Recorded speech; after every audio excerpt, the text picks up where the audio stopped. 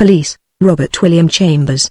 All the pretty things you say, all the pretty things you do in your own delightful way make me fall in love with you, turning autumn into May. Every day is twice as gay just because of you, Louise. Which is going some, you say. In my dull, pedantic way I am fashioning my lay just because I want to please, just because the things you say, just because the things you do in your clever, charming way make me fall in love with you. That is all, my dear, today. RWC, Christmas, 1915, forward. Give me no gold nor palaces nor quarts of gems in chalices nor mention me in Who is Who. I'd rather roam abroad with you investigating sky and land, volcanoes, lakes, and glacial sand. I'd rather climb with all my legs to find a nest of speckled eggs, or watch the spotted spider spin or see a serpent shed its skin. Give me no star and garter blue. I'd rather roam around with you, flatten me not with flattery. Walk with me to the battery, and see in glassy tanks the seals, the sturgeons, flounders, smelt and eels disport themselves in ichthyot curves, and when it gets upon our nerves then, while our wobbling taxi honks, I'll tell you all about the Bronx, where captive wild things mope and stare through grills of steel that bar each lair doomed to imprisonment for life. And you may go and take your wife. Come to the park with me, I'll show you crass stupidity which sentences the hawk and fox to inactivity, and locks the door of freedom on the links where puma pines and eagle stinks.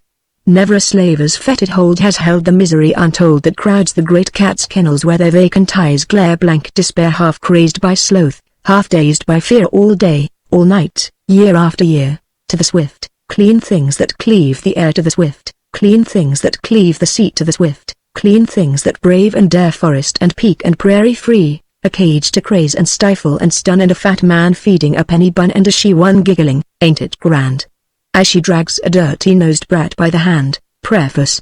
On a beautiful day in spring, as I was running as hard as I could run, pursued by the New York police and a number of excited citizens, my mind, which becomes brilliantly active under physical exhilaration, began to work busily. I thought about all sorts of things. I thought about hard times and financial depression, and about our great president who is in a class all alone with himself and soon to become extinct. I thought about art and why there isn't any when it's talked about. I thought of macrolepidoptera, of metagrammatism, monoliths, manicures, and monsoons. And all the time I was running as fast as I could run, and the faster I ran the more things I thought about, until my terrific pace set my brain whizzing like a wheel. I felt no remorse at having published these memoirs of my life, which was why the police and populace were pursuing me, maddened to frenzy by the fearless revelation of mighty scientific truths in this little volume you are about to attempt to read. You become cars ostentiter, veritasibus videtur. I thought about it clearly, calmly, concisely as I fled. The maddened shouts of the prejudiced populace did not disturb me. Around and around the Metropolitan Museum of Art I ran. The inmates of that institution came out to watch me, and they knew at a glance that I was one of them, for they set up a clamor like a bunch of decoy ducks when one of their wild comrades comes whirling by. Police! Police! They shouted, but I went careering on uptown, afraid only that the park squirrels might club together to corner me. There are corners in grain. Why not in, but let that pass. I took the park wall in front of the great Mr. Carnegie's cottage at a single bound. He stood on his terrace and shouted, "Police!" He was quite logical. The Equal Franchise Society was having a May party in the park near the Harlem Mere. They had chosen the Honorable William Jennings Bryan as Queen of the May. He wore low Congress gaiters and white socks. He was walking under a canopy, crowned with paper flowers, his hair curled over his coat collar, the tips of his fingers were suavely joined over his abdomen. The moment he caught sight of me he shouted, "Police!" He was right. The cabinet lacked only me, and I might have consented to tarry, might have allowed myself to be apprehended for political purposes, had not nobler, holier, more imperative duty urged me northward still, though all Bloomingdale shouted, "Stop him!" and all Mattewan yelled, "Police!" I should not have consented to pause. Even the quackitudinous recognition spontaneously offered by the Metropolitan Museum had not been sufficient to decoy me to my fellows. I knew, of course, that I could find a sanctuary and a welcome in many places, in almost any sectarian edifice, any club, any newspaper office, any of the great publishers, any school, any museum. I knew that I would be welcomed at Columbia University, at the annex to the Hall of Fame, in the Bishop's Palace on Morningside Heights. There were many places all ready to receive, understand and honor me. For a sufficiently crippled intellect, for a stillborn brain, for the intellectually aborted, there is always a place on some editorial, sectarian, or educational staff. Try it. but I had other ideas as I galloped northward. The voiceless summons of the most jealous of mistresses was making siren music in my ears. That coquettish jade, science, was calling me by wireless, and I was responding with both legs, and so, at last, I arrived at the Bronx Park and dashed into the administration building where everybody rose and cheered me to the echo. I was at home at last, unterrified, undismayed, and ready again as always to dedicate my life to the service of truth and to every caprice and whim of my immortal mistress, science. But I don't want to marry her, magna est veritas. St majoret longing quo reverentia, being a few deathless truths concerning several mysteries recently and scientifically unraveled by a modest servant of science, quo quisque stultia, eo magis insolescit, Part 1. The third eye. Although the man's back was turned toward me, I was uncomfortably conscious that he was watching me. How he could possibly be watching me while I stood directly behind him, I did not ask myself, yet, nevertheless, instinct warned me that I was being inspected, that somehow or other the man was staring at me as steadily as though he and I had been face to face and his faded, sea green eyes were focused upon me. It was an odd sensation which persisted in spite of logic, and of which I could not rid myself. Yet the little waitress did not seem to share it. Perhaps she was not under his glassy inspection. But then, of course, I could not be either. No doubt the nervous tension incident to the expedition was making me supersensitive and even morbid. Our sailboat rode the shallow turquoise-tinted waters at anchor, rocking gently just off the snowy coral reef on which we were now camping. The youthful waitress who, for economy's sake, wore her cap, apron, collar and cuffs over her dainty print dress, was seated by the signal fire writing in her diary. Sometimes she thoughtfully touched her pencil point with the tip of her tongue. Sometimes she replenished the fire from a pile of dead mangrove branches heaped up on the coral reef beside her. Whatever she did she accomplished gracefully. As for the man, Gru, his back remained turned toward us both and he continued, apparently, to scan the horizon for the sail which we all expected. And all the time I could not rid myself of the unpleasant idea that somehow or other he was looking at me, watching attentively the expression of my features and noting my every movement. The smoke of our fire blew wide across leagues of shallow, sparkling water, or, when the wind veered, whirled back into our faces across the reef, curling and eddying among the standing mangroves like fog drifting. Seated near the fire, from time to time I swept the horizon with my marine glasses, but there was no sign of Kemper, no sail broke the far sweep of sky and water, nothing moved out there save when a wild duck took wing amid the dark raft of its companions to circle low above the ocean and settle at random, invisible again except when, at intervals, its white breast flashed in the sunshine. Meanwhile the waitress had ceased to write in her diary and now sat with the closed book on her knees and her pencil resting against her lips, gazing thoughtfully at the back of Gru's head. It was a ratty head of straight black hair, and looked greasy. The rest of him struck me as equally unkempt and dingy, a youngish man, lean, deeply bitten by the sun of the semi-tropics to a mahogany hue, and unusually hairy. I don't mind a brawny, hairy man, but the hair on Gru's arms and chest was a rusty red, and like a chimpanzee's in texture. And sometimes a wildly absurd idea possessed me that the man needed it when he went about in the palm forests without his clothes, but he was only a poor white cracker recruited from one of the reefs near Pelican Light, where he lived alone by fishing and selling his fish to the hotels at Heliotrope City.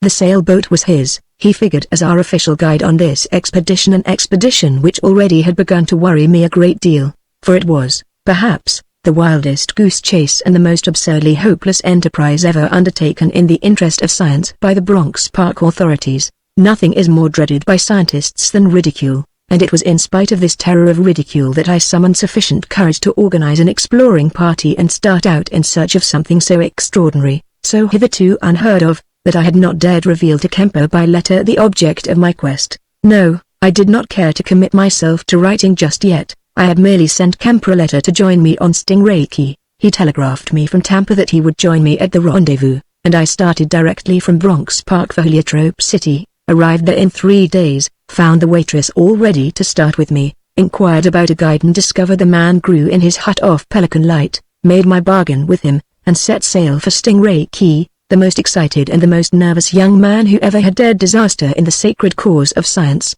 Everything was now at stake, my honor, reputation, career, fortune. For, as chief of the Anthropological Field Survey Department of the Great Bronx Park Zoological Society, I was perfectly aware that no scientific reputation can survive ridicule. Nevertheless, the die had been cast. The Rubicon crossed in a sailboat containing one beachcombing cracker, one hotel waitress, a pile of camping kit and special utensils, and myself. How was I going to tell Kemper? How was I going to confess to him that I was staking my reputation as an anthropologist upon a letter or two and a personal interview with a young girl, a waitress at the Hotel Gardenia in Heliotrope City? I lowered my sea glasses and glanced sideways at the waitress. She was still chewing the end of her pencil, reflectively. She was a pretty girl, one Evelyn Gray, and had been a country school teacher in Massachusetts until her health broke. Florida was what she required, but that healing climate was possible to her only if she could find there a self-supporting position. Also she had nourished an ambition for a postgraduate education, with further aspirations to a government appointment in the Smithsonian Institute, all very worthy, no doubt. In fact, particularly commendable because the wages she saved as waitress in a Florida hotel during the winter were her only means of support while studying for college examinations during the summer in Boston, where she lived. Yet, although she was an inmate of Massachusetts, her face and figure would have ornamented any light opera stage. I never looked at her, but I thought so, and her cuffs and apron merely accentuated the delusion. Such ankles are seldom seen when the curtain rises after the overture. Odd that frivolous thoughts could flit through an intellect dedicated only to science. The man, Gru, had not stirred from his survey of the Atlantic Ocean. He had a somewhat disturbing capacity for remaining motionless, like a stealthy and predatory bird which depends on immobility for aggressive and defensive existence. The sea wind fluttered his cotton shirt and trousers and the tattered brim of his straw hat. And always I felt as though he were watching me out of the back of his ratty head, through the ravelled straw brim that sagged over his neck. The pretty waitress had now chewed the end of her pencil to a satisfactory pulp, and she was writing again in her diary, very intently, so that my cautious touch on her arm seemed to startle her. Meeting her inquiring eyes, I said in a low voice, "I am not sure why, but I don't seem to care very much for that man, Gru. Do you?" She glanced at the water's edge, where Gru stood, immovable, his back still turned to us. "I never liked him," she said under her breath. "Why?" I asked cautiously. She merely shrugged her shoulders. "She did it gracefully," I said. "Have you any particular reason for disliking him?" "He's dirty. He looks dirty, yet every day he goes into the sea and swims about. He ought to be clean enough." She thought for a moment, then, "He seems, somehow, to be fundamentally unclean. I don't mean that he doesn't wash himself. But there are certain sorts of animals and birds and other creatures from which one instinctively shrinks, not, perhaps, because they are materially unclean." "I understand," I said. After a silence I added, "Well, there's no chance now of sending him back, even if I were inclined to do so. He appears to be familiar with these latitudes. I don't suppose we could find a better man for our purpose. Do you?" "No.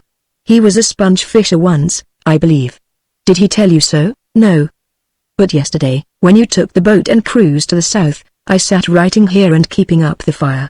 And I saw Gru climbing about among the mangroves over the water in a most uncanny way, and two snake birds sat watching him, and they never moved. He didn't seem to see them, his back was toward them. And then, all at once, he leapt backward at them where they sat on a mangrove, and he got one of them by the neck." "What?" The girl nodded. "By the neck," she repeated, "and down they went into the water." "And what do you suppose happened?" "I can't imagine," said I with a grimace. "Well, Gru went under, still clutching the squirming, flapping bird, and he stayed under." "Stayed under the water?" "Yes, longer than any sponge diver I ever heard of. And I was becoming frightened when the bloody bubbles and feathers began to come up." "What was he doing underwater?" "He must have been tearing the bird to pieces." "Oh, it was quite unpleasant, I assure you, Mr. Smith. And when he came up and looked at me out of those very vitreous eyes, he resembled something horridly amphibious. And I felt rather sick and dizzy. He's got to stop that sort of thing," I said angrily. "Snake birds are harmless, and I won't have him killing them in that barbarous fashion. I've warned him already to let birds alone. I don't know how he catches them or why he kills them. But he seems to have a mania for doing it." I was interrupted by Gru's soft and rather pleasant voice from the water's edge, announcing a sail on the horizon. He did not turn when speaking.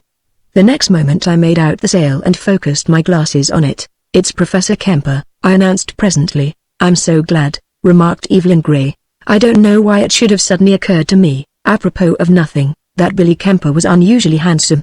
Or why I should have turned and looked at the pretty waitress, except that she was, perhaps, worth gazing upon from a purely non-scientific point of view. In fact, To a man not entirely absorbed in scientific research and not passionately and irrevocably wedded to his profession. Her violet blue eyes and rather sweet mouth might have proved disturbing. As I was thinking about this, she looked up at me and smiled. It's a good thing, I thought to myself, that I am irrevocably wedded to my profession.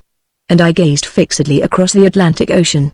There was scarcely sufficient breeze of a steady character to bring Kemper to Stingray Key, but he got out his sweeps when I hailed him and came in at a lively clip, anchoring alongside of our boat and leaping ashore with that unnecessary dash and abandon which women find pleasing. Glancing sideways at my waitress through my spectacles, I found her looking into a small hand mirror and patting her hair with one slim and suntanned hand. When Professor Kemper landed on the coral, he shot a curious look at Gru, and then came striding across the reef to me. "Hello, Smithy," he said, holding out his hand. "Here I am, you see. Now what's up?" Just then Evelyn Grey got up from her seat beside the fire, and Kemper turned and gazed at her with every symptom of unfeigned approbation. I introduced him. Evelyn Grey seemed a trifle indifferent. A good-looking man doesn't last long with a clever woman. I smiled to myself, polishing my spectacles gleefully. Yet, I had no idea why I was smiling. We three people turned and walked toward the comb of the reef. A solitary palm represented the island's vegetation, except, of course, for the water-growing mangroves. I asked Miss Grey to precede us and wait for us under the palm, and she went forward in that light-footed way of hers which, to any non-scientific man, might have been a trifle disturbing. It had no effect upon me. Besides, I was looking at Gru, who had gone to the fire and was evidently preparing to fry our evening meal of fish and rice. I didn't like to have him cook, but I wasn't going to do it myself, and my pretty waitress didn't know how to cook anything more complicated than beans. We had no beans, Kemper said to me. "Why on earth did you bring a waitress, not to wait on table?" I replied, amused. "I'll explain her later. Meanwhile, I merely want to say that you need not remain with this expedition if you don't want to. It's optional with you." That's a funny thing to say. No, not funny, sad. The truth is that if I fail, I'll be driven into obscurity by the ridicule of my brother scientists the world over. I had to tell them at the Bronx what I was going after. Every man connected with the society attempted to dissuade me, saying that the whole thing was absurd and that my reputation would suffer if I engaged in such a ridiculous quest. So when you hear what that girl and I are after out here in the semi-tropics, and when you are in possession of the only evidence I have to justify my credulity, if you want to go home, go. Because I don't wish to risk your reputation as a scientist unless you choose to risk it yourself. He regarded me curiously, then his eyes strayed toward the palm tree which Evelyn Grey was now approaching. "All right," he said briefly, "let's hear what's up." So we moved forward to rejoin the girl, who had already seated herself under the tree. She looked very attractive in her neat cuffs, tiny cap, and pink print gown. As we approached her, "Why does she dress that way?" asked Kemper, uneasily. "Economy. She desires to use up the habiliments of a service which there will be no necessity for her to re-enter if this expedition proves successful." "Oh. But Smithy, what? Was it moral to bring a waitress?" "Perfectly," I replied sharply. "Science knows no sex. I don't understand how a waitress can be scientific," he muttered, "and there seems to be no question about her possessing plenty of sex." "If that girl's conclusions are warranted," I interrupted coldly, "she is a most intelligent and clever person. I think they are warranted. If you don't, you may go home as soon as you like." I glanced at him. He was smiling at her with that strained politeness which alters the natural expression of men in the imminence of a conversation with a new and pretty woman. I often wonder what particular combination of facial muscles are brought into play when that politely receptive expression transforms the normal and masculine features into a fixed simper. When Kemper and I had seated ourselves, I calmly cut short the small talk in which he was already indulging, and to which, I am sorry to say, my pretty waitress was beginning to respond. I had scarcely thought it of her, but that's neither here nor there, and I invited her to recapitulate the circumstances which had resulted in our present foregathering here on this strip of coral in the Atlantic Ocean. She did so very modestly and without embarrassment, stating the case and reviewing the evidence so clearly and so simply that I could see how every word she uttered was not only amazing but also convincing. Kemper, when she had ended, he asked a few questions very seriously. "Granted," he said, "that the pituitary gland represents what we assume it represents, how much faith is to be placed in the testimony of a Seminole Indian?" "A Seminole Indian," she replied, "has seldom or never been known to lie. And where a whole tribe testify alike the truth of what they assert cannot be questioned, how did you make them talk?" "They are a sullen, suspicious people, haughty, uncommunicative, seldom even replying to an ordinary question from a white man. They consider me one of them. Why? He asked in surprise. I'll tell you why. It came about through a mere accident. I was waitress at the hotel. It happened to be my afternoon off, so I went down to the Coquina dock to study. I study in my leisure moments, because I wish to fit myself for a college examination. Her charming face became serious. She picked up the hem of her apron and continued to pleat it slowly and with precision as she talked. There was a Seminole named Tiger Tail sitting there, his feet dangling above his moored canoe, evidently waiting for the tide to turn before he went out to spear crayfish. I merely noticed he was sitting there in the sunshine, that's all. And then I opened my mythology book and turned to the story of Argus, on which I was reading up.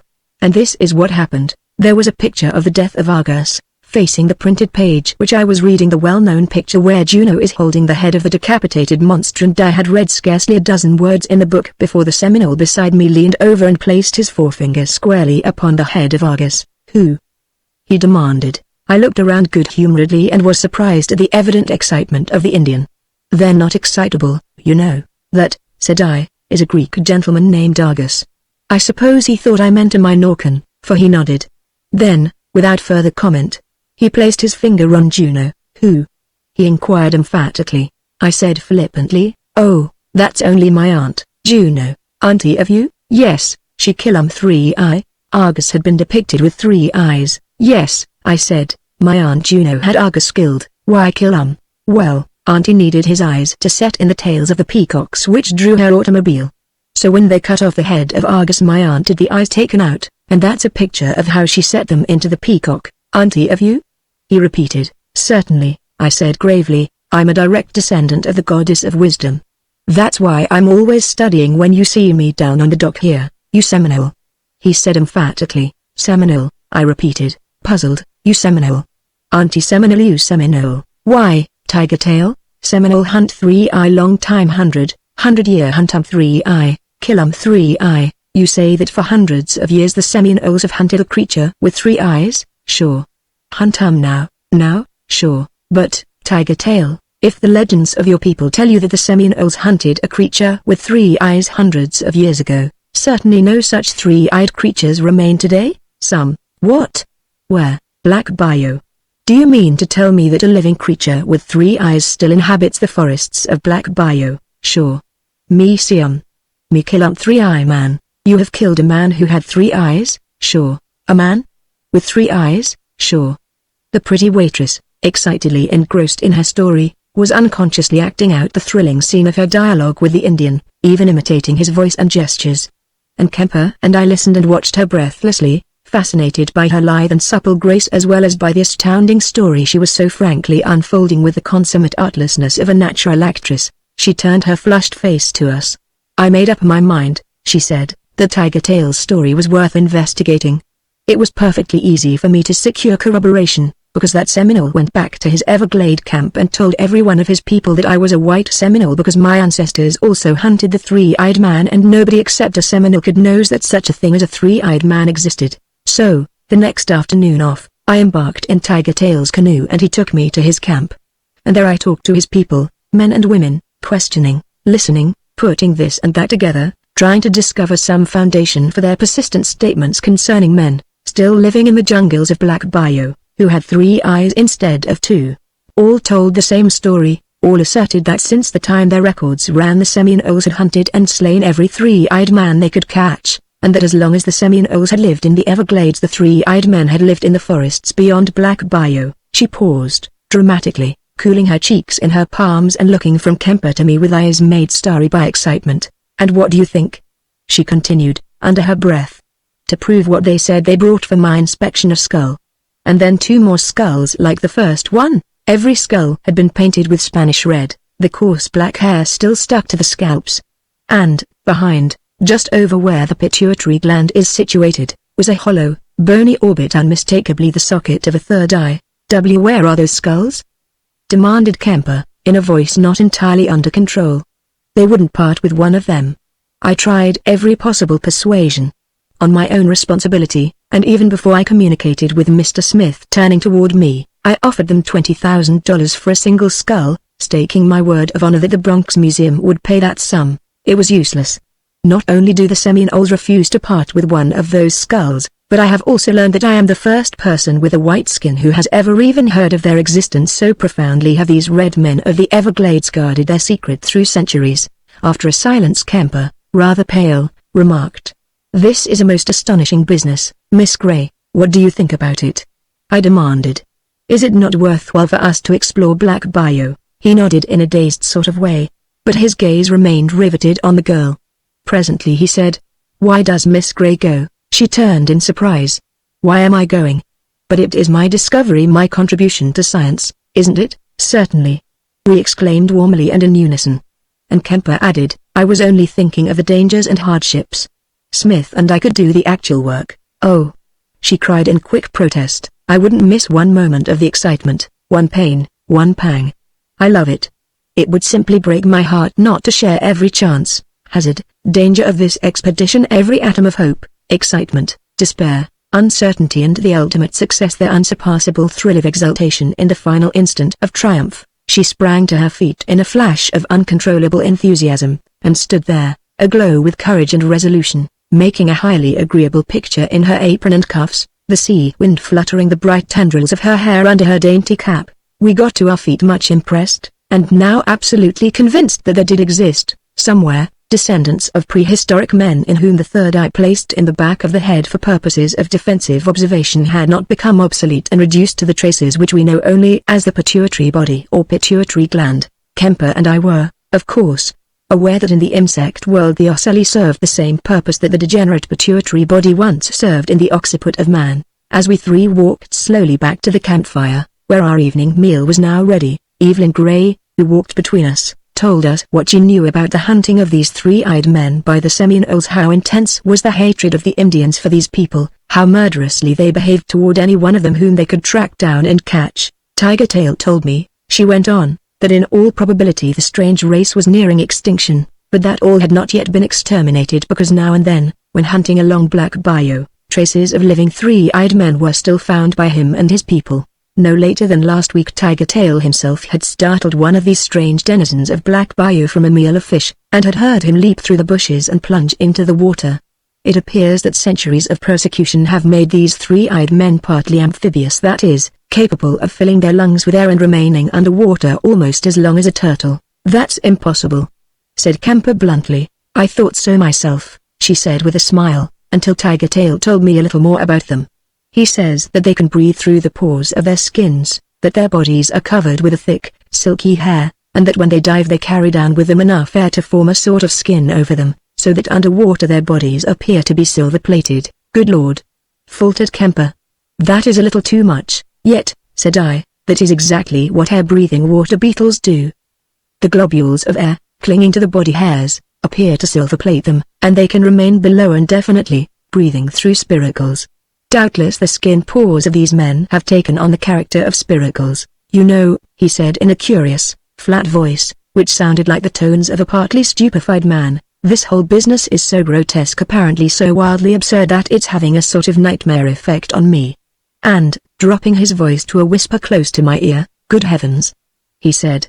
"Can you reconcile such a creature as we are starting out to hunt, with anything living known to science?" "No," I replied in guarded tones.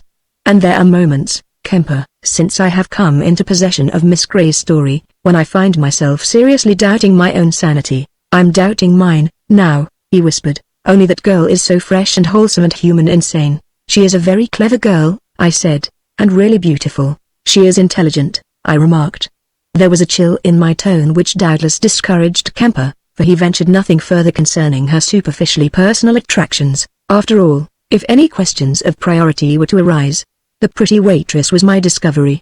And in the scientific world it is an inflexible rule that he who first discovers any particular specimen of any species whatever is first entitled to describe and comment upon that specimen without interference or unsolicited advice from anybody.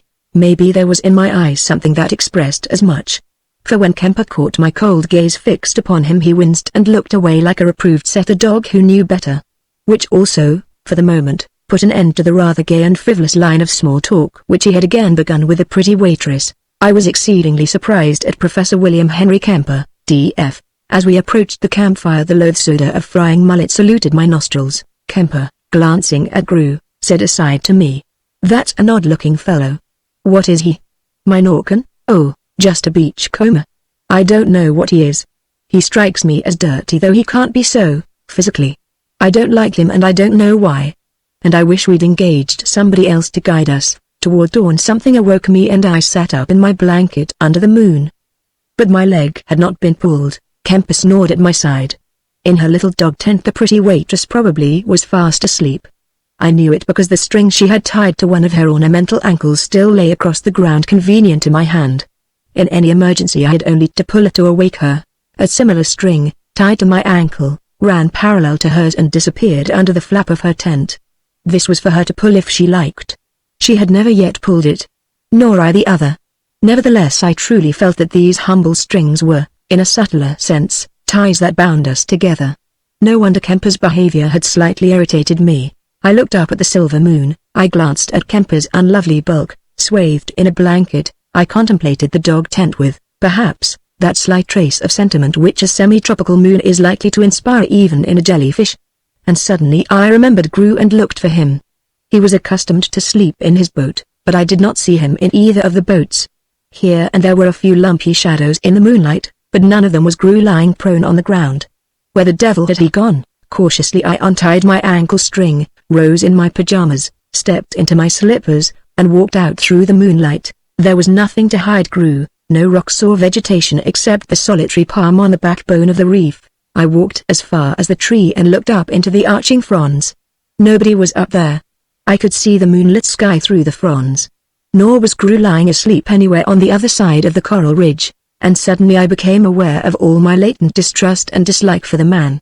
And the vigor of my sentiments surprised me because I really had not understood how deep and thorough my dislike had been. Also, his utter disappearance struck me as uncanny.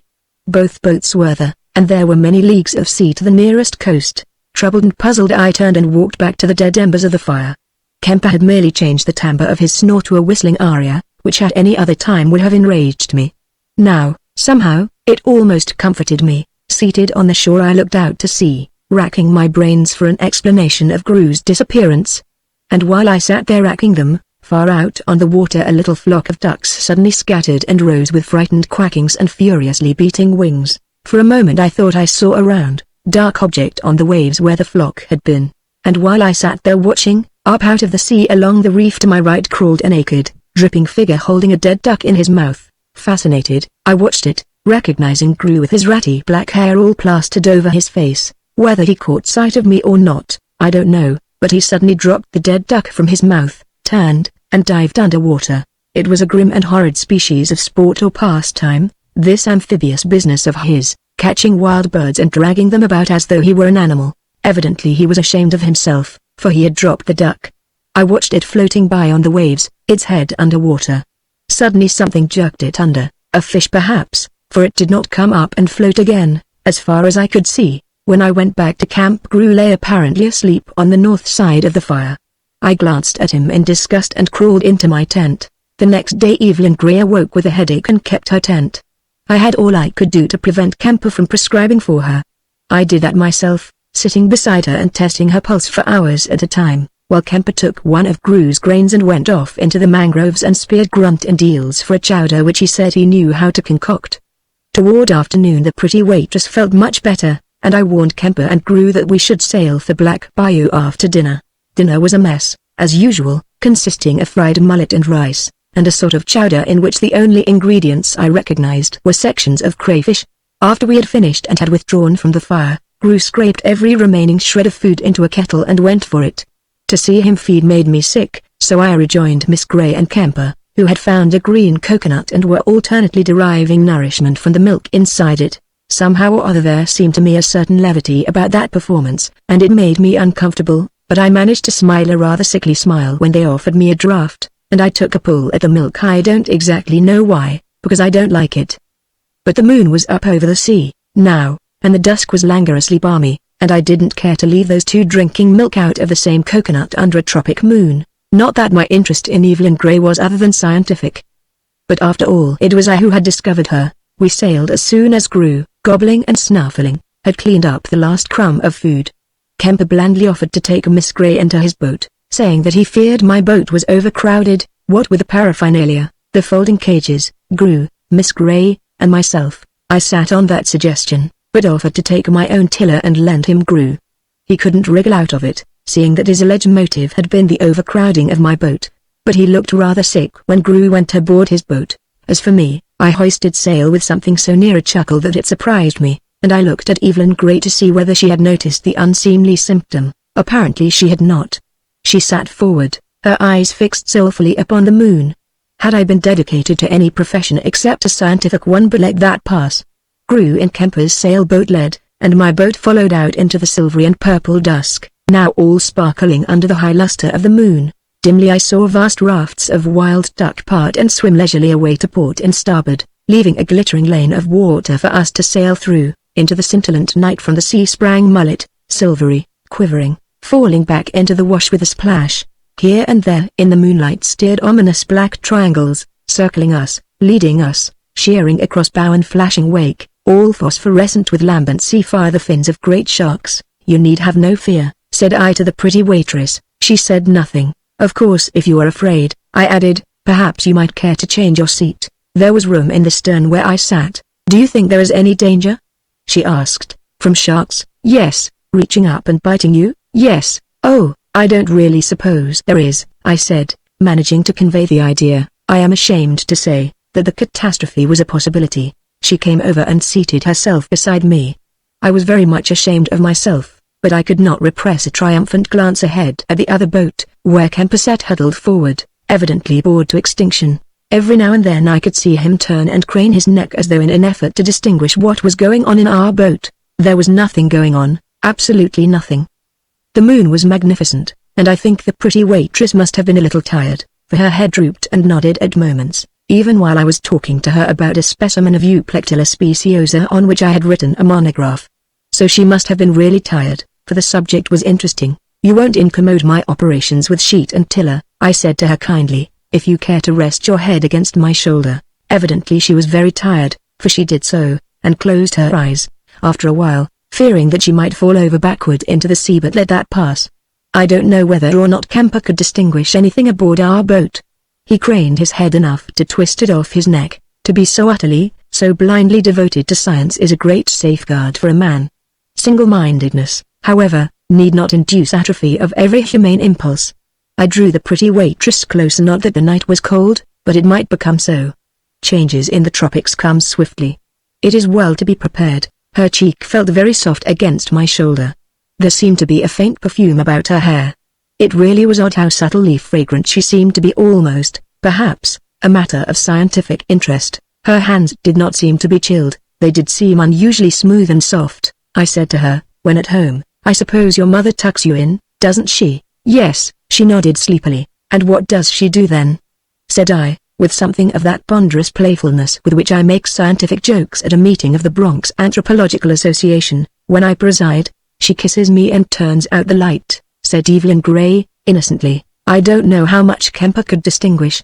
He kept dodging about and twisting his head until I really thought it would come off, unless it had been screwed on like the top of a piano stool. A few minutes later he fired his pistol twice, and Evelyn sat up. I never knew why he fired, he never offered any explanation. Toward midnight I could hear the roar of breakers on our starboard bow. Evelyn heard them, too, and sat up inquiringly. Gru has found the inlet to Black Bayou, I suppose, said I.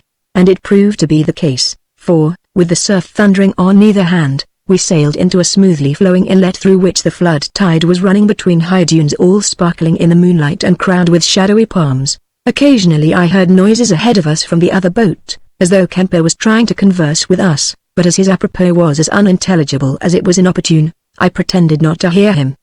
Besides, I had all I could do to maneuver the tiller and prevent Evelyn Gray from falling off backward into the bayou. Besides, it is not customary to converse with the man at the helm.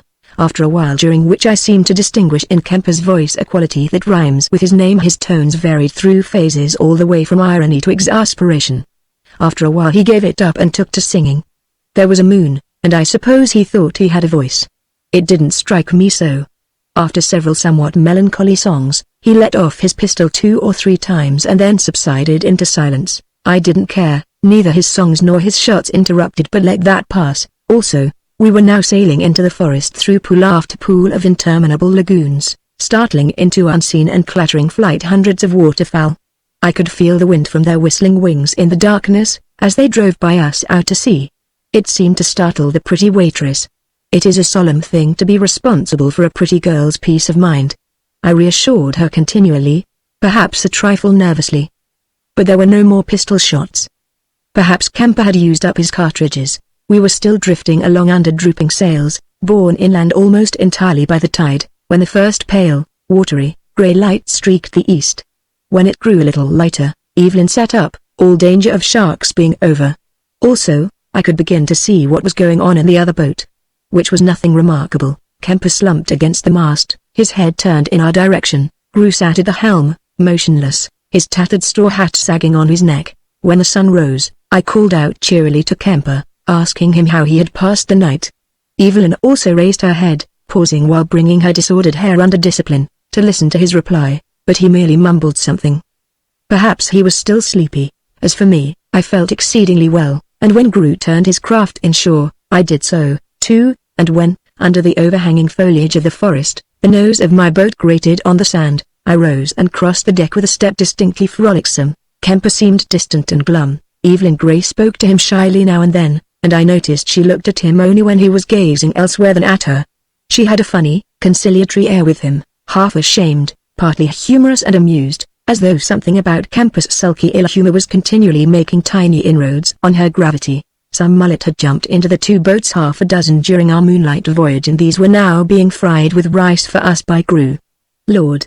How I hated to eat them. After we had finished breakfast, Gru, as usual, did everything to the remainder except to get into the fry pan with both feet, and as usual he sickened me.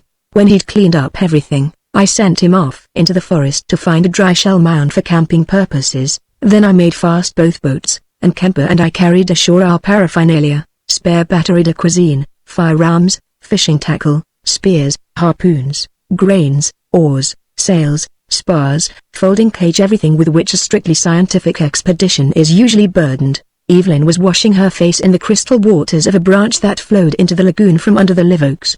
She looked very pretty doing it, like a naiad or dryad scrubbing away at her forest toilet. It was, in fact, such a pretty spectacle that I was going over to sit beside her while she did it, but Kemper started just when I was going to, and I turned away. Some men invariably do the wrong thing. But a handsome man doesn't last long with a pretty girl. I was thinking of this as I stood contemplating an alligator slide, when Gru came back saying that the shore on which we had landed was the termination of a shell mound, and that it was the only dry place he had found. So I bade him pitch our tents a few feet back from the shore, and stood watching him while he did so, one eye reverting occasionally to Evelyn Grey and Kemper. They both were seated cross-legged beside the branch, and they seemed to be talking a great deal and rather earnestly.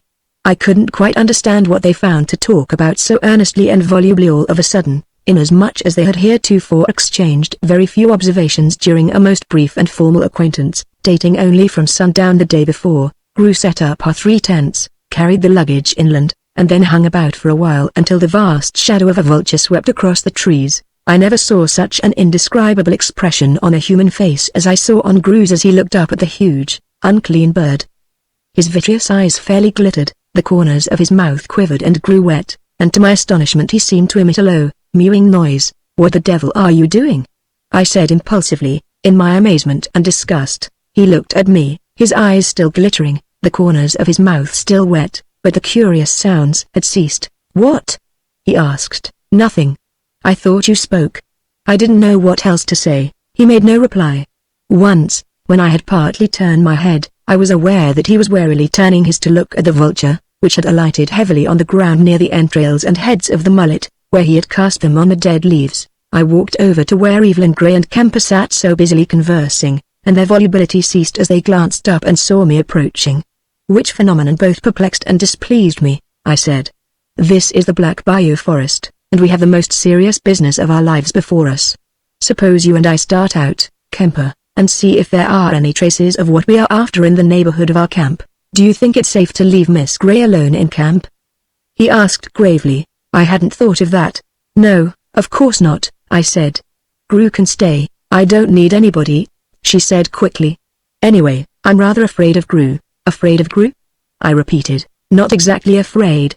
But he's unpleasant. I'll remain with Miss Gray, said Kemper politely. Oh, she exclaimed, I couldn't ask that. It is true that I feel a little tired and nervous, but I can go with you and Mr. Smith and Gru. I surveyed Kemper in cold perplexity. As chief of the expedition, I couldn't very well offer to remain with Evelyn Gray, but I didn't propose that Kemper should, either. Take Gru, he suggested, and look about the woods for a while. Perhaps after dinner Miss Gray may feel sufficiently rested to join us. I am sure, she said, that a few hours' rest in camp will set me on my feet. All I need is rest. I didn't sleep very soundly last night. I felt myself growing red, and I looked away from them both. Oh, said Kemper, in apparent surprise, I thought you had slept soundly all night long. Nobody, said I, could have slept very pleasantly during that musical performance of yours. Were you singing? She asked innocently of Kemper. He was singing when he wasn't firing off his pistol, I remarked. No wonder you couldn't sleep with any satisfaction to yourself. Gru had disappeared into the forest. I stood watching for him to come out again. After a few minutes I heard a furious but distant noise of flapping. The others also heard it, and we listened in silence, wondering what it was. It's Gru killing something, faltered Evelyn Gray, turning a trifle pale. Confound it, I exclaimed. I'm going to stop that right now. Kemper rose and followed me as I started for the woods, but as we passed the beached boats Gru appeared from among the trees. Where have you been? I demanded. In the woods. Doing what? Nothing. There was a bit of down here and the clinging to his cotton shirt and trousers, and one he caught and stuck at the corner of his mouth. See here, Gru, I said, I don't want you to kill any birds except for camp purposes.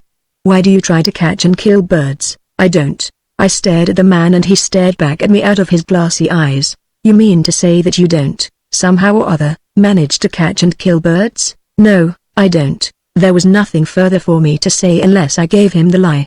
I didn't care to do that, needing his services. Evelyn Gray had come up to join us. There was a brief silence. We all stood looking at Gru, and he looked back at us out of his pale, washed-out, and unblinking eyes. Gru, I said, I haven't yet explained to you the object of this expedition to Black Bayou. Now, I'll tell you what I want. But first let me ask you a question or two. You know the Black Bayou forests, don't you? Yes. Did you ever see anything unusual in these forests? No. Are you sure? The man stared at us, one after another. Then he said, What are you looking for in Black Bayou? Something very curious, very strange, very unusual. So strange and unusual, in fact, that the Great Zoological Society of the Bronx in New York has sent me down here at the head of this expedition to search the forests of Black Bayou. For what? He demanded, in a dull, accentless voice. For a totally new species of human being, Gru. I wish to catch one and take it back to New York in that folding cage. His green eyes had grown narrow as though sun-dazzled. Kemper had stepped behind us into the woods and was now busy setting up the folding cage. Gru remained motionless. I am going to offer you, I said, the sum of $1,000 in gold if you can guide us to a spot where we may see this hitherto unknown species, a creature which is apparently a man but which has, in the back of his head, a third eye. I paused in amazement. Gru's cheeks had suddenly puffed out and were quivering, and from the corners of his slitted mouth he was emitting a whimpering sound like the noise made by a low circling pigeon. Gru! I cried. What's the matter with you? What is he doing? Screamed Gru, quivering from head to foot, but not turning around. Who? I cried. The man behind me. Professor Kemper? He's setting up the folding cage. With a screech that raised my hair, Gru whipped out his murderous knife and hurled himself backward at Kemper. But the latter shrank aside behind the partly erected cage, and Gru whirled around, snarling, hacking, and even biting at the wood frame and steel bars. And then occurred a thing so horrid that it sickened me to the pit of my stomach, for the man's sagging straw hat had fallen off, and there, in the back of his head, through the coarse, black, ratty hair, I saw a glassy eye glaring at me. Kemper! I shouted. He's got a third eye. He's one of them. Knock him flat with your rifle stock. And I seized a shotgun from the top of the baggage bundle on the ground beside me, and leapt at Gru, aiming a terrific blow at him. But the glassy eye in the back of his head was watching me between the clotted strands of hair, and he dodged both Kemper and me, swinging his heavy knife in circles and glaring at us both out of the front and back of his head. Kemper seized him by his arm, but Gru's shirt came off, and I saw his entire body was as furry as an ape's. And all the while he was snapping at us and leaping hither and thither to avoid our blows, and from the corners of his puffed cheeks he whined and whimpered and mewed through the saliva foam. Keep him from the water, I panted, following him with clubbed shotgun, and as I advanced I almost stepped on a soiled heap of foulness, the dead buzzard which he had caught and worried to death with his teeth. Suddenly he threw his knife at my head, hurling it backward, dodged, screeched, and bounded by me toward the shore of the lagoon, where the pretty waitress was standing, petrified. For one moment I thought he had her, but she picked up her skirts, ran for the nearest boat, and seized a harpoon, and in his fierce eagerness to catch her he leapt clear over the boat and fell with a splash into the lagoon. As Kemper and I sprang aboard and looked over into the water, we could see him going down out of reach of a harpoon, and his body seemed to be silver-plated, flashing and glittering like a burnished steel, so completely did the skin of air envelope him, held there by the fur that covered him. And, as he rested for a moment on the bottom, deep down through the clear waters of the lagoon where he lay prone, I could see, as the current stirred his long, black hair, the third eye looking up at us, glassy, unwinking, horrible. A bubble or two, like globules of quicksilver, were detached from the burnished skin of air that clothed him, and came glittering upward. Suddenly there was a flash, a flurrying cloud of blue mud, and Gru was gone. After a long while I turned around in the muteness of my despair, and slowly froze, for the pretty waitress, becomingly pale, was gathered in Kemper's arms, her cheek against his shoulder. Neither seemed to be aware of me. "Darling," he said, in the imbecile voice of a man in love, "why do you tremble so when I am here to protect you? Don't you love and trust me?" "Oh, yes," she sighed, pressing her cheek closer to his shoulder. I shoved my hands into my pockets, passed them without noticing them, and stepped ashore.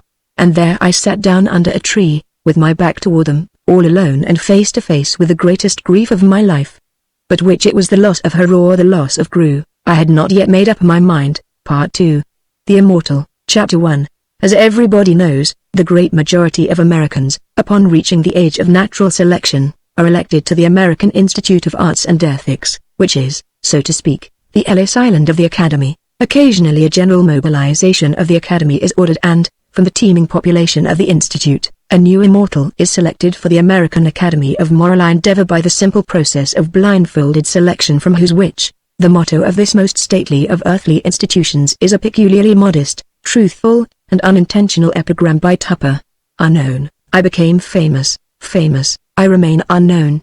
And so I found it to be the case, for, when at last I was privileged to write my name, Smith, Academician, I discovered to my surprise that I knew none of my brother immortals, and, more amazing still, none of them had ever heard of me. This latter fact became the more astonishing to me as I learned the identity of the other immortals. Even the President of our great republic was numbered among these Olympians. I had every right to suppose that he had heard of me. I had happened to hear of him, because his Secretary of State once mentioned him at Chautauqua. It was a wonderfully meaningless sensation to know nobody and to discover myself equally unknown amid that matchless companionship. We were like a mixed bunch of gods, Greek, Norse, Hindu, Hottentot, all gathered on Olympus, having never heard of each other but taking it for granted that we were all gods together and all members of this club. My initiation into the Academy had been fixed for April 1st, and I was much worried concerning the address which I was of course expected to deliver on that occasion before my fellow members. It had to be an exciting address because slumber was not an infrequent phenomenon among the immortals on such solemn occasions.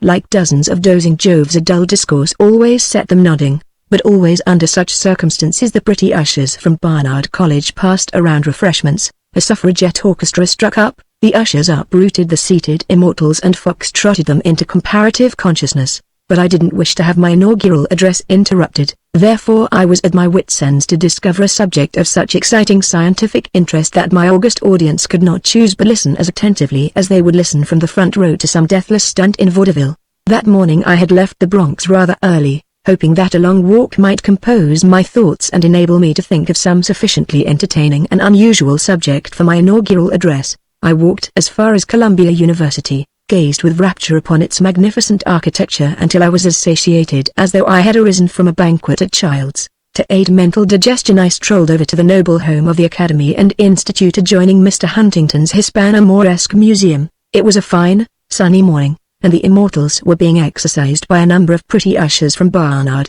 I gazed upon the impressive procession with pride unutterable. Very soon I also should walk 2 and 2 in the sunshine, my dome crowned with figurative laurels, cracking scientific witticisms with my fellow inmates, or, perhaps, squeezing the pretty fingers of somebody let that pass. I was, as I say, gazing upon this inspiring scene on a beautiful morning in February, when I became aware of a short and visibly vulgar person beside me, plucking persistently at my elbow. "Are you the great academician, Professor Smith?" he asked, tipping his pearl-colored and somewhat soiled bowler. "Yes," I said condescendingly. "Your description of me precludes further doubt. What can I do for you, my good man? Are you this here Professor Smith of the Department of Anthropology in the Bronx Park Zoological Society?" He persisted. "What do you desire of me?" I repeated, taking another look at him. He was exceedingly ordinary. "Professor, old sport," he said cordially, "I took a slant at the papers yesterday, and I seen all about the big time these guys had when you rode the goat." "Rode what?" "When you was elected." "Get me?" I stared at him. He grinned in a friendly way. "The privacy of those solemn proceedings should remain sacred. It were unfit to discuss such matters with the world at large," I said coldly. "I get you," he rejoined cheerfully. "What do you desire of me?" I repeated. Why this unseemly apropos? I was coming to it. "Professor, I'll be frank. I need money, you need brains." "No," he said good-humoredly, "I've got plenty of I'm overstocked with ideas. What I want to do is to sell you a few. Do you know you are impudent? Listen, friend. I seen a piece in the papers as how you was to make the speech of your life when you ride the goat for these here guys on April 1st. I decline to listen. 1 minute, friend. I want to ask you one thing. What are you going to talk about?" I was already moving away, but I stopped and stared at him. "That's the question," he nodded with unimpaired cheerfulness. "What are you going to talk about on April 1st? Remember, it's the hot air party of your life. Remember that each and every paper in the United States will print what you say. Now, how about it, friend? Are you up in your lines?" Swallowing my repulsion for him, I said, "Why are you concerned as to what may be the subject of my approaching address?" "You are, Professor," he exclaimed delightedly. "I want to do business with you." "That's me. I'm frank about it. Say, there ought to be a word of the joyful in it for us both." "What?" "Sure. We can work it any old way. Take Ting and Company, the typewriter people. I'd be ashamed to tell you what I can get out of them if you'll mention the Ting typewriter in your speech. What you suggest is infamous," I said haughtily. "Believe me, there's enough in it to make it a financial coup, and I ask you, Professor, isn't a financial coup respectable? You seem to be morally unfitted to comprehend." "Pardon me. I'm fitted up regardless with all kinds of fixtures. I'm fixed to undertake anything. Now if you'd prefer the Bunsen baby biscuit bunch, why old man Bunsen would come across. I won't do such things," I said angrily. Very well, very well. Don't get riled, sir. That's only one way to build on Fifth Avenue. I've got 100,000 other ways. I don't want to talk to you. They're honest, some of them. Say, if you want a strictly honest deal, I've got the goods. Only it ain't as easy and the money ain't as big. I don't want to talk to you." "Yes you do. You don't realize it, but you do. Why, you're fixin' to make the holler of your life, ain't you?" "What are you going to say? Hey? What you aimin' to say to make those guys set up? What's the use of upstaking? Ain't you willing to pay me a few plunks if I divulge to you the most startling phenomena that has ever electrified civilization since the era of P.T. Barnum?" I was already hurrying away when the mention of that great scientist's name halted me once more. The little flashy man had been tagging along at my heels, talking cheerfully and volubly all the while, and now, as I halted again, he struck an attitude, legs apart, thumbs hooked in his armpits, and his head cocked knowingly on one side. "Professor," he said, "if you'd work in the Ting Company, or fix it up with Bunsen to mention his baby biscuits as the most nutritious of condiments, there'd be more in it for you and me. But it's up to you." "Well, I won't," I retorted. Very well, he said soothingly. "Then look over another line. No samples. No trouble to show, and none at all, sir." Now if P.T. Barnum was alive, I said very seriously, the name of that great discoverer falling from your illiterate lips has halted me a second time. His name alone invests your somewhat suspicious conversation with a dignity and authority heretofore conspicuously absent. If, as you hint, you have any scientific information for sale which P.T. Barnum might have considered worth purchasing, you may possibly find in me a client. Proceed, young sir. Say, listen, Professor, I've got the goods. Don't worry. I've got information in my think box that would make your kickin' speech the event of the century. The question remains, do I get mine? What is this scientific information? We had now walked as far as Riverside Drive. There were plenty of unoccupied benches. I sat down and he seated himself beside me. For a few moments I gazed upon the magnificent view. Even he seemed awed by the proportions of the superb iron gas tank dominating the prospect. I gazed at the colossal advertisements across the Hudson, at the freight trains below. I gazed upon the lordly Hudson itself, that majestic sewer which drains the Empire State, bearing within its resistless flood millions of tons of insoluble matter from that magic fairyland which we call upstate, to the sea. And, thinking of disposal plants, I thought of that sublime paraphrase from the Mohawk to the Hudson, and from the Hudson to the sea. "Bo," he said, "I gotta hand it to you. Them keys might have got wise if you had worked in the Ting Ting Company or the Bunsen stuff. There was big money into it, but it might not have went." I waited curiously. "But this here dope I'm startin' in to cook for you is a straight, reliable, and Hones pill. P.T. Barnum he would have went a million miles to see what I seen last January down in the Coquina country." "Where is that?" "Say, that's what costs money to know. When I put you wise I'm due to retire from active business. Get me? Go on." "Sure. I was down to the Coquina country, doin' well, I was doin' rubes. I gotta be Hones with you, Professor, that's what I was doin' of sellin' farms underwater to suckers. Beautiful Florida. Own your own orange grove. 7 crops o' strawberries every winter in God's own country, get me?" He bestowed upon me a loathsome wink. "Well, it went big till I made a break and got in touch with the Navy Department what was surveying the Everglades for a safe and sane harbor of refuge for the Navy in time o' war, sir. They was dragging up the farms I was sellin', and the suckers heard of it and squealed something fierce, and I had to hustle. Yes, sir, I had to get up and mosey cross lots. And what with the federal government chasing me one way and the rubes and the sheriff of Picaloca County racing me t'other, I got lost for fair, yes, sir." He smiled reminiscently, produced from his pockets the cold and offensive remains of a partly consumed cigar, and examined it critically. Then he requested a match. "I shall now pass over lightly or in subdued silence the painful events of my flight," he remarked, waving his cigar and expelling a long squirt of smoke from his unshaven lips. "Suffice it to say that I got everything that was comin' to me, and then some, what with snakes and mosquitoes, and briars and mud, and hunger and thirst and heat. Wasn't there a wop named Pizarro or something what got lost down in Florida? Well, he's got nothing on me. I never want to see the damn state again. But I'll go back if you say so." His small rat eyes rested musingly upon the river. He sucked thoughtfully at his cigar, hooked one soiled thumb into the armhole of his fancy vest and crossed his legs. "To resume," he said cheerily, "I come out one day, half nude, onto the banks of the Miami River. The rest was a pipe after what I had went through. I trimmed a guy at Miami, got clothes and railroad fare, and ducked. Now the valuable portion of my discourse is this here partial information concerning what I seen, or rather what I run onto on my cruel flight from my relentless persecutors, and these here is the facts. There is, contrary to maps, coast survey guys, and general opinion, a range of hills in Florida, made entirely of Coquina. It's a good big range, 50 miles long and anywhere from 1 to 5 miles across, and what I've got to say is this. Into them the Coquina Hills there still lives the expiring remains of the cavemen." "What?" I exclaimed incredulously. "Or," he continued calmly, "to speak more strictly, the few individuals of that their expiring race is now totally reduced to a few women." "Your statement is wild." "No, but they're wild. I seen been extremely beautiful." I approached nearer, but they hove rocks at me. "They did, and they run into the rocks like squirrels." "They did, and I was too much on the blink to stick around whistlin' for dearie. But I seen they was all dolled up in the skins of wild animals. When I see the first one she was eatin' onto a ear of corn, and I nearly catched her, but she run like hell. No, yes, sir. Just like that. So next I looked for some cave guy to waltz up and paste me, but no. And after I had went through them damn Coquina mountains I realized that there was nary a guy left in this here expirin' race, only women, and only about a dozen o' them."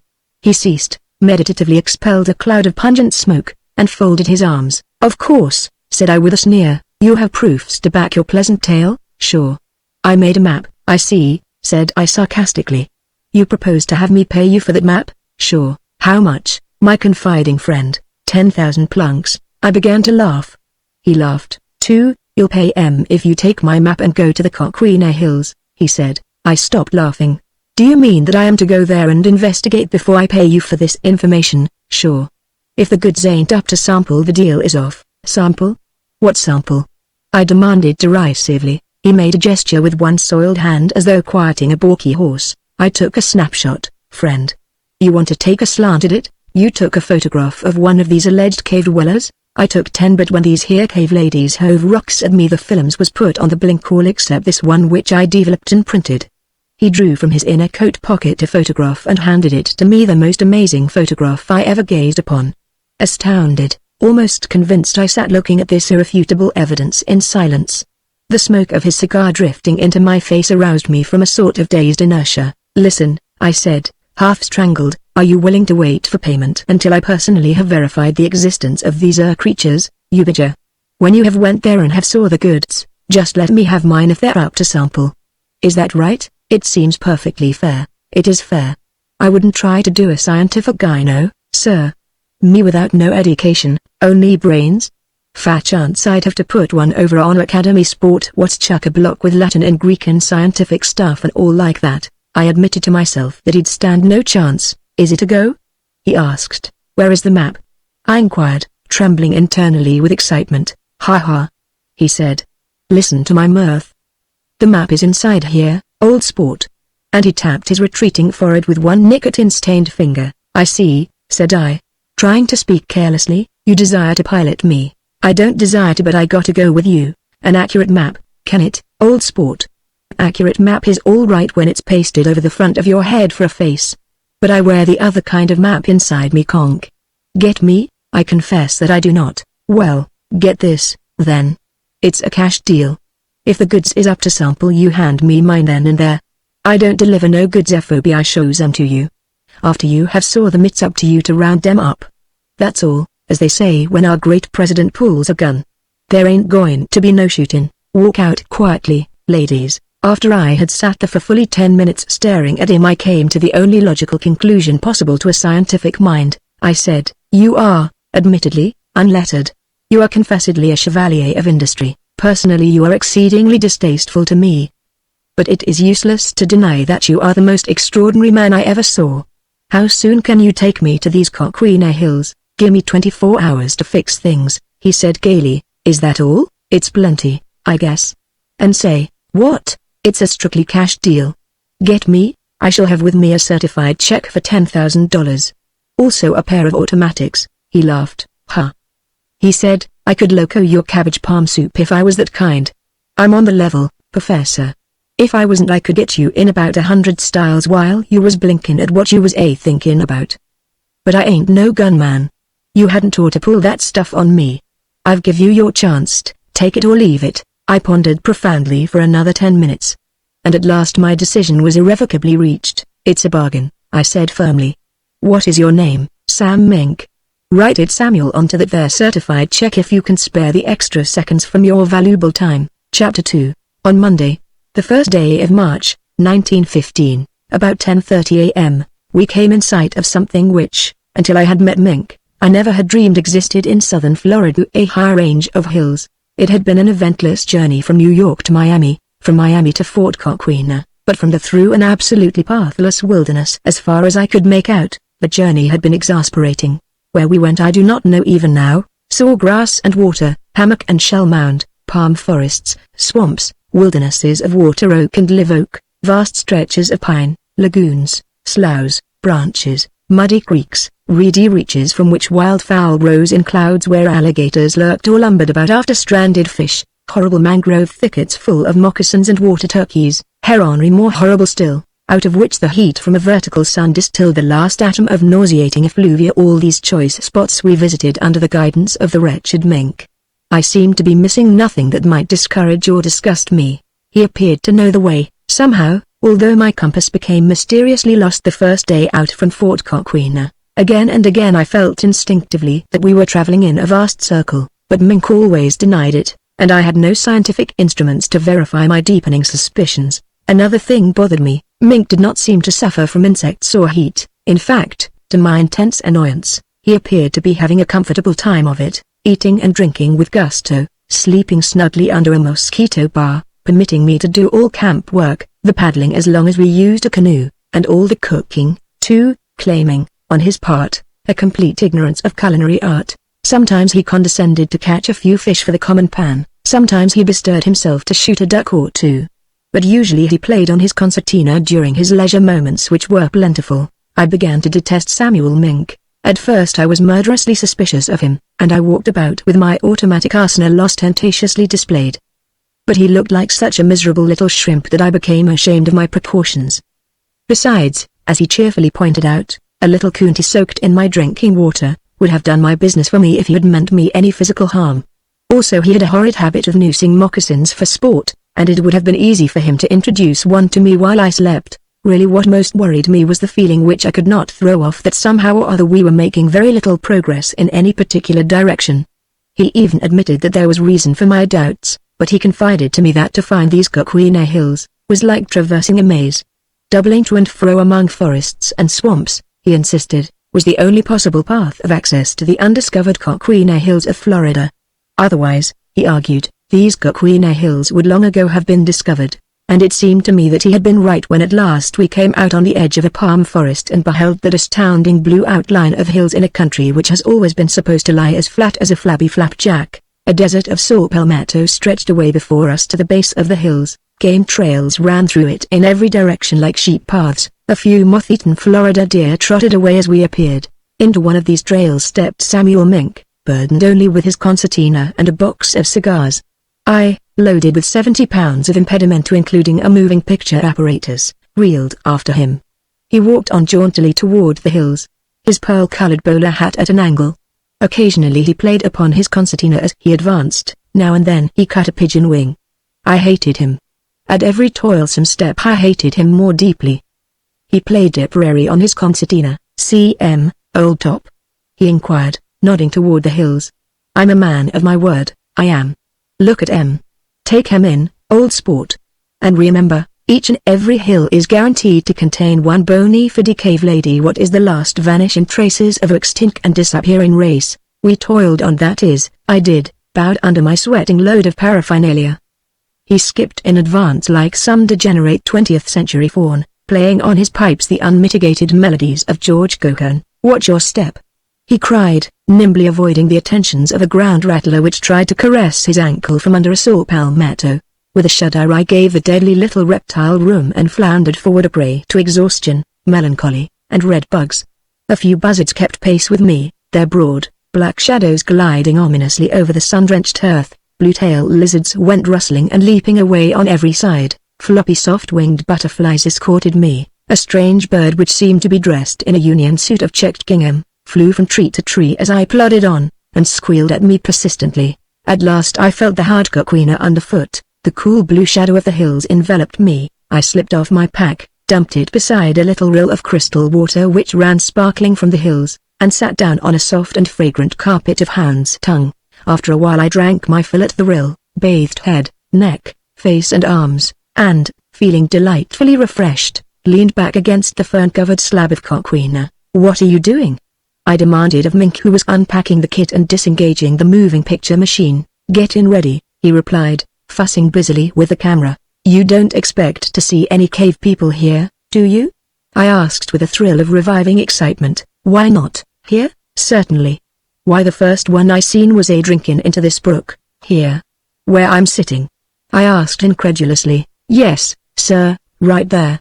It was this way." I was lying down, trying to figure the shortest way to Fort Coquina, and wishing I was nearer Broadway than I was to the equator, when I heard a voice say, "Blub blub, muck-a-muck." And then I seen two cave ladies come softly stealing along. "Where?" "Right the way you are sittin'." Say, they was lookers.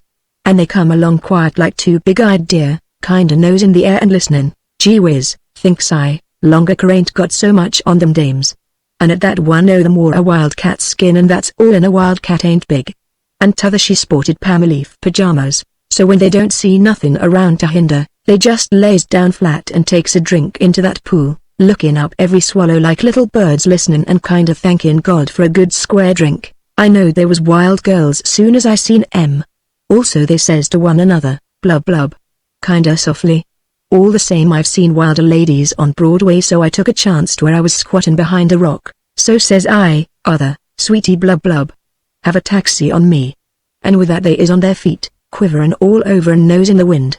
So first I took some snapshots at 'em with my Baiju camera. I guess they scented me all right, for I seen their eyes grow bigger, and then they give a bound and was off over the rocks, and me after 'em. Say, that was some steeplechase until a few more cave ladies come out on them rocks above us and hove chunks of coquina at me, and with all that doggin' and duckin' of them their rocks the cave girls got away, and I seen them and the other cave ladies scurryin' into little caves, one whisked into this hole, another scuttled into that bing. All over, all I could think of was to light a cigar and blow the smoke in after the best-looking cave girl. But I couldn't smoke her out, and I hadn't time to starve her out. So that's all I know about this here prehistoric and extinct race of vanishin' cave ladies. As his simple and illiterate narrative advanced, I became proportionally excited, and, when he ended, I sprang to my feet in an uncontrollable access of scientific enthusiasm. Was she really pretty? I asked. Listen, she was that beachy, enough. I cried. Science expects every man to do his duty. Are your films ready to record a scene without precedent in the scientific annals of creation? They sure is. Then place your camera and your person in a strategic position. This is a magnificent spot for an ambush. Come over beside me. He came across to where I had taken cover among the ferns behind the parapet of coquina, and with a thrill of pardonable joy I watched him unlimber his photographic artillery and place it in battery where my every posture and action would be recorded for posterity if a cave lady came down to the waterhole to drink. It were futile, I explained to him in a guarded voice, for me to attempt to cajole her as you attempted it. Neither playful nor moral suasion could avail, for it is certain that no cave lady understands English. I thought that, too, he remarked. I said, blub blub. Muck a muck. To 'em when they started to run, but it didn't do no good. I smiled. Doubtless, said I, the spoken language of the cave dweller is made up of similarly primitive exclamations, and you were quite right in attempting to communicate with the cave ladies and establish a cordial entente. Professor Garner has done so among the simian population of Gabon. Your attempt is most creditable and I shall make it part of my record, but the main idea is to capture a living specimen of cave lady, and corroborate every detail of that pursuit and capture upon the films, and believe me, Mr. Mink, I added, my voice trembling with emotion, no academician is likely to go to sleep when I illustrate my address with such pictures as you are now about to take. The police might pull the show, he suggested. No, said I. Science is already immune, art is becoming so. Only nature need fear the violence of prejudice, and doubtless she will continue to wear pantalettes and common-sense nighties as long as our great republic endures. I unslung my field glasses, adjusted them and took a penetrating squint at the hillside above. Nothing stirred out there except a buzzard or two wheeling on tip-curled pinions above the palms. Presently Mink inquired whether I had lamped anything, and I replied that I had not. They may be snoozing in their caves, he suggested. But don't you fret, old top, you'll get what's coming to you and I'll get mine. About that check I began and hesitated. Sure. What about it? I suppose I'm to give it to you when the first cave woman appears. That's what. I pondered the matter for a while in silence. I could see no risk in paying him this draft on sight. All right, I said. Bring on your cave dwellers. Hour succeeded hour, but no cave dwellers came down to the pool to drink. We ate lunch in a bit of cold duck, some coontie bread, and a dish of palm cabbage. I smoked an inexpensive cigar, Mink lit a more pretentious one. Afterward he played on his concertina at my suggestion on the chance that the music might lure a cave girl down the hill. Nymphs were sometimes caught that way, and modern science seems to be reverting more and more closely to the simpler truths of the classics which, in our ignorance and arrogance, we once dismissed as fables unworthy of scientific notice. However, this Broadway faun piped in vain. No white-footed dryad came stealing through the ferns to gaze, perhaps to dance to the concertina's plaintive melodies. So after a while he put his concertina into his pocket, cocked his derby hat on one side, gathered his little bandy legs under his person, and squatted there in silence, chewing the wet and bitter end of his extinct cigar. Toward mid-afternoon I unslung my field glasses again and surveyed the hill. At first I noticed nothing, not even a buzzard. Then, of a sudden, my attention was attracted to something moving among the fern-covered slabs of coquina just above where we lay concealed, a slim, graceful shape half-shadowed under a veil of lustrous hair which glittered like gold in the sun. Mink, I whispered hoarsely. One of them is coming.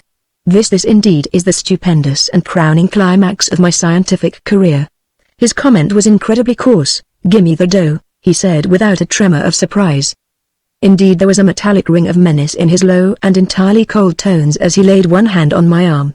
No welchin', he said, or I put the whole show on the bum. The overwhelming excitement of the approaching crisis neutralized my disgust. I fished out the certified check from my pocket and flung the miserable scrap of paper at him. "Get your machine ready," I hissed. "Do you understand what these moments mean to the civilized world?" "I sure do," he said. Nearer and nearer came the lithe white figure under its glorious crown of hair, moving warily and gracefully amid the great coquina slabs, nearer, nearer, until I no longer required my glasses. She was a slender red-lipped thing, blue-eyed, dainty of hand and foot. The spotted pelt of a wildcat covered her, or attempted to. I unfolded a large canvas sack as she approached the pool. For a moment or two she stood gazing around her and her close-set ears seemed to be listening. Then, apparently satisfied, she threw back her beautiful young head and sent a sweet wild call floating back to the sunny hillside. "Blub blub," rang her silvery voice. "Blub blub. Muck-a-muck." And from the fern-covered hollows above other voices replied joyously to her reassuring call. "Blub blub blub." The whole bunch was coming down to drink. The entire remnant of a prehistoric and almost extinct race of human creatures was coming to quench its thirst at this waterhole. How I wished for James Barnes at the camera's crank. He alone could do justice to this golden girl before me. One by one, clad in their simple yet modest gowns of pelts and garlands, 5 exquisitely superb specimens of cave girl came gracefully down to the waterhole to drink. Almost swooning with scientific excitement, I whispered to the unspeakable mink, "Begin to crank as soon as I move." And, gathering up my big canvas sack, I rose, and, still crouching, stole through the ferns on tiptoe. They had already begun to drink when they heard me. I must have made some slight sound in the ferns, for their keen ears detected it and they sprang to their feet. It was a magnificent sight to see them by the pool, tense, motionless, at gaze, their dainty noses to the wind, their beautiful eyes wide and alert. For a moment, enchanted, I remained spellbound in the presence of this prehistoric spectacle. Then, waving my sack, I sprang out from behind the rock and cantered toward them. Instead of scattering and flying up the hillside, they seemed paralyzed, huddling together as though to get into the picture. Delighted, I turned and glanced at Mink. He was cranking furiously. With an uncontrollable shout of triumph and delight, I pranced toward the huddling cave girls, arms outspread as though heading a horse or concentrating chickens. And, totally forgetting the uselessness of urbanity and civilized speech as I danced around that lovely but terrified group, "Ladies," I cried, "do not be alarmed, because I mean only kindness and proper respect. Civilization calls you from the wilds. Sentiment, pity, piety propel my legs, not the ruthless desire to injure or enslave you. Ladies, you are under the wing of science. An anthropologist is speaking to you. Fear nothing. Rather rejoice. Your wonderful race shall be rescued from extinction even if I have to do it myself. Ladies, don't run." They had suddenly scattered and were now beginning to dodge me. "I come among you bearing the precious promises of education, of religion, of equal franchise, of fashion, blub blub." They whimpered, continuing to dodge me. "Yes," I cried in an excess of transcendental enthusiasm. "Blub blub.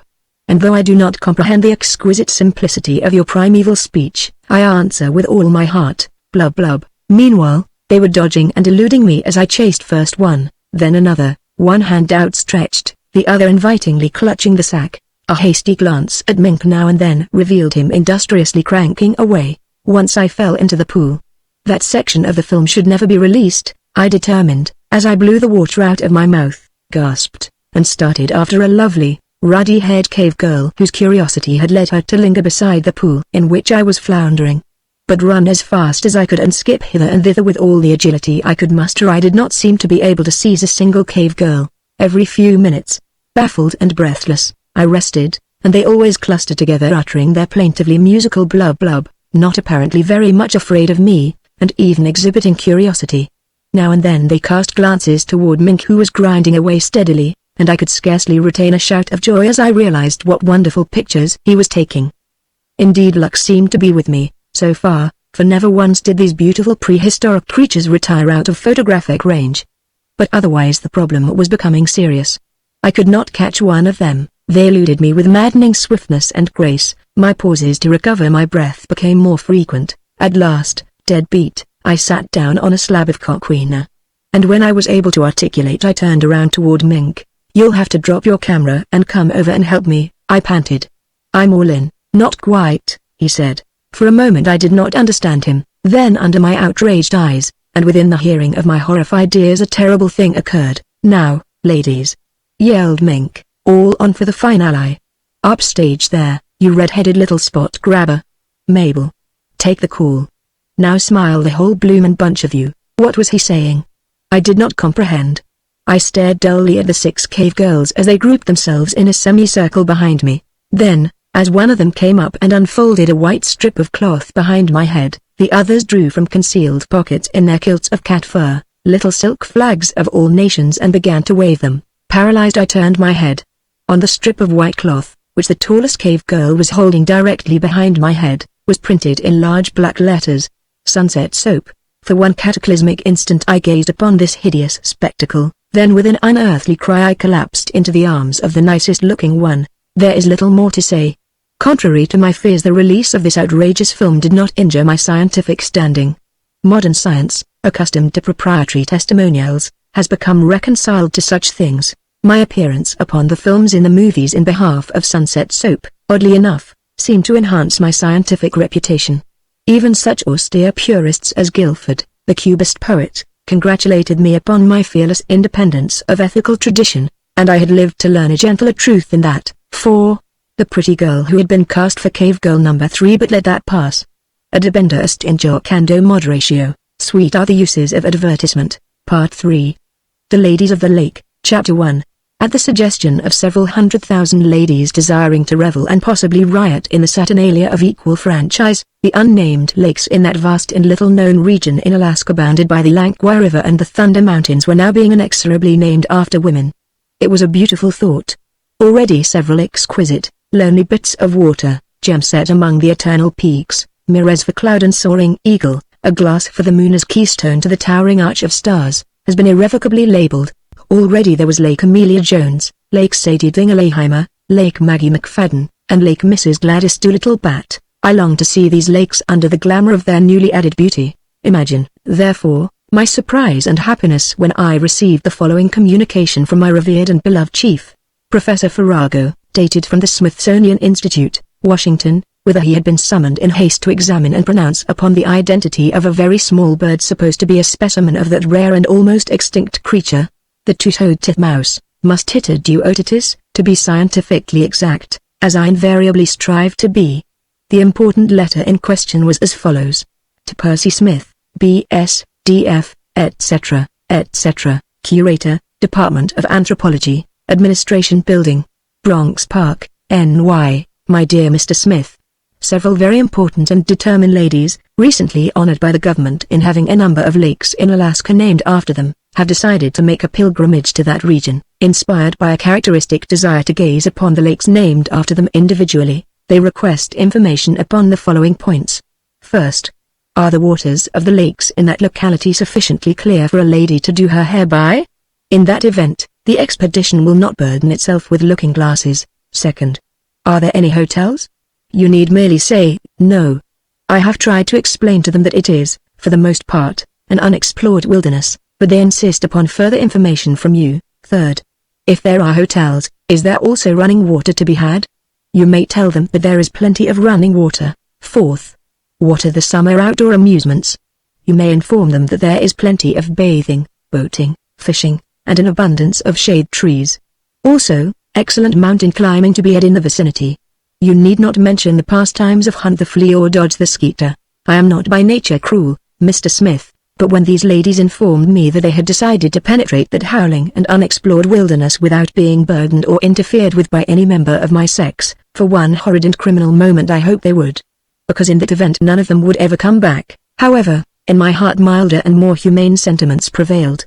I pointed out to them the peril of their undertaking, the dangers of an unexplored region, the necessity of masculine guidance and support. My earnestness and solicitude were, I admit, prompted partly by a desire to utilize this expensively projected expedition as a vehicle for the accumulation of scientific data. As soon as I heard of it I conceived the plan of attaching 2 members of our Bronx Park scientific staff to the expedition, you and Mr. Brown.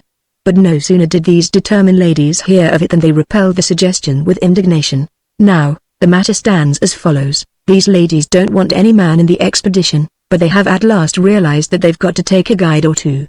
And there are no feminine guides in Alaska. Therefore, considering the immense and vital importance of such an opportunity to explore and report upon this unknown region at somebody else's expense, I suggest that you and Brown meet these ladies at Lake Mrs. Susan W. Pillsbury, which lies on the edge of the region to be explored, that you, without actually perjuring yourselves too horribly, convey to them the misleading impression that you are the promised guides provided for them by a cowed and avuncular government, and that you take these fearsome ladies about and let them gaze at their reflections in the various lakes named after them, and that, while the expedition lasts, you secretly make such observations, notes, reports, and collections of the flora and fauna of the region as your opportunities may permit.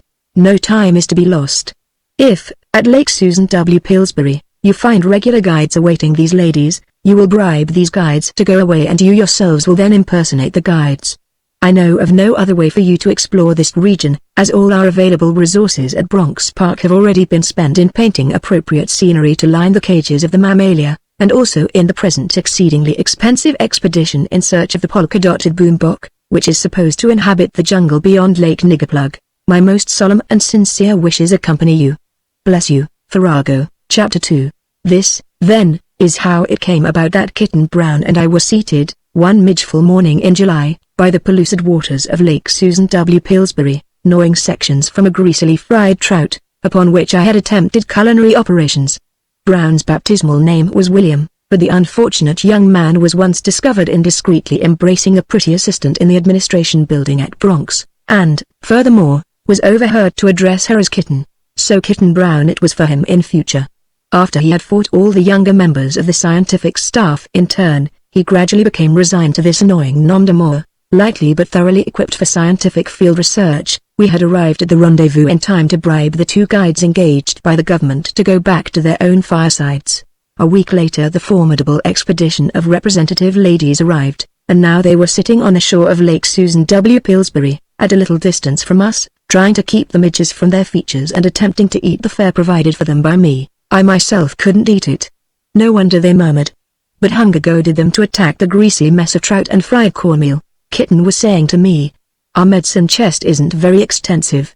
I hope they brought their own. If they didn't, some among us will never again see New York." I stole a furtive glance at the unfortunate women. There was one among them, but let me first enumerate their heavy artillery. There was the Reverend Dr. Amelia Jones, blonde, adipose, and close to the fourscore mark. She stepped high in the equal franchise ranks. Nobody had ever had the temerity to answer her back. There was Miss Sadie Dingleheimer, 50, emaciated, anemic, and gauntly glittering with thick lensed eyeglasses. She was the president of the National Prophylactic Club, whatever that may be. There was Miss Margaret McFadden, a Titian, profusely toothed, muscular, and president of the Hairdressers' Union of the United States. There was Mrs. Gladys Doolittle Bat, a grass one bat being represented as a vanishing point president of the National Eugenic and Purity League, tall, gnarled, sinuously powerful, and prone to emotional attacks. The attacks were directed toward others. These, then, composed the heavy artillery. The artillery of the Light Brigade consisted only of a single piece. Her name was Angelica White, a delegate from the Trained Nurses Association of America. The nurses had been too busy with their business to attend such picnics, so one had been selected by lot to represent the busy association on this expedition. Angelica White was a tall, fair, yellow-haired girl of 22 or 3, with violet blue eyes and red lips, and a way of smiling a little when spoken to, but let that pass. I mean only to be scientifically minute. A passion for fact has ever obsessed me. I have little literary ability and less desire to sully my pen with that degraded form of letters known as fiction. Once in my life my mania for accuracy involved me lyrically. It was a short poem, but an earnest one. Truth is mighty and must prevail, otherwise it were inadvisable to tell the tale. I bestowed it upon the New York Evening Post, but declined remuneration. My message belonged to the world. I don't mean the newspaper. Her eyes, then, were tinted with that indefinable and agreeable nuance which modifies blue to a lilac or violet hue. Watching her askance, I was deeply sorry that my cooking seemed to pain her. "Guide," said Mrs. Doolittle Bat, in that remarkable, booming voice of hers. "Ma'am," said Kitten Brown, and I with spontaneous alacrity, leaping from the ground as though shot at. "This cooking," she said, with an ominous stare at us, "is atrocious." "Don't you know how to cook?" I said with a smiling attempt at ease.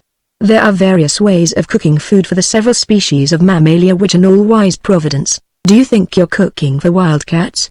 she demanded. Our smiles faded. "It's my opinion that you're incompetent," remarked the Reverend Dr. Jones. slapping at midges with a hand that might have rocked all the cradles of the nation, but had not rocked any. "We're not getting our money's worth," said Miss Dingleheimer, "even if the government does pay your salaries." I looked appealingly from one stony face to another. In Miss McFadden's eye there was the somber glint of battle. She said, "If you can guide us no better than you cook, God save us all this day week." And she hurled the contents of her tin plate into Lake Susan W. Pillsbury. Mrs. Doolittle-Bat rose. "Come," she said, "it is time we started. What is the name of the first lake we may hope to encounter?" We knew no more than did they, but we said that Lake Gladys Doolittle-Bat was the first, hoping to placate that fearsome woman. "Come on, then," she cried, picking up her carved and varnished mountain staff. Miss Dingleheimer had brought one, too, from the Catskills. So Kitten Brown and I loaded our mule, set him in motion, and drove him forward into the unknown. Where we were going we had not the slightest idea. The margin of the lake was easy traveling, so easy that we never noticed that we had already gone around the lake 3 times, until Mrs. Bat recognized the fact and turned on us furiously. I didn't know how to explain it, except to say feebly that I was doing it as a sort of preliminary canter to harden and in you ladies. "We don't need hardening," she snarled. "Do you understand that?" I comprehended that at once. But I forced a sickly smile and skipped forward in the wake of my mule, with something of the same abandon which characterizes the flight of an unwelcome dog. In the terrified ear of Kitten I voiced my doubts concerning the prospects of a pleasant journey. We marched in the following order: Arthur, the heavily laden mule, led, then came Kitten Brown and myself, all hung over with stewpans, shotguns, rifles, cartridge belts, ponchos, and the toilet reticules of the ladies. Then marched the Reverend Dr. Jones, and, in order, filing behind her, Miss Dingleheimer, Mrs. Bat, Miss McFadden, and Miss White, the latter in her trained nurse's costume and wearing a red cross on her sleeve, an idea of Mrs. Bat, who believed in emergency methods. Mrs. Bat also bore a banner, much interfered with by the foliage, bearing the inscription, "Equal Rights, Eugenics or Extermination." After a while she shouted, "Guide, here, you may carry this banner for a while. I'm tired." Kitten and I took turns with it after that. It was hard work, particularly as one by one in turn they came up and hung their parasols and shopping reticules all over us.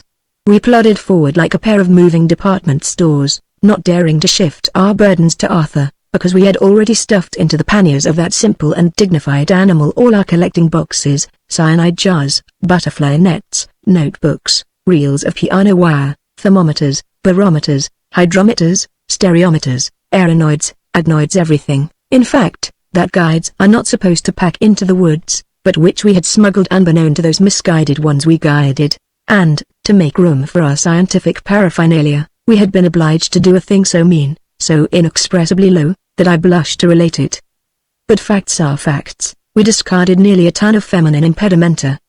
There was fancy work of all sorts in the making or in the raw materials for knitting, embroidering, tatting, sewing, hemming, stitching, drawn work, lace making, crocheting. Also we disposed of almost half a ton of toilet necessities: powder, perfumery, cosmetics, hot water bags, slippers, negligees, novels, magazines, bonbons, chewing gum, hat boxes, gloves, stockings, underwear. We left enough apparel for each lady to change once. They'd have to do some scrubbing now. Science cannot be halted by hat pins, cosmos cannot be sidetracked by cosmetics. Towards sunset we came upon a small, crystal-clear pond, set between the bases of several lofty mountains.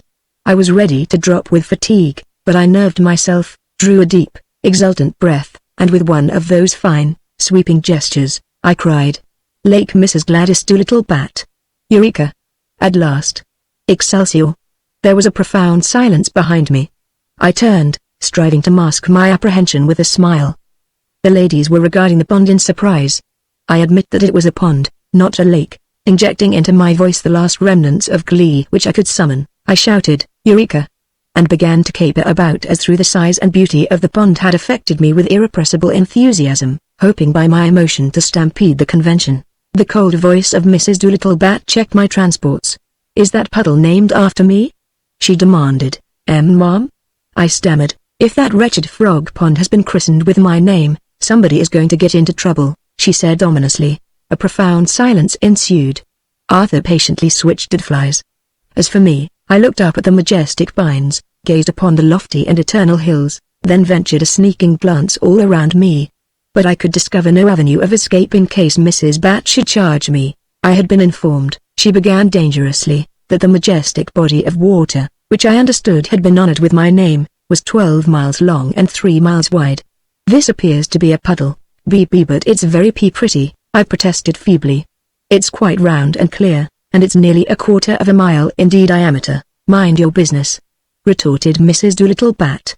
I've been swindled. Kitten Brown knew more about women than did I, he said in a fairly steady voice. Madame, it is an outrage. The women of this mighty nation should make the government answerable for its duplicity. Your lake should have been at least 20 miles long. Everybody turned and looked at Kitten. He was a handsome dog. This young man appears to have some trace of common sense, said Mrs. Bat. I shall see to it that the government is held responsible for this odious act of insulting duplicity. I won't have my name given to this wallow! ! She advanced toward me, her small eyes blazing. I retreated to leeward of Arthur, guide, she said in a voice still trembling with passion. Are you certain that you have made no mistake? You appear to be unusually ignorant. I am afraid there can be no room for doubt, I said, almost scared out of my senses. And on top of this outrage, am I to eat your cooking? She demanded passionately. Did I come here to look at this frog pond and choke on your cooking? Did I? I can cook, said a clear, pleasant voice at my elbow. And Miss White came forward, cool, clean, fresh as a posy in her uniform and cap. I immediately got behind her. I can cook very nicely, she said smilingly. It is part of my profession, you know. So if you two guides will be kind enough to build the fire and help me. She let her violet eyes linger on me for an instant, then on Brown. A moment later he and I were jostling each other in our eagerness to obey her slightest suggestion. It is that way with men, so we built her a fire and unpacked our provisions, and we waited very politely on the ladies when dinner was ready. It was a fine dinner: coffee, bacon, flapjacks, soup, ash bread, stewed chicken. The heavy artillery, made ravenous by their journey, required vast quantities of ammunition. They banqueted largely. I gazed in amazement at Mrs. Doolittle-Bat as she swallowed one flapjack after another, while her eyes bulged larger and larger. Nor was the capacity of Miss Stingleheimer and the Reverend Dr. Jones to be mocked at by pachyderms. Brown and I left the meeting while we erected the row of little tents. Every lady had demanded a separate tent, so we cut saplings, set up the silk, drove pegs, and brought armfuls of balsam boughs. I was afraid they'd demand their knitting and other utensils, but they had eaten to repletion, and were sleepy, and as each toilet case or reticule contained also a nightgown, they drew the flaps of their several tents without insisting that we unpack Arthur's panniers. They all had disappeared within their tents except Miss White, who insisted on cooking something for us, although we protested that the scraps of the banquet were all right for mere guides. She stood beside us for a few minutes, watching us busy with our delicious dinner. You poor fellows, she said gently. You are nearly starved. It is agreeable to be sympathized with by a tall, fair, fresh young girl. We looked up, simpering gratefully. This is really a most lovely little lake, she said, gazing out across the still, crystalline water which was all rose and gold in the sunset, save where the somber shapes of the towering mountains were mirrored in glassy depths. It's odd, I said, that no trout are jumping. There ought to be lots of them there, and this is their jumping hour. We all looked at the quiet, oval bit of water. Not a circle, not the slightest ripple disturbed it. It must be deep, remarked Brown. We gazed up at the three lofty peaks, the bases of which were the shores of this tiny gem among lakes. Deep, deep, plunging down into dusky profundity, the rocks fell away sheer into limpid depths. That little lake may be 1,000 feet deep, I said. In 1903 Professor Farrago, of Bronx Park, measured a lake in the Thunder Mountains, which was 2,769 feet deep. Miss White looked at me curiously. Into a patch of late sunshine flitted a small butterfly, one of the Graptor species. It settled on a chip of wood, uncoiled its delicate proboscis, and spread its fulvous and deeply indented wings. Graptor California, remarked Brown to me. Vanessa asteriska, I corrected him. Note the anal angle of the secondaries and the argentiferous discalaria bordering the subcostal nervule. The characteristic stripes on the primaries are wanting, he demurred. It is double brooded. The summer form lacks the three darker bands. A few moments' silence was broken by the voice of Miss White. I had no idea, she remarked, that Alaskan guides were so familiar with entomological terms and nomenclature. We both turned very red. Brown mumbled something about having picked up a smattering. I added that Brown had taught me. Perhaps she believed us. Her blue eyes rested on us curiously, musingly. Also, at moments, I fancied there was the faintest glint of amusement in them. She said, "Two scientific gentlemen from New York requested permission to join this expedition, but Mrs. Bat refused them." She gazed thoughtfully upon the waters of Lake Gladys Doolittle Bat. "I wonder," she murmured, "what became of those two gentlemen." It was evident that we had betrayed ourselves to this young girl. She glanced at us again, and perhaps she noticed in our fascinated gaze an expression akin to terror, for suddenly she laughed such a clear, sweet, silvery little laugh. "For my part," she said, "I wish they had come with us. I like men." With that she bade us good night very politely and went off to her tent, leaving us with our hats pressed against our stomachs, attempting by the profundity of our bows to indicate the depth of our gratitude. "There's a girl!" exclaimed Brown, as soon as she had disappeared behind her tent flaps. "She'll never let on to Medusa, Xantip, Cassandra and company. I like that girl, Smith." "You're not the only one imbued by such sentiments," said I. He smiled a fatuous and reminiscent smile. He certainly was good-looking. Presently he said, "She has the most delightful way of gazing at a man, I've noticed." I said pleasantly, "Oh. Did she happen to glance at you that way?" He inquired. I wanted to beat him. All I said was, "She's certainly some kitten," which bottled that young man for a while. We lay on the bank of the tiny lake, our backs against a huge pine tree, watching the last traces of color fading from peak and treetop. "Isn't it queer," I said, "that not a trout has splashed? It can't be that there are no fish in the lake. There are such lakes, yes, very deep ones. I wonder how deep this is." "We'll be out at sunrise with our reel of piano wire and take soundings," he said. "The heavy artillery won't wake until they're ready to be loaded with flapjacks." I shuddered. "They're fearsome creatures, Brown. Somehow, that resolute and bony one has inspired me with a terror unutterable." "Mrs. Bat?" "Yes," he said seriously. "She'll make a horrid outcry when she asks for her knitting." "What are you going to tell her?" "I shall say that Indians ambuscaded us while she was asleep, and carried off all those things." "You lie very nicely, don't you?" he remarked admiringly. "Invitium ducit culp fuga," said I. "Besides, they don't really need those articles," he laughed. He didn't seem to be very much afraid of Mrs. Bat. It had grown deliciously dusky, and myriads of stars were coming out.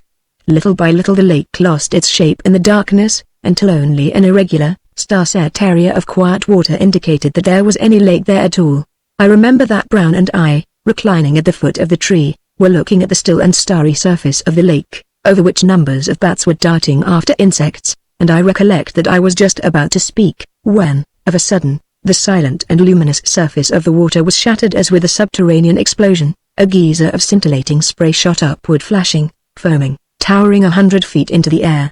And through it I seemed to catch a glimpse of a vast, quivering, twisting mass of silver falling back with a crash into the lake, while the huge fountain rained spray on every side and the little lake rocked and heaved from shore to shore, sending great sheets of surf up over the rocks so high that the very treetops stripped, petrified, dumb, our senses almost paralyzed by the shock, our ears still deafened by the watery crash of that gigantic something that had fallen into the lake, and our eyes starting from their sockets. We stared at the darkness. Slap slash slush went the waves, hitting the shore with a clashing sound almost metallic. Vision and hearing told us that the water in the lake was rocking like the contents of a bathtub. "Gee, good Lord," whispered Brown. "Is there a volcano under that lake? Did you see that huge, glittering shape that seemed to fall into the water?" I gasped. "Yes." "What was it? A meteor?" "No. It was something that first came out of the lake and fell back the way a trout leaps." "Heavens! It couldn't have been alive, could it?" "WWH, what do you mean?"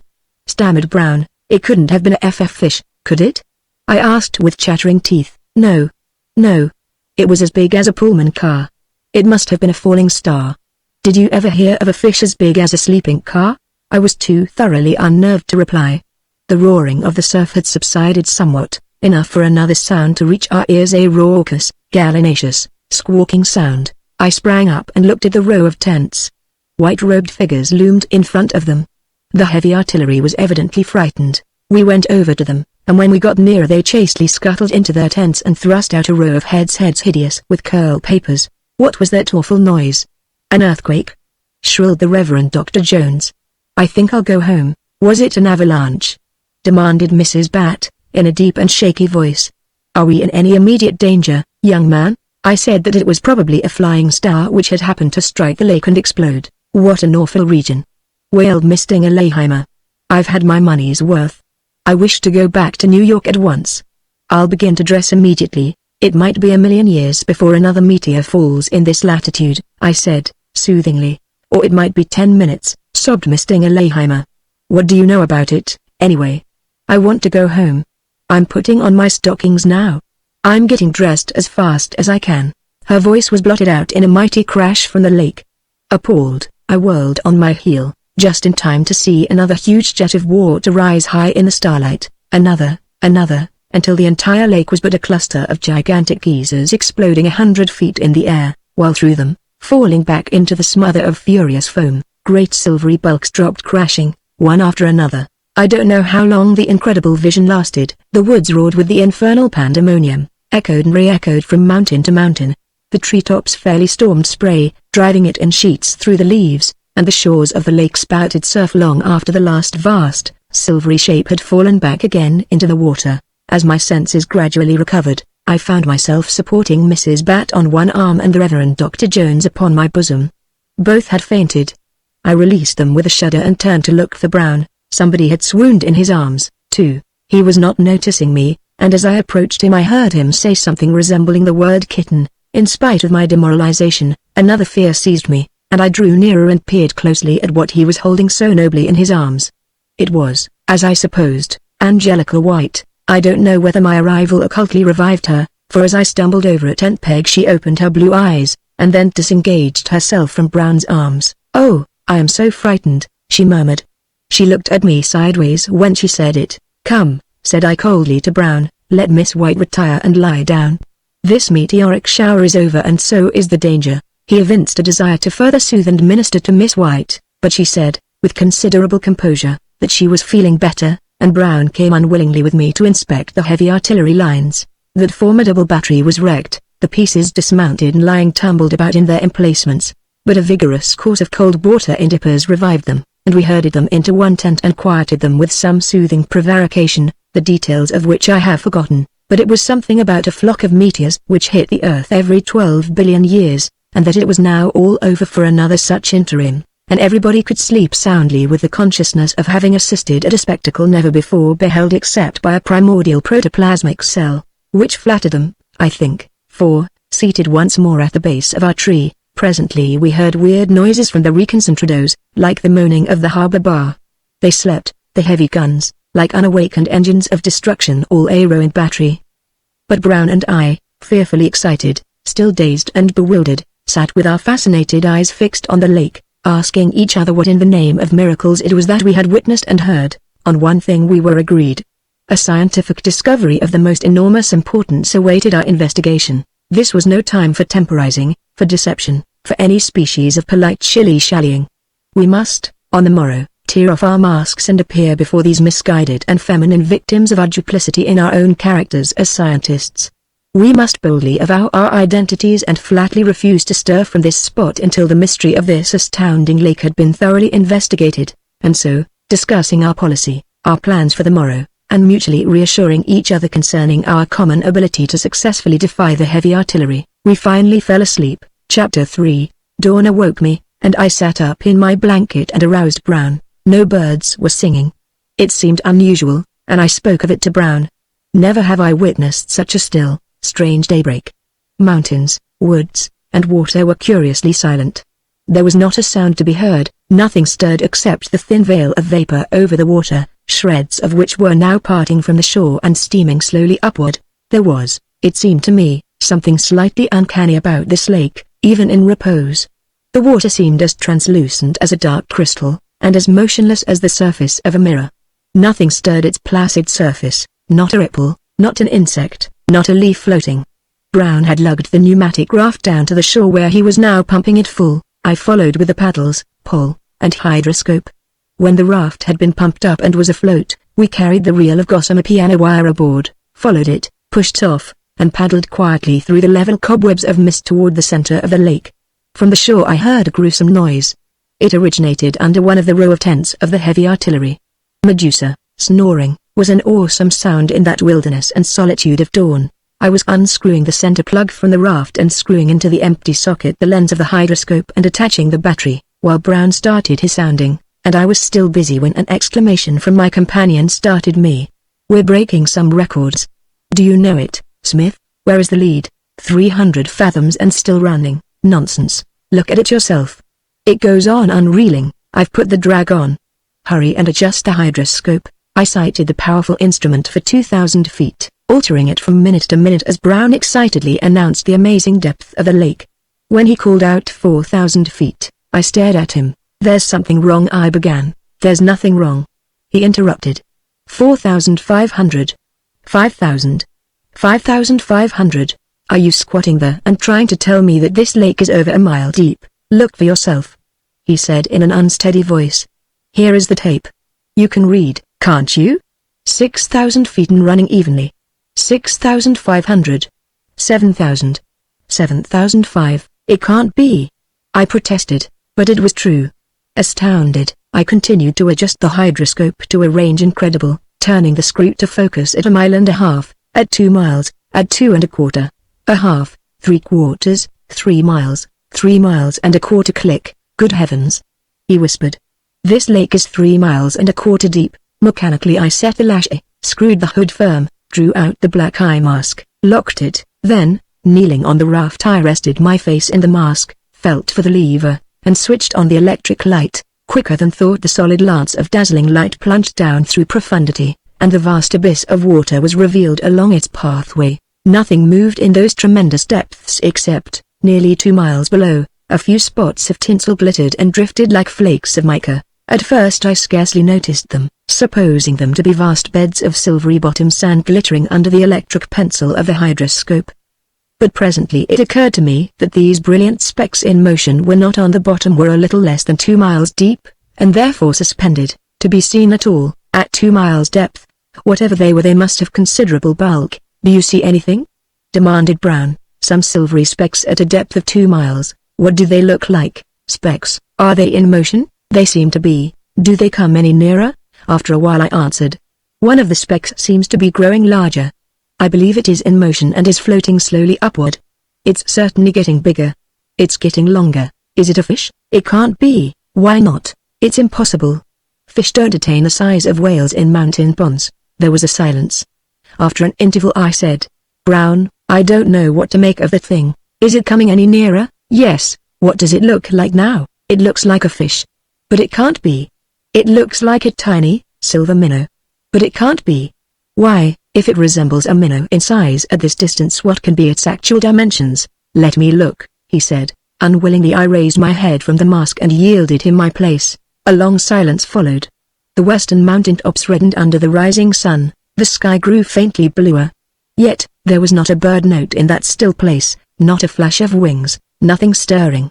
Here and there along the lake shore I noticed unusual-looking trees, very odd-looking trees indeed, for their trunks seemed bleached and dead, and as though no bark covered them, yet every stark limb was covered with foliage, a thick foliage so dark in color that it seemed black to me. I glanced at my motionless companion where he knelt with his face in the mask, then I unslung my field glasses and focused them on the nearest of the curious trees. At first I could not quite make out what I was looking at. Then, to my astonishment, I saw that these stark, grey trees were indeed lifeless, and that what I had mistaken for dark foliage were velvety clusters of bats hanging there asleep, thousands of them thickly infesting and clotting the dead branches with a somber and horrid effect of foliage. I don't mind bats in ordinary numbers, but in such soft, motionless masses they slightly sickened me.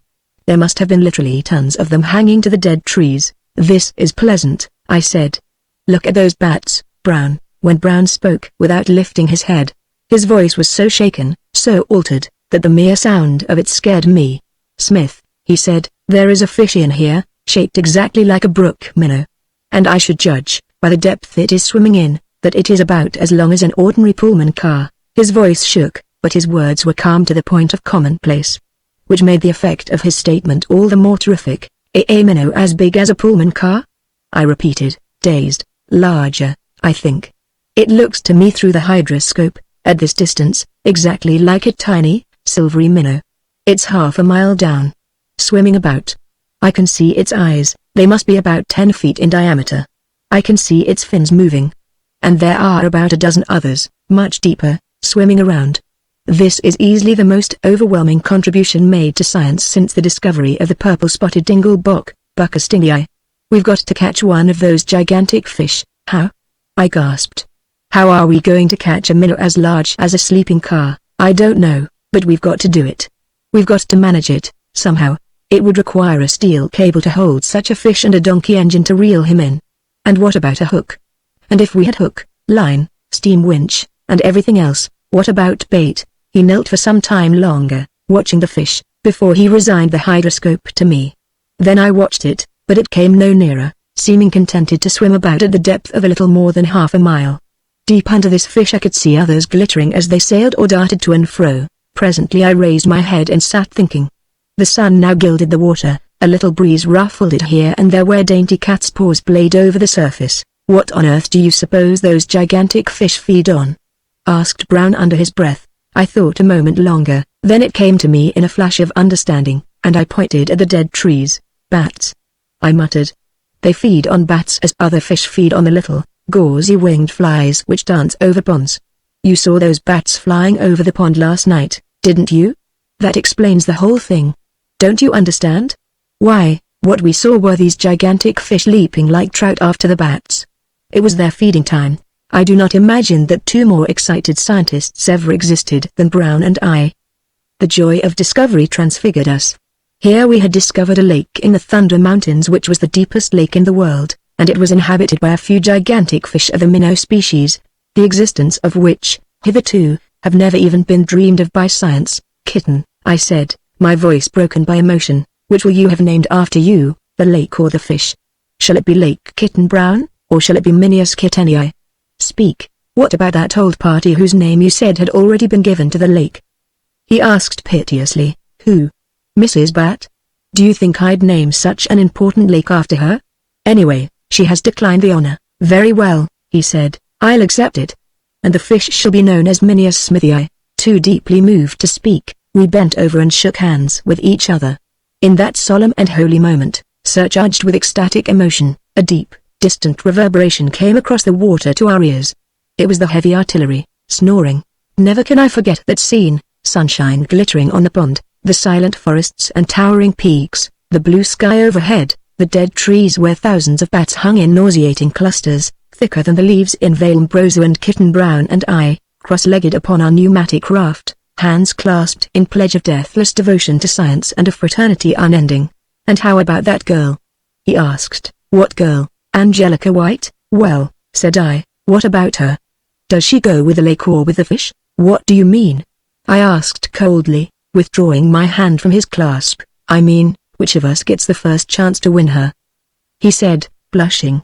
There's no use denying that we both have been bowled over by her, is there? I pondered for several moments. She is an extremely intelligent girl, I said, stalling. Yes, and then some. After a few minutes further thought, I said. Possibly I am in error, but at moments it has seemed to me that my marked attentions to Miss White are not wholly displeasing to her. I may be mistaken. I think you are, Smith. Why? Because I seem to think so, I said coldly. Because she happened to faint away in your arms last night is no symptom that she prefers you. Is it? No.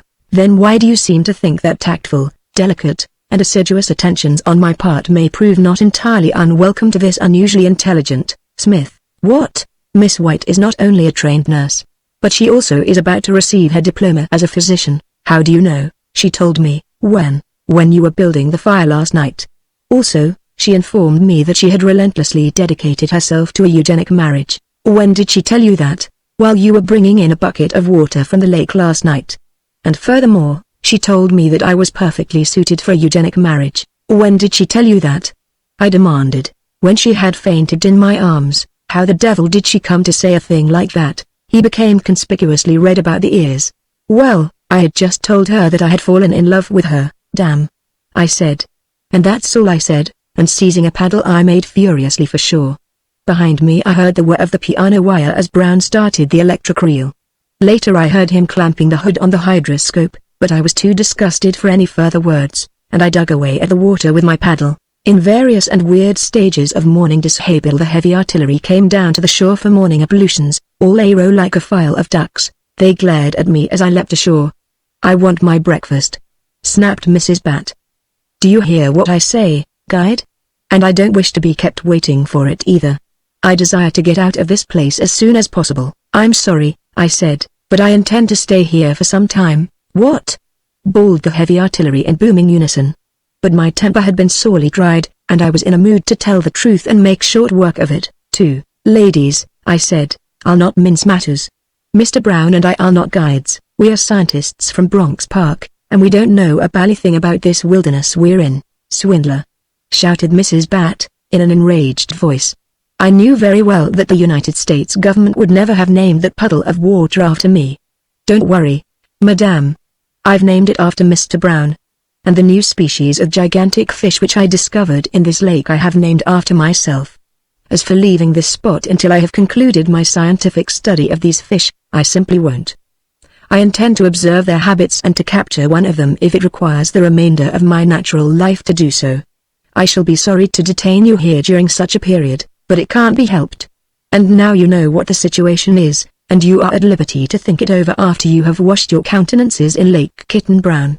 Rage possessed the heavy artillery, and a fury indescribable seized them when they discovered that Indians had raided their half-ton of feminine perquisites.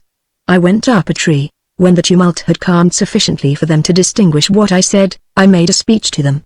From the higher branches of a neighboring tree Kitten Brown applauded and cried, "Here! Here, ladies," I said, "you know the worst, now. If you keep me up this tree and starve me to death it will be murder. Also, you don't know enough to get out of these forests, but I can guide you back the way you came. I'll do it if you cease your dangerous demonstrations and permit Mr. Brown and myself to remain here and study these giant fish for a week or two." They now seemed disposed to consider the idea. There was nothing else for them to do. So after an hour or two, Brown and I ventured to descend from our trees, and we went among them to placate them and ingratiate ourselves as best we might. "Think," I argued, "what a matchless opportunity for you to be among the first discoverers of a totally new and undescribed species of giant fish. Think what a legacy it will be to leave such a record to posterity. Think how proud and happy your descendants will be to know that their ancestors assisted at the discovery of Minius Smithii." "Why can't they be named after me?" demanded Mrs. Bat. "Because," I explained patiently, "they have already been named after me." "Couldn't something be named after me?" inquired that fearsome lady. "The bats," suggested Brown politely. "We could name a bat after you with pleasure." I thought for a moment she meant to swing on him. He thought so, too, and ducked. "A bat!" she shouted. "Name a bat after me." "Many a celebrated scientist has been honored by having his name conferred upon humbler fauna," I explained. But she remained dangerous, so I went and built the fire, and squatted there, frying bacon, while on the other side of the fire, sitting side by side, Kitten Brown and Angelica White gazed upon each other with enraptured eyes. It was slightly sickening, but let that pass. I was beginning to understand that science is a jealous mistress and that any contemplated infidelity of mine stood every chance of being squelched. No, evidently I had not been fashioned for the joys of legal domesticity. Science, the wanton jade, had not yet finished her dance with me. Apparently my Max with her was to be external. Fides servanda est. That afternoon the heavy artillery held a council of war, and evidently came to a conclusion to make the best of the situation, for towards sundown they accosted me with a request for the raft, explaining that they desired to picnic aboard and afterward draw about the lake and indulge in song. So Brown and I put aboard the craft a substantial cold supper, and the heavy artillery embarked, taking aboard a guitar to be worked by Miss Dingleheimer, and knitting for the others. It was a lovely evening. Brown and I had been discussing a plan to dynamite the lake and stun the fish, that method appealing to us as the only possible way to secure a specimen of the stupendous minnows which inhabited the depths. In fact, it was our only hope of possessing one of these creatures fishing with a donkey engine, steel cable, and a hook baited with a bat being too uncertain and far more laborious and expensive. I was still smoking my pipe, seated at the foot of the big pine tree, watching the water turn from gold to pink. Brown sat higher up the slope, his arm around Angelica White. I carefully kept my back toward them. On the lake the heavy artillery were reveling loudly, banqueting, singing, strumming the guitar, and trailing their hands overboard across the sunset-tinted water. I was thinking of nothing in particular as I now remember, except that I noticed the bats beginning to flit over the lake, when Brown called to me from the slope above, asking whether it was perfectly safe for the heavy artillery to remain out so late. "Why?" I demanded. "Suppose," he shouted, that those fish should begin to jump and feed on the bats again? I had never thought of that. I rose and hurried nervously down to the shore, and, making a megaphone of my hands, I shouted, "Come in. It isn't safe to remain out any longer." Scornful laughter from the artillery answered my appeal. "You'd better come in," I called. "You can't tell what might happen if any of those fish should jump." "Mind your business," retorted Mrs. Bat. "We've had enough of your prevarications." Then, suddenly, without the faintest shadow of warning, from the center of the lake a vast geyser of water towered 100 feet in the air. For one dreadful second I saw the raft hurled skyward, balanced on the crest of the stupendous fountain, spilling ladies, supper, guitars, and knitting in every direction. Then a horrible thing occurred. Fish after fish shot up out of the storm of water and foam, seizing, as they fell, ladies, luncheon, and knitting in midair, falling back with a crashing shock which seemed to rock the very mountains. "Help!" I screamed. And fainted dead away. Is it necessary to proceed? Literature nods, science shakes her head. No, nothing but literature lies beyond the ripples which splashed musically upon the shore, terminating forever the last vibration from that immeasurable catastrophe. Why should I go on? The newspapers of the nation have recorded the last scenes of the tragedy. We know that tons of dynamite are being forwarded to that solitary lake. We know that it is the determination of the government to rid the world of those gigantic minnows, and yet, somehow, it seems to me as I sit writing here in my office, amid the verdure of Bronx Park, that the destruction of these enormous fish is a mistake. What more splendid sarcophagus could the ladies of the lake desire than these huge, silvery, itinerant and living tombs? What reward more sumptuous could anybody wish for than to rest at last within the interior dimness of an absolutely new species of anything? For me, such a final repose as this would represent the highest pinnacle of sublimity, the uttermost zenith of mortal dignity. So what more is there for me to say? As for Angelica, but no matter. I hope she may be comparatively happy with Kitten Brown. Yet, as I have said before, handsome men never last. But she should have thought of that in time. I absolve myself of all responsibility. She had her chance. Part 4, 1 over, Chapter 1. Professor Farrago had remarked to me that morning. The city of New York always reminds me of a slovenly, fat woman with her dress unbuttoned behind. I nodded. New York's architecture, said I, or what popularly passes for it, is all in front. The minute you get to the rear a pitiable condition is exposed. He said, Professor Jane Bottomley is all facade. The remainder of her is merely an occipital backyard full of theoretical tin cans and broken bottles. I think we all had better resign. It was a fearsome description. I trembled as I lighted an inexpensive cigar.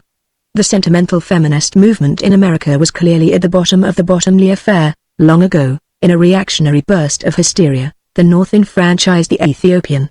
In a similar sentimental explosion of dementia, some 60 years later, the United States wept violently over the immemorial wrongs perpetrated upon the restless sex, opened the front and back doors of opportunity, and sobbed out, "Go to it, ladies, they are still going." Professor Jane Bottomley was wished on us out of a pleasant April sky.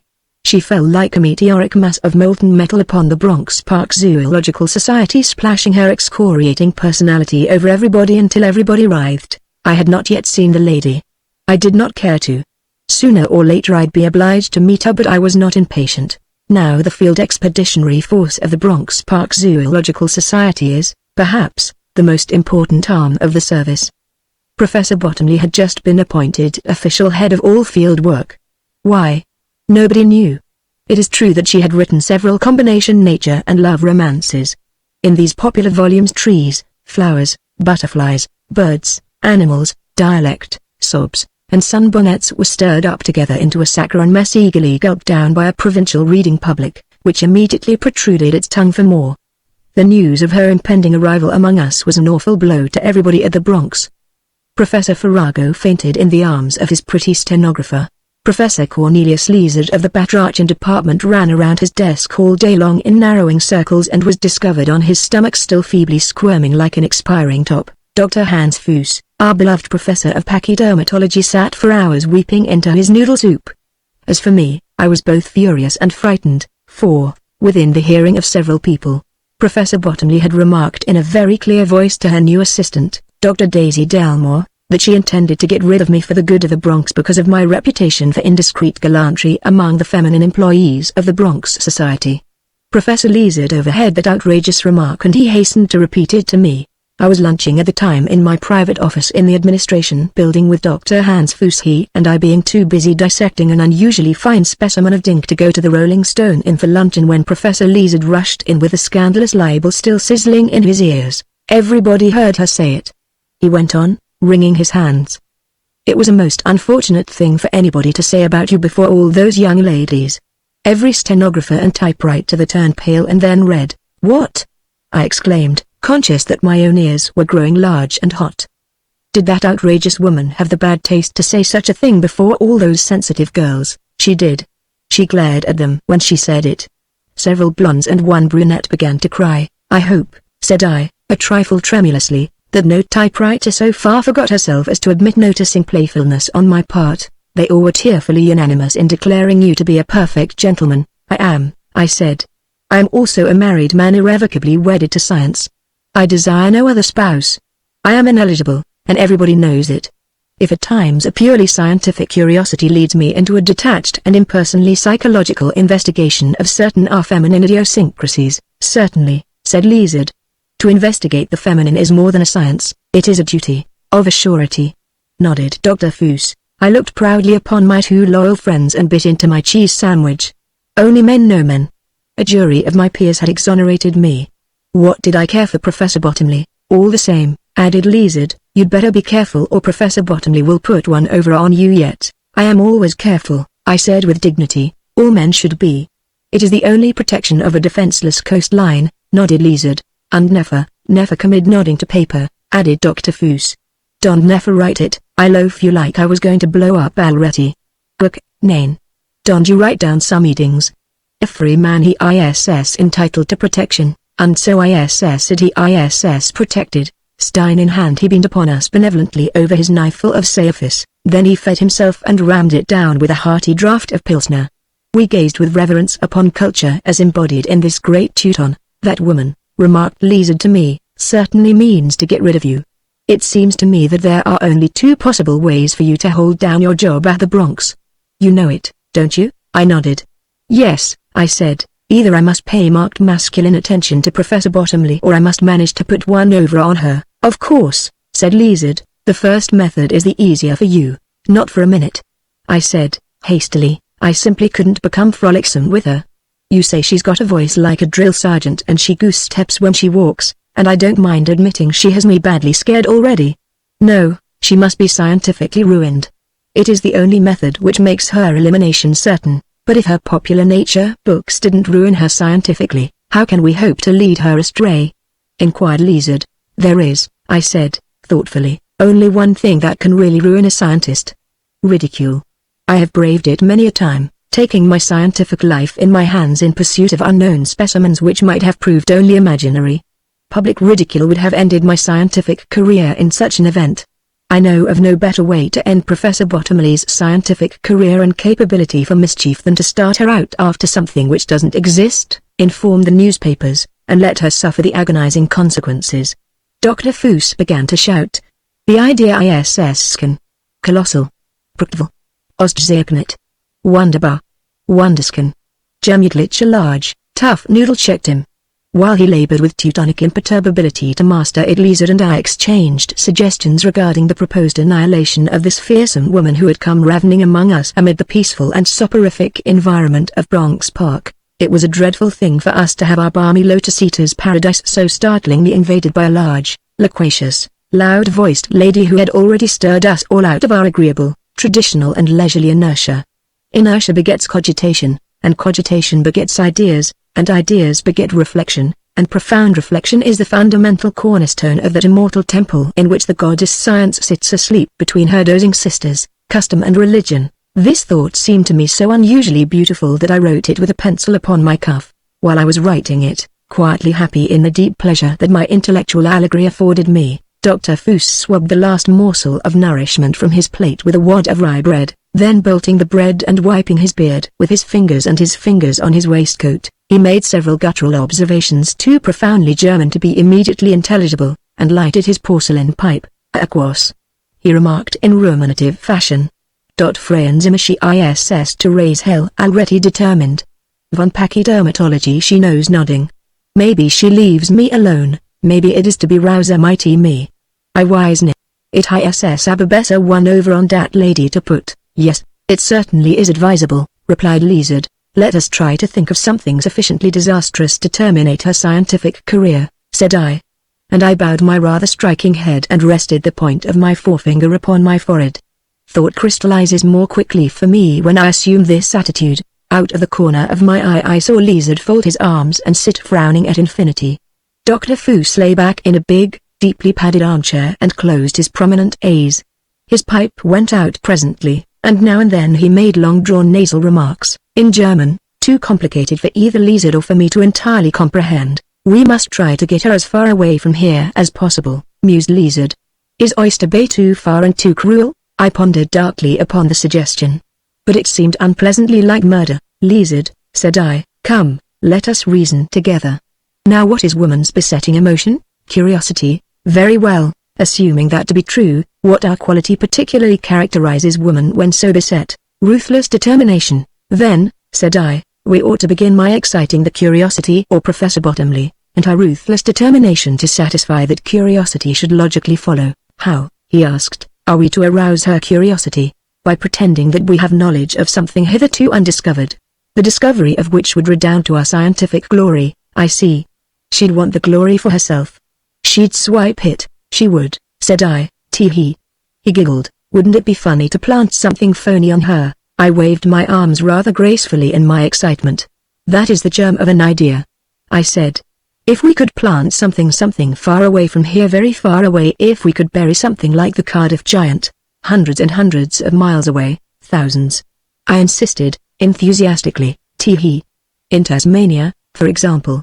Maybe a Tasmanian devil might acquire her. There exists a gnat, said I, in Borneo, Natus soporificus, and when this tiny gnat stings people they never entirely wake up. It's really rather a pleasurable catastrophe, I understand. Life becomes one endless catnap, one delightful siesta, with intervals for light nourishment. She could sit very comfortably in some pleasant retreat and rock in a rocking chair and doze quite happily through the years to come. And from your description of her I should say that the soldiers' home might receive her. It won't do, he said, gloomily. Why? Is it too much like grime? Oh, not at all. Only if she went to Borneo she'd be sure to take a mosquito bar with her. In the depressed silence which ensued, Dr. Foos suddenly made several futurist observations through his nose with monotonous but authoritative regularity. I tried to catch his meaning and his eye. The one remained cryptic, the other shut. Lizard sat thinking very hard. And as I fitted in my chair, fiddling nervously with various objects lying on my desk, I chanced to pick up a letter from the pile of still unopened mail at my elbow. Still pondering on Professor Bottomley's proposed destruction, I turned the letter over idly and my preoccupied gaze rested on the postmark. After a moment I leaned forward and examined it more attentively. The letter directed to me was postmarked Fort Carcaja, Cook's Peninsula, Baffinland, and now I recalled the handwriting, having already seen it 3 or 4 times within the last month or so. Lizard, I said, that lunatic trapper from Baffinland has written to me again. What do you suppose is the matter with him? Is he just plain crazy, or does he think he can be funny with me? Lizard gazed at me absently. Then, all at once a gleam of savage interest lighted his somewhat solemn features. Read the letter to me, he said, with an evil smile which instantly animated my own latent imagination. And immediately it occurred to me that perhaps, in the humble letter from the wilds of Baffinland, which I was now opening with eager and unsteady fingers, might lie concealed the professional undoing of Professor Jane Bottomley, and the only hope of my own ultimate and scientific salvation. The room became hideously still as I unfolded the pencil-scrawled sheets of cheap, ruled letter paper. Dr. Foos opened his eyes, looked at me, made porcine sounds indicative of personal well-being, relighted his pipe, and disposed himself to listen. But just as I was about to begin, Lizard suddenly laid his forefinger across his lips, conjuring us to densest silence. For a moment or two I heard nothing except the buzzing of flies. Then I stole a startled glance at my door. It was opening slowly, almost imperceptibly, but it did not open very far, just a crack remained. Then, listening with all our might, we heard the cautiously suppressed breathing of somebody in the hallway just outside of my door. Lizard turned and cast at me a glance of horrified intelligence. In dumb pantomime he outlined in the air, with one hand, the large and feminine amplification of his own person, conveying to us the certainty of his suspicions concerning the unseen eavesdropper. We nodded. We understood perfectly that she was out there prepared to listen to every word we uttered. A flicker of ferocious joy disturbed Lizard's otherwise innocuous features. He winked horribly at Dr. Foos and at me, and uttered a faint click with his teeth and tongue like the snap of a closing trap. "Gentlemen," he said, in the guarded yet excited voice of a man who is confident of not being overheard, "the matter under discussion admits of only one interpretation. A discovery, perhaps the most vitally important discovery of all the centuries, is imminent. Secrecy is imperative. The scientific glory is to be shared by us alone, and there is enough of glory to go around. Mr. Chairman, I move that epoch-making letter be read aloud." "I second motion," said Dr. Foos, winking so violently at me that his glasses were bubbled. "Gentlemen," said I, "it has been moved and seconded that this epoch-making letter be read aloud. All those in favor will kindly say aye." "Aye. Aye," they exclaimed, fairly wriggling in their furtive joy. "The contrary-minded will kindly omit the usual negation," I went on. "It seems to be carried." "It is carried.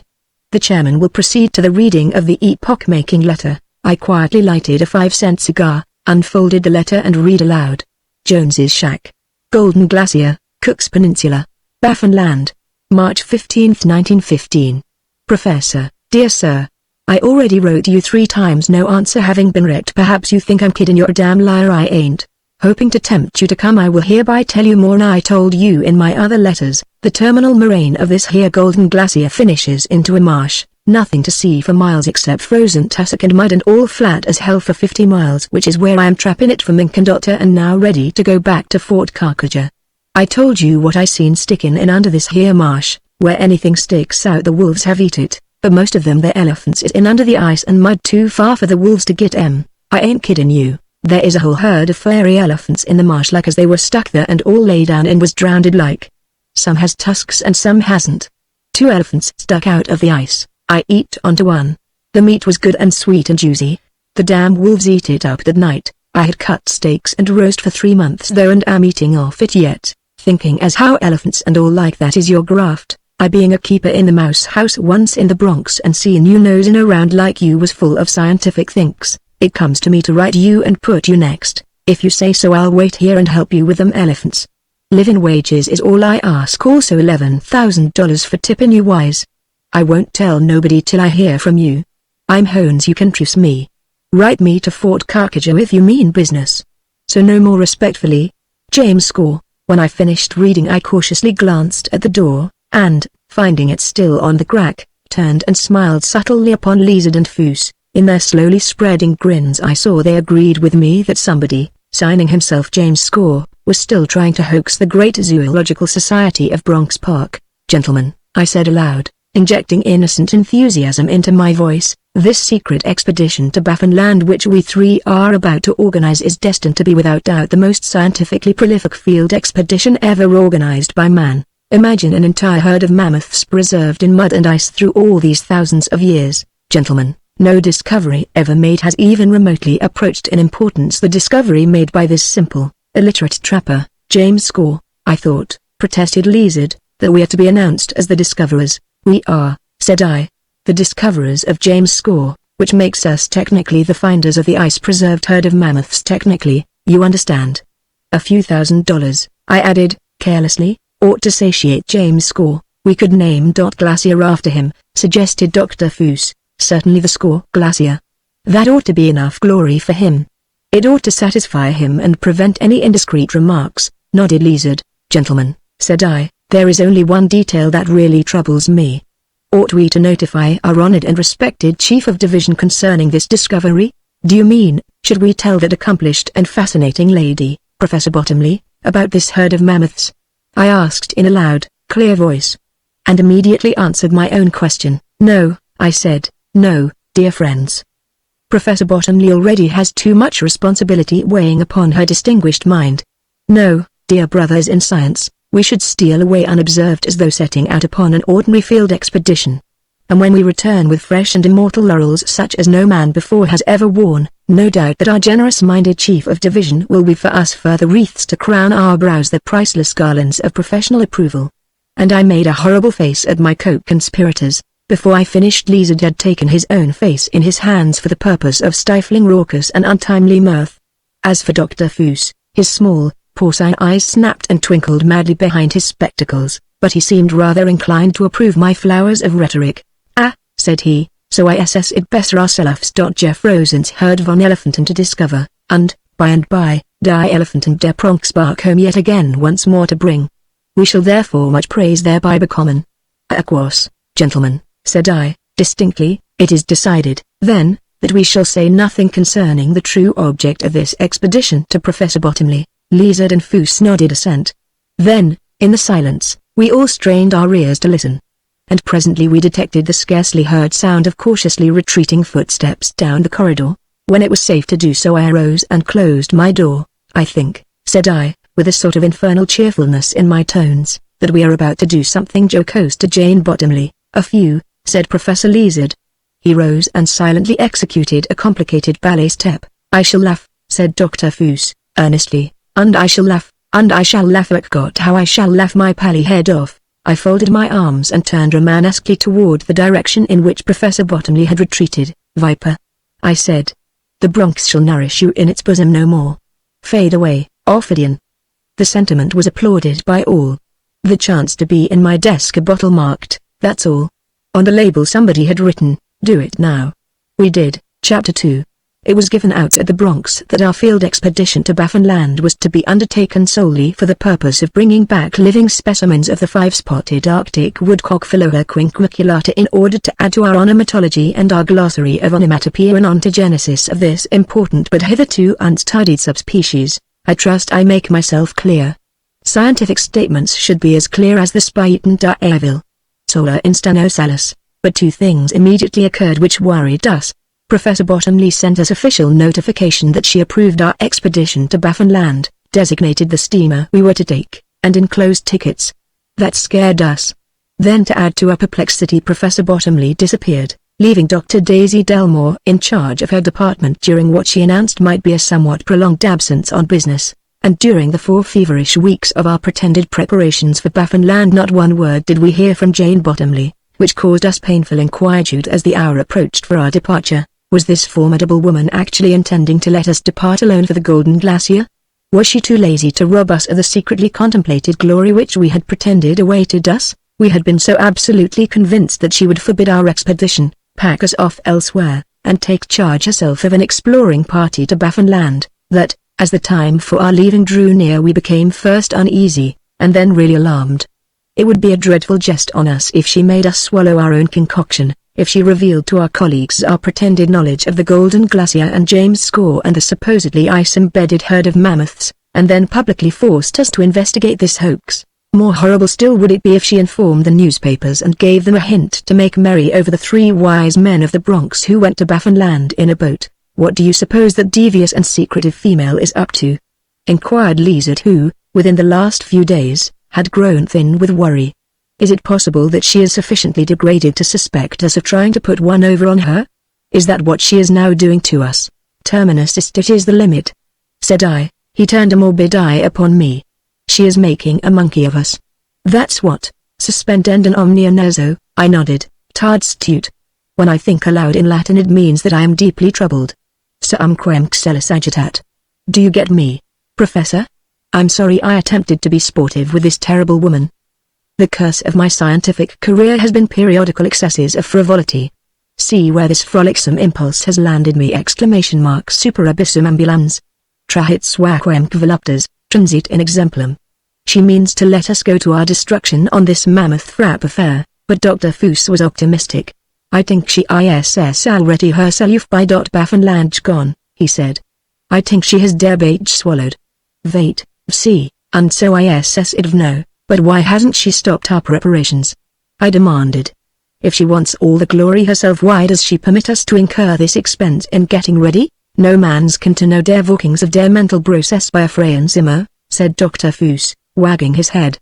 The suspense became nerve-wracking. We were obliged to pack our camping kits, and it began to look as though we would have either to sail the next morning or to resign from the Bronx Park Zoological Society, because all the evening papers had the story in big type: the details and objects of the expedition, the discovery of the herd of mammoths in cold storage, the prompt organization of an expedition to secure this unparalleled deposit of prehistoric mammalia. Everything was there staring at us in violent print, excepting only the name of the discoverer and the names of those composing the field expedition. She means to betray us after we have sailed, said Lizard, greatly depressed. We might just as well resign now before this hoax explodes and bespatters us. We can take our chances in vaudevilliers lecturing professors with the movies. I thought so, too. In point of fact, we all had gathered in my study to write out our resignations, when there came a knock at the door and Dr. Daisy Delmore walked in. Oddly enough, I had not before met Dr. Delmore personally, only formal written communications had hitherto passed between us. My idea of her had doubtless been inspired by the physical and intellectual aberrations of her chief. I naturally supposed her to be either impossible and corporeally redundant, or intellectually and otherwise as weazened as last year's liche nut. I was criminally mistaken. And while Lizard, who knew her, had never set me right, I could not then understand. I comprehended later, for the feminine assistant of Professor Jane Bottomley, who sauntered into my study and announced herself, had the features of Athene, the smile of Aphrodite, and the figure of Psyche. I believe I do not exaggerate these scientific details, although it has been said of me that any pretty girl distorts my vision and my intellectual balance to the detriment of my calmer reason and my differentiating ability. Gentlemen, said Dr. Delmore, while we stood in a respectful semicircle before her, modestly conscious of our worth, our toes turned out, and each man's features wreathed with that politely unnatural smirk which masculine features assume when confronted by feminine beauty. Gentlemen, on the eve of your proposed departure for Baffinland in quest of living specimens of the five-spotted Philohea quinqueculata, I have been instructed by Professor Bottomley to announce to you a great good fortune for her, for you, for the Bronx, for America, for the entire civilized world. It has come to Professor Bottomley's knowledge, recently I believe, that an entire herd of mammoths lie encased in the mud and ice of the vast flat marshes which lie south of the terminal moraine of the Golden Glacier in that part of Baffinland known as Dr. Cook's Peninsula. The credit of this epoch-making discovery is Professor Bottomley's entirely. How it happened, she did not inform me. 1 month ago today she sailed in great haste for Baffinland. At this very hour she is doubtless standing all alone upon the frozen surface of that wondrous marsh, contemplating with reverence and awe and similar holy emotions the fruits of her own unsurpassed discovery. Dr. Delmore's lovely features became delicately suffused and transfigured as she spoke, her exquisite voice thrilled with generous emotion. She clasped her snowy hands and gazed, enraptured, at the picture of Dr. Bottomley which her mind was so charmingly evoking. Perhaps, she whispered, perhaps at this very instant, in the midst of that vast and flat and solemn desolation the only protuberance visible for miles and miles is Professor Bottomley. Perhaps the pallid Arctic sun is setting behind the majestic figure of Professor Bottomley, radiating a blinding glory to the zenith, illuminating the crowning act of her career with its unearthly aura. She gazed at us out of dimmed and violet eyes. Gentlemen, she said, I am ordered to take command of this expedition of yours. I am ordered to sail with you tomorrow morning on the Labrador and Baffin Line steamer Dr. Cook. The object of your expedition, therefore, is not to be the quest of Philohea quinqueculata. Your duty now is to corroborate the almost miraculous discovery of Professor Bottomley, and to disinter for her the vast herd of frozen mammoths, pack and pickle them, and get them to the Bronx. Tomorrow's morning papers will have the entire story. The credit and responsibility for the discovery and the expedition belong to Professor Bottomley, and will be given to her by the press and the populace of our great republic. It is her wish that no other names be mentioned. Which is right. To the discoverer belongs the glory. Therefore, the marsh is to be named Bottomley's Marsh, and the glacier, Bottomley's Glacier. Yours and mine is to be the glory of laboring incognito under the direction of the towering scientific intellect of the age, Professor Bottomley. And the most precious legacy you can leave your children if you get married and have any is that you once wielded the humble pick and shovel for Jane Bottomley on the bottomless marsh which bears her name. After a moment's silence we three men ventured to look sideways at each other. We had certainly killed Professor Bottomley, scientifically speaking. The lady was practically dead. The morning papers would consummate the murder. We didn't know whether we wanted to laugh or not. She was now virtually done for, that seemed certain. So greedily had this egotistical female swallowed the silly bait we offered, so arrogantly had she planned to eliminate everybody excepting herself from the credit of the discovery, that there seemed now nothing left for us to do except to watch her hurtling deliriously toward destruction. Should we burst into hellish laughter? We looked hard at Dr. Delmore and we decided not to yet, said I. To assist at the final apotheosis of Professor Bottomley makes us very, very happy. We are happy to remain incognito, mere ciphers blotted out by the fierce white light which is about to beat upon Professor Bottomley, fore and aft. We are happy that our participation in this astonishing affair shall never be known to science. But, happiest of all are we, dear Dr. Delmore, in the knowledge that you are to be with us and of us, incognito on this voyage now imminent, that you are to be our revered and beloved leader, and I, for one, promise you personally the undivided devotion of a man whose entire and austere career has been dedicated to science in all its branches. I stepped forward rather gracefully and raised her little hand to my lips to let her see that even the science of gallantry had not been neglected by me. Dr. Daisy Delmore blushed. Therefore, said I, considering the fact that our names are not to figure in this expedition, and, furthermore, in consideration of the fact that you are going, we shall be very, very happy to accompany you. Dr. Delmore. I again saluted her hand, and again Dr. Delmore blushed and looked sideways at Professor Lizard. Chapter 3. It was, to be accurate, exactly 23 days later that our voyage by sea and land ended one Monday morning upon the gigantic terminal moraine of the Golden Glacier, Cook's Peninsula, Baffin Land. 4 pack mules carried our luggage, 4 more bore our persons. An Arctic dicky bird sat on a boulder and said, "Pilly willy willy. Tweet. Tweet." As we rode out to the boulder-strewn edge of the moraine, the rising sun greeted us cordially, illuminating below us the flat surface of the marsh which stretched away to the east and south as far as the eye could see. So flat was it that we immediately made out the silhouettes of 2 mules tethered below us a quarter of a mile away. Something about the attitude of these mules arrested our attention, and, gazing upon them through our field glasses, we beheld Professor Bottomley. That resourceful lady had mounted a pneumatic hammock upon the 2 mules. Their saddles had sockets to fit the legs of the galvanized iron tripod. No matter in which way the mules turned, sliding swivels on the hollow steel frames regulated the hammock slung between them. It was an infernal invention. There lay Jane Bottomley asleep, her black hair drying over the hammock's edge, gilded to a peroxide luster by the rays of the rising sun. I gazed upon her with a sort of ferocious pity. Her professional days were numbered. I also had her number. "How majestically she slumbers," whispered Dr. Delmore to me, dreaming, doubtless, of her approaching triumph. Dr. Foos and Professor Lizard, driving the pack mules ahead of them, were already riding out across the marsh. "Daisy," I said, leaning from my saddle and taking one of her gloved hands into mine, "the time has come for me to disillusion you. There are no mammoths in that mud down there." She looked at me in blue-eyed amazement. "You are mistaken," she said. "Professor Bottomley is celebrated for the absolute and painstaking accuracy of her deductions and the boldness and the imagination of her scientific investigations. She is the most cautious scientist in America. She would never announce such a discovery to the newspapers unless she were perfectly certain of its truth." I was sorry for this young girl. I pressed her hand because I was sorry for her. After a few moments of deepest thought, I felt so sorry for her that I kissed her. "You mustn't," said Dr. Delmore, blushing. "The things we mustn't do are so many that I can't always remember all of them." "Daisy," I said, "shall we pledge ourselves to each other for eternity here in the presence of this immemorial glacier which moves 1,000 inches a year? I mean an inch every 1,000 years, here in these awful solitudes where incalculable calculations could not enlighten us concerning the number of cubic tons of mud in that marsh, here in the presence of these innocent mules." "Oh, look!" exclaimed Dr. Delmore, lifting her flushed cheek from my shoulder. "There is a man in the hammock with Professor Bottomley." I leveled my field glasses incredulously. Good heavens! There was a man there.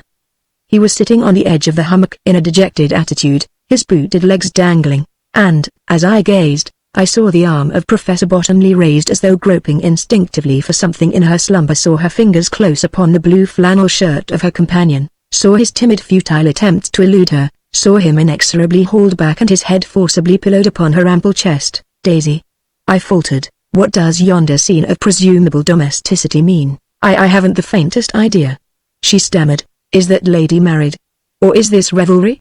I asked, sternly. "She wasn't married when she sailed from New York," faltered Dr. Delmore. We rode forward in pained silence, spurring on until we caught up with Lizard and Foos and the pack mules. Then we all pressed ahead, a prey, now, to the deepest moral anxiety and agitation.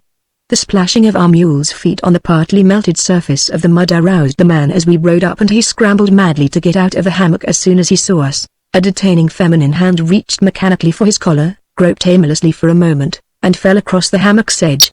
Evidently its owner was too sleepy for effort. Meanwhile the man who had floundered free from the hammock, leapt overboard and came hopping stiffly over the slush toward us like a badly winged snipe. "Who are you?" I demanded, drawing bridle so suddenly that I found myself astride of my mule's ears.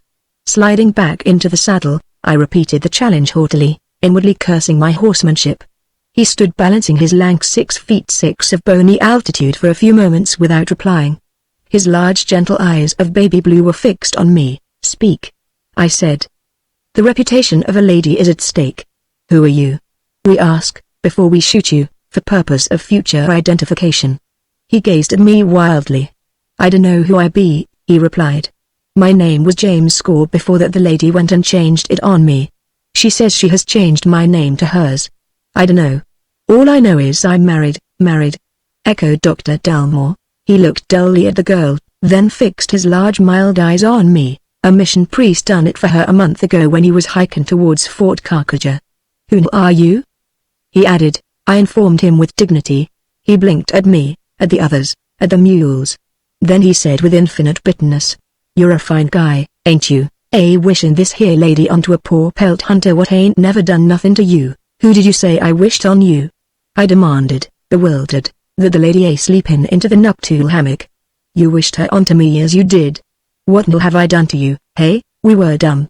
He shoved his hand into his pocket, produced a slug of twist, slowly gnawed off a portion, and buried the remains in his vast jaw. "All I done to you," he said, "was to write you them letters saying as how I found a lot of elephants into the mud. What you done to me was to send the lady here. Was that gratitude? Man to man I ask you?" A loud snore from the hammock startled us all. James Score twisted his neck turkey-like, and looked warily at the hammock, then turning toward me. "Or," he said, "she don't never wake up till I have breakfast ready." "James Score," I said, "tell me what has happened." "On my word of honor I don't know." He regarded me with lackluster eyes. "I was settin' onto a boulder," said he, "figurin' out whether you was comin' or not, when that the lady rides up with her led mule trailin'. Says she, 'Are you James Score?' 'Yes, ma'am,' says I, kinda scared and puzzled. 'Where is them elephants?' Says she, reachin' down from her saddle and tucking me by the shirt collar, and beatin' me with her umbrella. Says I have wrote to a certain gent that I would show him them elephants for a price.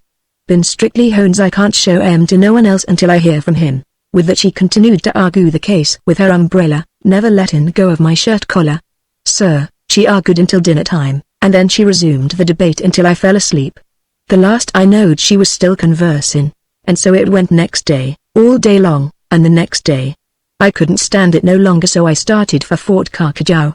But she been onto a mule, run me down easy, and kept beside me conversin' voluble. "Sir, do you know what it is to listen to an umbrella argument every day, all day long, from sunup to nightfall? And then some more? I was loony, I tell you, when we met the mission priest. 'Marry me,' says she, 'or I'll talk you to death.' I didn't realize what she was saying and what I answered. But them words I uttered done the job, it seems. We camped there and slept for 2 days without waking. When I waked up I was convalescent. She was good to me.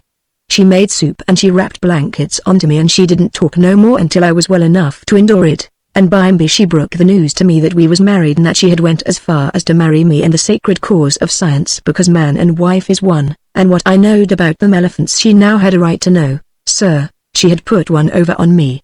So been strictly hones I had to show her where them elephants lay froze up under the marsh. Chapter 4, where the ambition of this infatuated woman had led her appalled us all.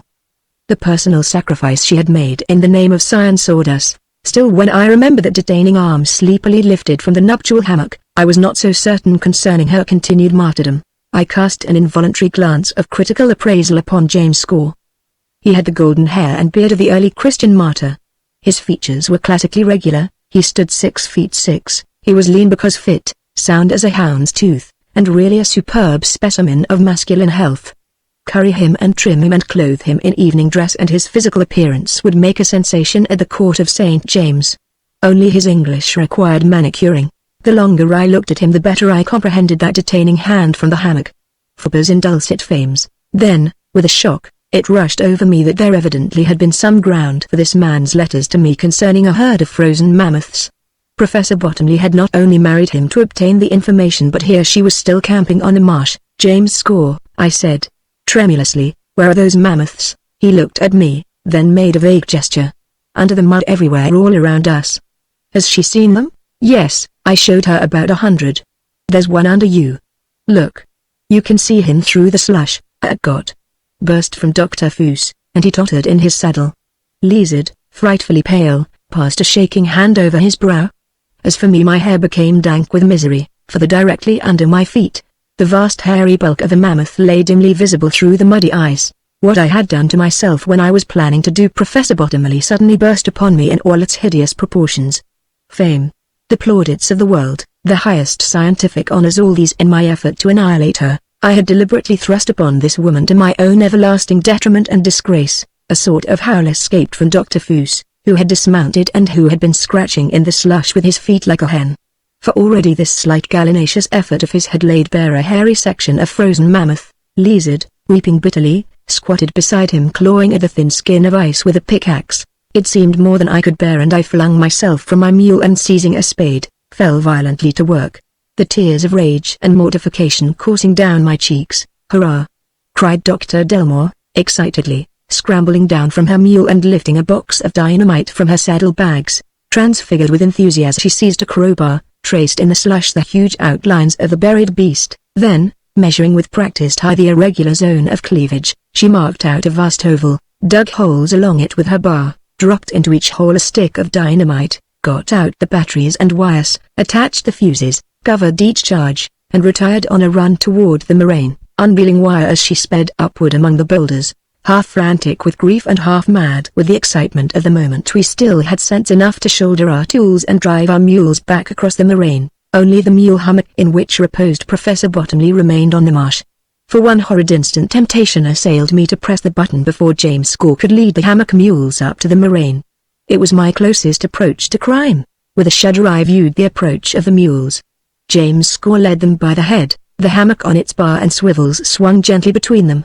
Professor Bottomley slept, lulled, no doubt, to deeper slumber by the gently swaying hammock. When the hammock came up, one by one we gazed upon its unconscious occupant, and, even amid dark and revengeful thoughts, amid a mental chaos of grief and fury and frantic self-reproach, I had to admit to myself that Jane Bottomley was a fine figure of a woman, and good-looking, too, and that her hair was all her own and almost magnificent at that. With a modist to advise her, a maid to dress her, I myself might have but let that pass. Only as I gazed upon her fresh complexion and the softly parted red lips of Professor Bottomley, and as I noted the beautiful white throat and prettily shaped hands, a newer, bitterer, and more overwhelming despair seized me, and I realized now that perhaps I had thrown away more than fame, honors, applause. I had perhaps thrown away love. At that moment Professor Bottomley awoke. For a moment her lilac-tinted eyes had a dazed expression, then they widened, and she lay very quietly looking from one to another of us, cradled in the golden glory of her hair, perfectly mistress of herself, and her mind as clear as a bell. "Well," she said, "so you have arrived at last." And to Dr. Delmore she smilingly extended a cool, fresh hand. "Have you met my husband?" she inquired. We admitted that we had. "James," she called. At the sound of her voice James Score hopped nimbly to do her bidding. A tender smile came into her face as she gazed upon her husband. She made no explanation concerning him, no apology for him. And, watching her, it slowly filtered into my mind that she liked him. With one hand in her husband's and one on Dr. Delmore's arm she listened to Daisy's account of what we were about to do to the embedded mammoth, and nodded approval. James Score turned the mules so that she might watch the explosion. She twisted up her hair, then sat up in her hammock. Daisy Delmore pressed the electric button. There came a deep jarring sound, a vast upheaval, and up out of the mud rose 5 or 6 dozen mammoths and toppled gently over upon the surface of the ice. Miserable as we were at such an astonishing spectacle, we raised a tragic cheer as Professor Bottomley sprang out of her hammock and, telling Dr. Delmore to get a camera, seized her husband and sped down to where one of the great, hairy frozen beasts lay on the ice in full sunshine. And then we tasted the last drop of gall which our overslapping cup of bitterness held for us. Professor Bottomley climbed up the sides of the frozen mammoth, dragging her husband with her, and stood there waving a little American flag while Dr. Delmore used up every film in the camera to record the scientific triumph of the ages. Almost idiotic with the shock of my great grief, I reeled and tottered away among the boulders. Foos came to find me, and when he found me he kicked me violently for some time. "Essel Dummkopf," he said. When he was tired Lizard came and fell upon me, showering me with kicks and anathema. When he went away I beat my head with my fists for a while. Every little helped. After a time I smelled cooking, and presently Dr. Delmore came to where I sat huddled up miserably in the sun behind the boulder. "Luncheon is ready," she said. I groaned. "Don't you feel well?" I said that I did not. She lingered apparently with the idea of cheering me up. "It's been such fun," she said. "Professor Lizard and I have already located over 150 mammoths within a short distance of here, and apparently there are hundreds, if not thousands, more in the vicinity. The ivory alone is worth over $1 million. Isn't it wonderful?" She laughed excitedly and danced away to join the others. Then, out of the black depth of my misery, a feeble gleam illuminated the Stygian obscurity. There was one way left to stay my approaching downfall, only one. Professor Bottomley meant to get rid of me, for the good of the Bronx, but there remained a way to ward off impending disaster. And though I had lost the opportunity of my life by disbelieving the simple honesty of James Score, and though the honors and emoluments and applause which ought to have been mine were destined for this determined woman, still, if I kept my head, I should be able to hold my job at the Bronx. Dr. Delmore was immovable in the good graces of Professor Bottomley, and the only way for me to retain my position was to marry her. The thought comforted me. After a while I felt well enough to arise and partake of some luncheon. They were all seated around the campfire when I approached. I was welcomed politely, inquiries concerning my health were offered, but the coldly malevolent glare of Dr. Foos and the calm contempt in Lizard's gaze chilled me, and I squatted down by Daisy Delmore and accepted a dish of soup from her in mortified silence. Professor Bottomley and James Score were feasting connubially side by side, and she was selecting tidbits for him which he dutifully swallowed, his large mild eyes gazing at vacancy in a gentle, surprised sort of way as he gulped down what she offered him. Neither of them paid any attention to anybody else. Foos gobbled his lunch in a sort of raging silence. Lizard, on the other side of Dr. Delmore, conversed with her continually in undertones. After a while his persistent murmuring began to make me uneasy, even suspicious, and I glared at him sideways. Daisy Delmore, catching my eye, blushed, hesitated, then leaning over toward me with delightful confusion she whispered, "I know that you will be glad to hear that I have just promised to marry your closest friend, Professor Lizard." "What?" I shouted with all my might. "Have you put one over on me, too?" Lizard and Foos seized me, for I had risen and was jumping up and down and splashing them with soup. "Everybody has put one over on me," I shrieked. "Everybody. Now I'm going to put one over on myself," and I lifted my plate of soup and reversed it on my head. They told me later that I screamed for half an hour before I swooned. Afterward, my intellect being impaired, instead of being dismissed from my department, I was promoted to the position which I now hold as President Emeritus of the Consolidated Art Museums and Zoological Gardens of the City of New York. I have easy hours, little to do, and 20 ornamental stenographers and typewriters engaged upon my memoirs which I dictate when I feel like it, steeped in the aroma of the most inexpensive cigar I can buy at the Rolling Stone Inn.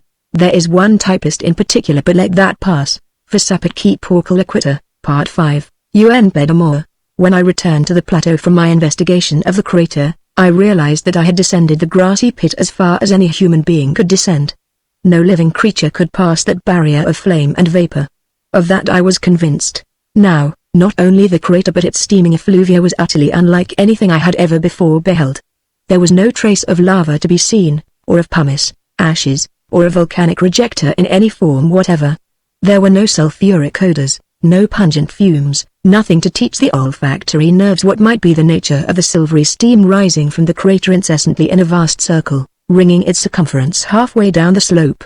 Under this thin curtain of steam a ring of pale yellow flames played and sparkled, completely encircling the slope. The crater was about half a mile deep, the sides sloped gently to the bottom, but the odd feature of the entire phenomenon was this: the bottom of the crater seemed to be entirely free from fire and vapor. It was disc-shaped, sandy, and flat, about a quarter of a mile in diameter. Through my field glasses I could see patches of grass and wildflowers growing in the sand here and there, and the sparkle of water, and a crow or two, feeding and walking about. I looked at the girl who was standing beside me, then cast a glance around at the very unusual landscape. We were standing on the summit of a mountain some 2,000 feet high, looking into a cup-shaped depression or crater, on the edges of which we stood. This low, flat-topped mountain, as I say, was grassy and quite treeless, although it rose like a truncated sugar cone out of a wilderness of trees which stretched for miles below us, north, south, east, and west, bordered on the horizon by towering blue mountains, their distant ranges enclosing the forests as in a vast amphitheater. From the center of this enormous green floor of foliage rose our grassy hill, and it appeared to be the only irregularity which broke the level wilderness as far as the base of the dim blue ranges encircling the horizon. Except for the log bungalow of Mr. Blythe on the eastern edge of this grassy plateau, there was not a human habitation in sight, nor a trace of man's devastating presence in the wilderness around us. Again I looked questioningly at the girl beside me and she looked back at me rather seriously. "Shall we seat ourselves here in the sun?" she asked. I nodded. Very gravely we settled down side by side on the thick green grass. "Now," she said, "I shall tell you why I wrote you to come out here." "Shall I?" "By all means, Miss Blythe." Sitting cross-legged, she gathered her ankles into her hands, settling herself as snugly on the grass as a bird settles on its nest. "The phenomena of nature," she said, "have always interested me intensely, not only from the artistic angle but from the scientific point of view. It is different with Father. He is a painter, he cares only for the artistic aspect of nature. Phenomena of a scientific nature bore him. Also, you may have noticed that he is of a slightly impatient disposition. I had noticed it. He had been anything but civil to me when I arrived the night before, after a 500-mile trip on a mule, from the nearest railroad, a journey performed entirely alone and by compass, there being no trail after the first 50 miles. To characterize Blythe as slightly impatient was letting him down easy. He was a selfish, bad-tempered old pig. "Yes," I said, answering her, "I did notice a negligible trace of impatience about your father." She flushed. "You see, I did not inform my father that I had written to you. He doesn't like strangers, he doesn't like scientists. I did not dare tell him that I had asked you to come out here. It was entirely my own idea. I felt that I must write you because I am positive that what is happening in this wilderness is of vital scientific importance." "How did you get a letter out of this distant and desolate place?" I asked. "Every 2 months the storekeeper at Windflower Station sends in a man and a string of mules with staples for us. The man takes our further orders and our letters back to civilization." I nodded.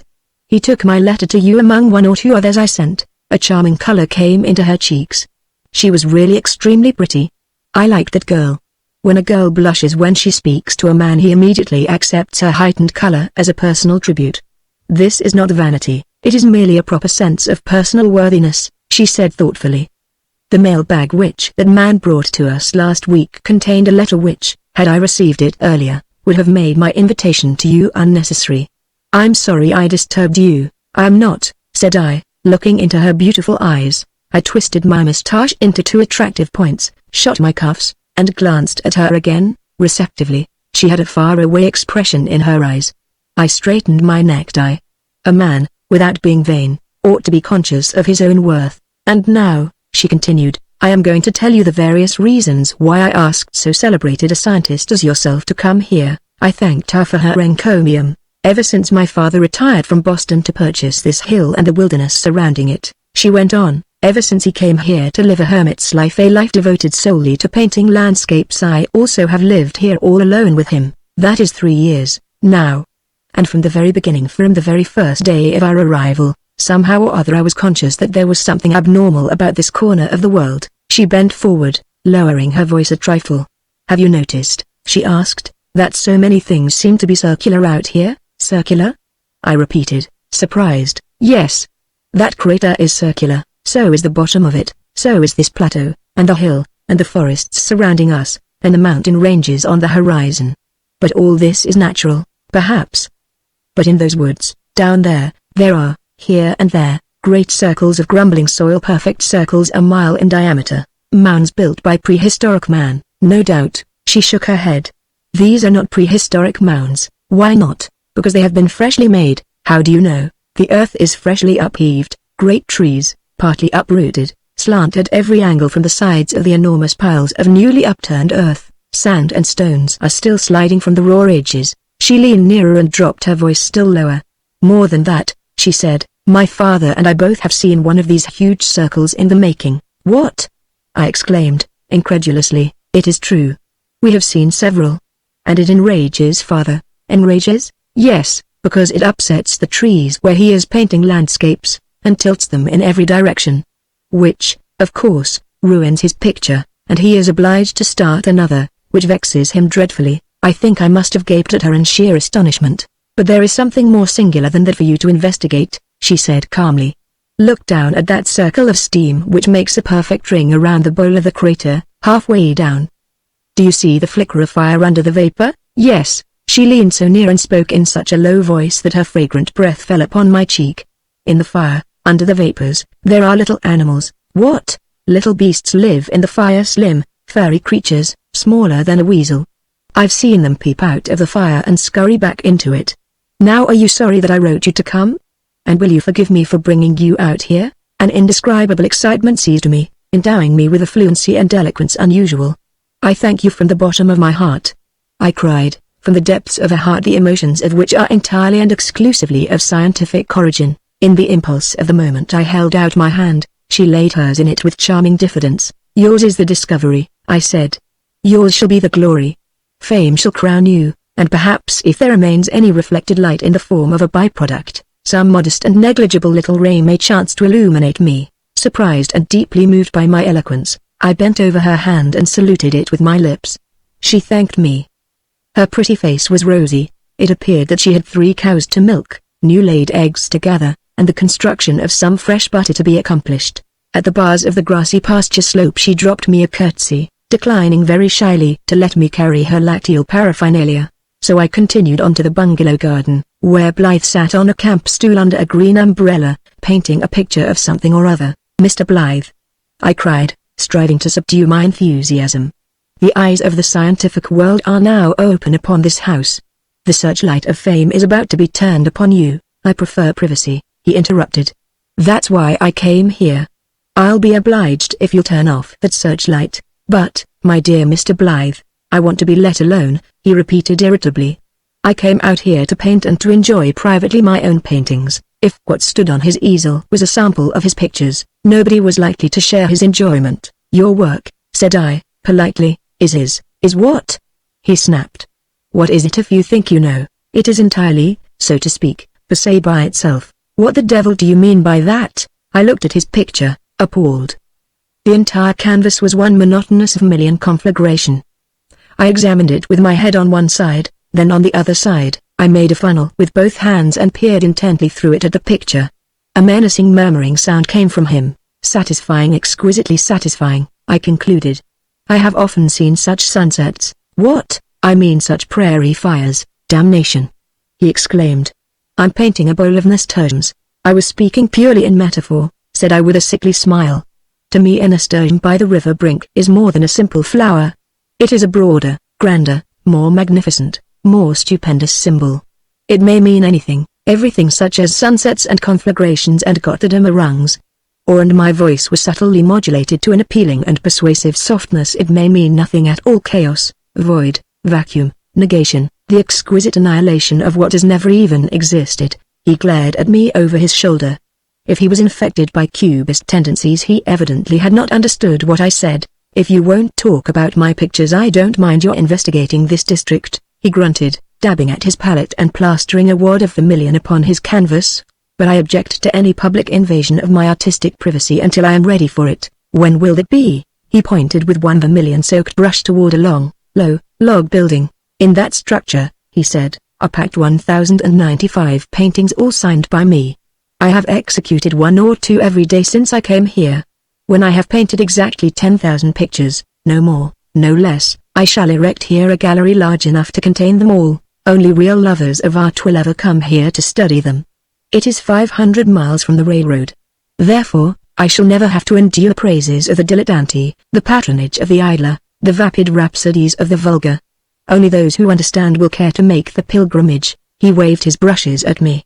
The conservation of national resources is all well enough, the setting aside of timber reserves, game preserves, bird refuges, all these projects are very good in a way. But I have dedicated this wilderness as a last and only refuge in all the world for true art. Because true art, except for my pictures, is, I believe, now practically extinct. You're in my way. Would you mind getting out? I had sidled around between him and his bowl of nasturtiums, and I hastily stepped aside. He squinted at the flowers, mixed up a flamboyant mess of color on his palette, and daubed away with unfeigned satisfaction, no longer noticing me until I started to go. Then, what is it you're here for, anyway? He demanded abruptly. I said with dignity, I am here to investigate those huge rings of earth thrown up in the forest as by a gigantic mole. He continued to paint for a few moments. Well, go and investigate 'em, he snapped. I'm not infatuated with your society. What do you think they are? I asked, mildly ignoring his wretched manners. I don't know and I don't care, except that sometimes when I begin to paint several trees, the very trees I'm painting are suddenly heaved up and tilted in every direction, and all my work goes for nothing. That makes me mad. Otherwise, the matter has no interest for me. But what in the world could cause? I don't know and I don't care," he shouted, waving palette and brushes angrily. "Maybe it's an army of moles working all together under the ground, maybe it's some species of circular earthquake. I don't know. I don't care. But it annoys me. And if you can devise any scientific means to stop it, I'll be much obliged to you. Otherwise, to be perfectly frank, you bore me." "The mission of science," said I solemnly, "is to alleviate the inconveniences of mundane existence. Science, therefore, shall extend a helping hand to her frailer sister, art. Science can't patronize art while I'm around," he retorted.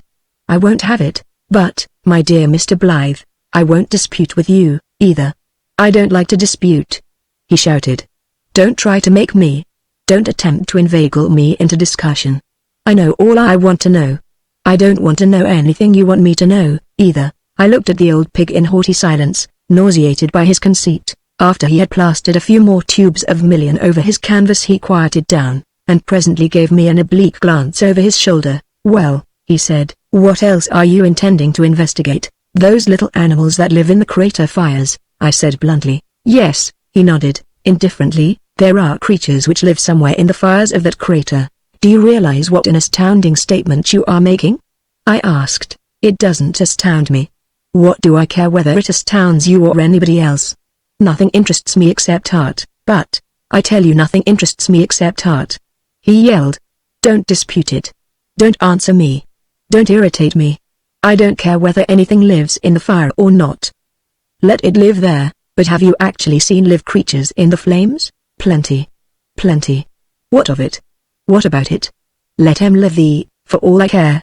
I've painted pictures of 'em, too. That's all that interests me. What do they look like, Mr. Blythe?" "Look like? I don't know. They look like weasels or rats or bats or cats, or stop asking me questions. It irritates me. It depresses me. Don't ask any more. Why don't you go in to lunch? And tell my daughter to bring me a bowl of salad out here. I've no time to stuff myself. Some people have. I haven't. You'd better go in to lunch. And tell my daughter to bring me 7 tubes of Chinese vermilion with my salad." "You don't mean to mix," I began, then checked myself before his fury. "I'd rather eat vermilion paint on my salad than sit here talking to you," he shouted. I cast a pitying glance at this impossible man, and went into the house. After all, he was her father. I had to endure him. After Miss Blythe had carried to her father a large bucket of lettuce leaves, she returned to the veranda of the bungalow. A delightful luncheon awaited us. I seated her, then took the chair opposite. A delicious omelette, fresh biscuit, salad, and strawberry preserves, and a tall tumbler of iced tea imbued me with a sort of mild exhilaration. Out of the corner of my eye I could see Blythe down in the garden, munching his lettuce leaves like an ill-tempered rabbit, and daubing away at his picture while he munched. "Your father," said I politely, "is something of a genius." "I am so glad you think so," she said gratefully. "But don't tell him so. He has been surfeited with praise in Boston. That is why we came out here." "Art," said I, "is like science, or tobacco, or tooth washington, every man to his own brand. Personally, I don't care for his kind. But who can say which is the best kind of anything? Only the consumer. Your father is his own consumer. He is the best judge of what he likes. And that is the only true test of art, or anything else." "How delightfully you reason," she said. "How logically, how generously. Reason is the handmaid of science, Miss Blythe." She seemed to understand me. Her quick intelligence surprised me, because I myself was not perfectly sure whether I had emitted piffle or an epigram. As we ate our strawberry preserves we discussed ways and means of capturing a specimen of the little fire creatures which, as she explained, so frequently peeped out at her from the crater fires, and, at her slightest movement, scurried back again into the flames. Of course I believed that this was only her imagination.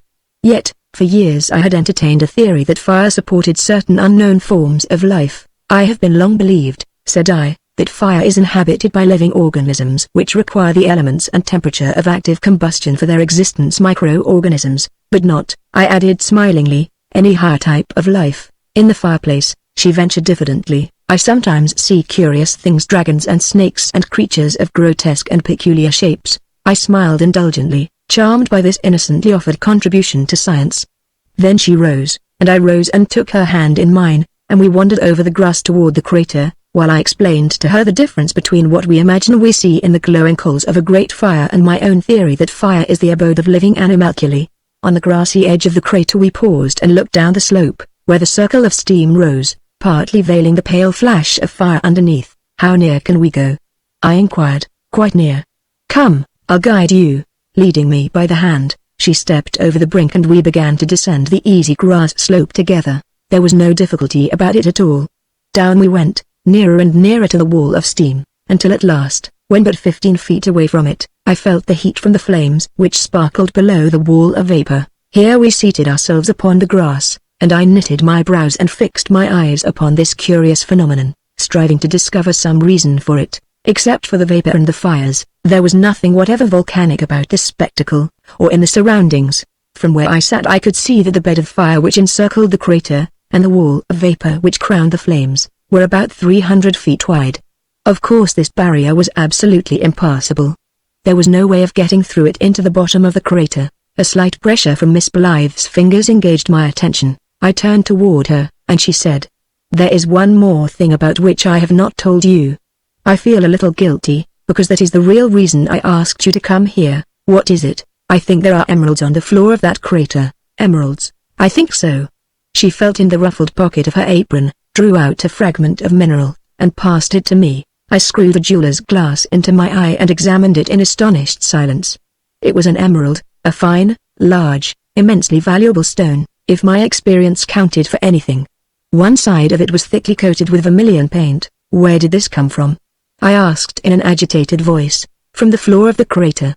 "Is it really an emerald?" I lifted my head and stared at the girl incredulously. "It happened this way," she said excitedly. Father was painting a picture up there by the edge of the crater. He left his palette on the grass to go to the bungalow for some more tubes of color.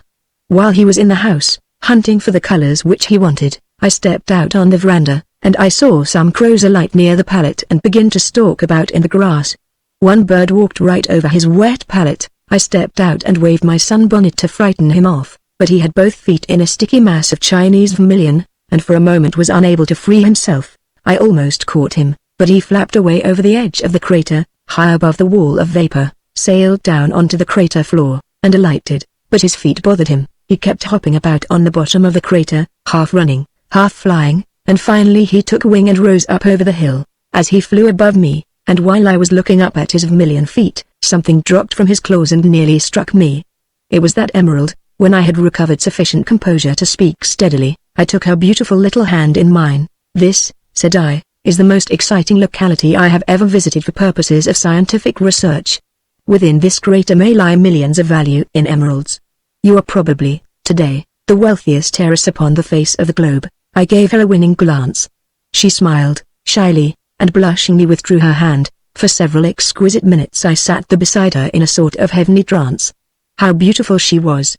How engaging, how sweet, how modestly appreciative of the man beside her, who had little beside his scientific learning, his fame, and a kind heart to appeal to such youth and loveliness as hers. There was something about her that delicately appealed to me. Sometimes I pondered what this might be. Sometimes I wondered how many emeralds lay on that floor of sandy gravel below us. Yes, I loved her. I realized it now. I could even endure her father for her sake. I should make a good husband. I was quite certain of that. I turned and gazed upon her, meltingly. But I did not wish to startle her, so I remained silent, permitting the chaste language of my eyes to interpret for her what my lips had not yet murmured. It was a brief but beautiful moment in my life. "The way to do," said I, "is to trap several dozen crows, smear their feet with glue, tie a ball of Indian twine to the ankle of every bird, then liberate them. Some are certain to fly into the crater and try to scrape the glue off in the sand.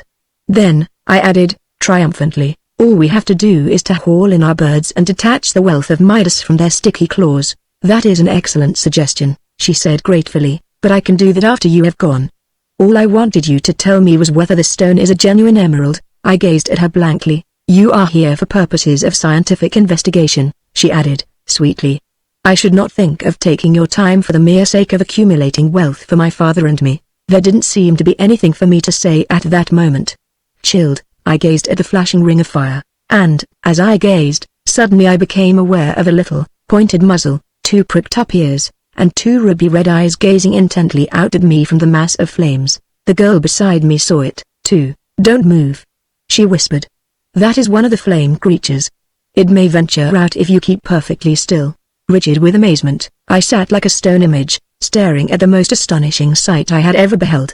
For several minutes the ferret-like creature never stirred from where it crouched in the crater fire. The alert head remained pointed toward us. I could even see that its thick fur must have possessed the qualities of asbestos, because here and there a hair or two glimmered incandescent, and its eyes, nose, and whiskers glowed as the flames pulsated around it. After a long while it began to move out of the fire, slowly, cautiously, cunning eyes fixed on us, a small, slim, wiry, weasel-like creature on which the sunlight fell with a vitreous glitter as it crept forward into the grass. Then, from the fire behind, another creature of the same sort appeared, another, others, then dozens of eager, lithe, little animals appeared everywhere from the flames and began to frisk and play and run about in the grass and nibble the fresh, green, succulent herbage with a snipping sound quite audible to us. One came so near my feet that I could examine it minutely. Its fur and whiskers seemed heavy and dense and like asbestos fiber, yet so fine as to appear silky. Its eyes, nose, and claws were scarlet, and seemed to possess a glassy surface. I waited my opportunity, and when the little thing came nosing along within reach, I seized it. Instantly it emitted a bewildering series of whistling shrieks, and twisted around to bite me. Its body was icy. "Don't let it bite," cried the girl.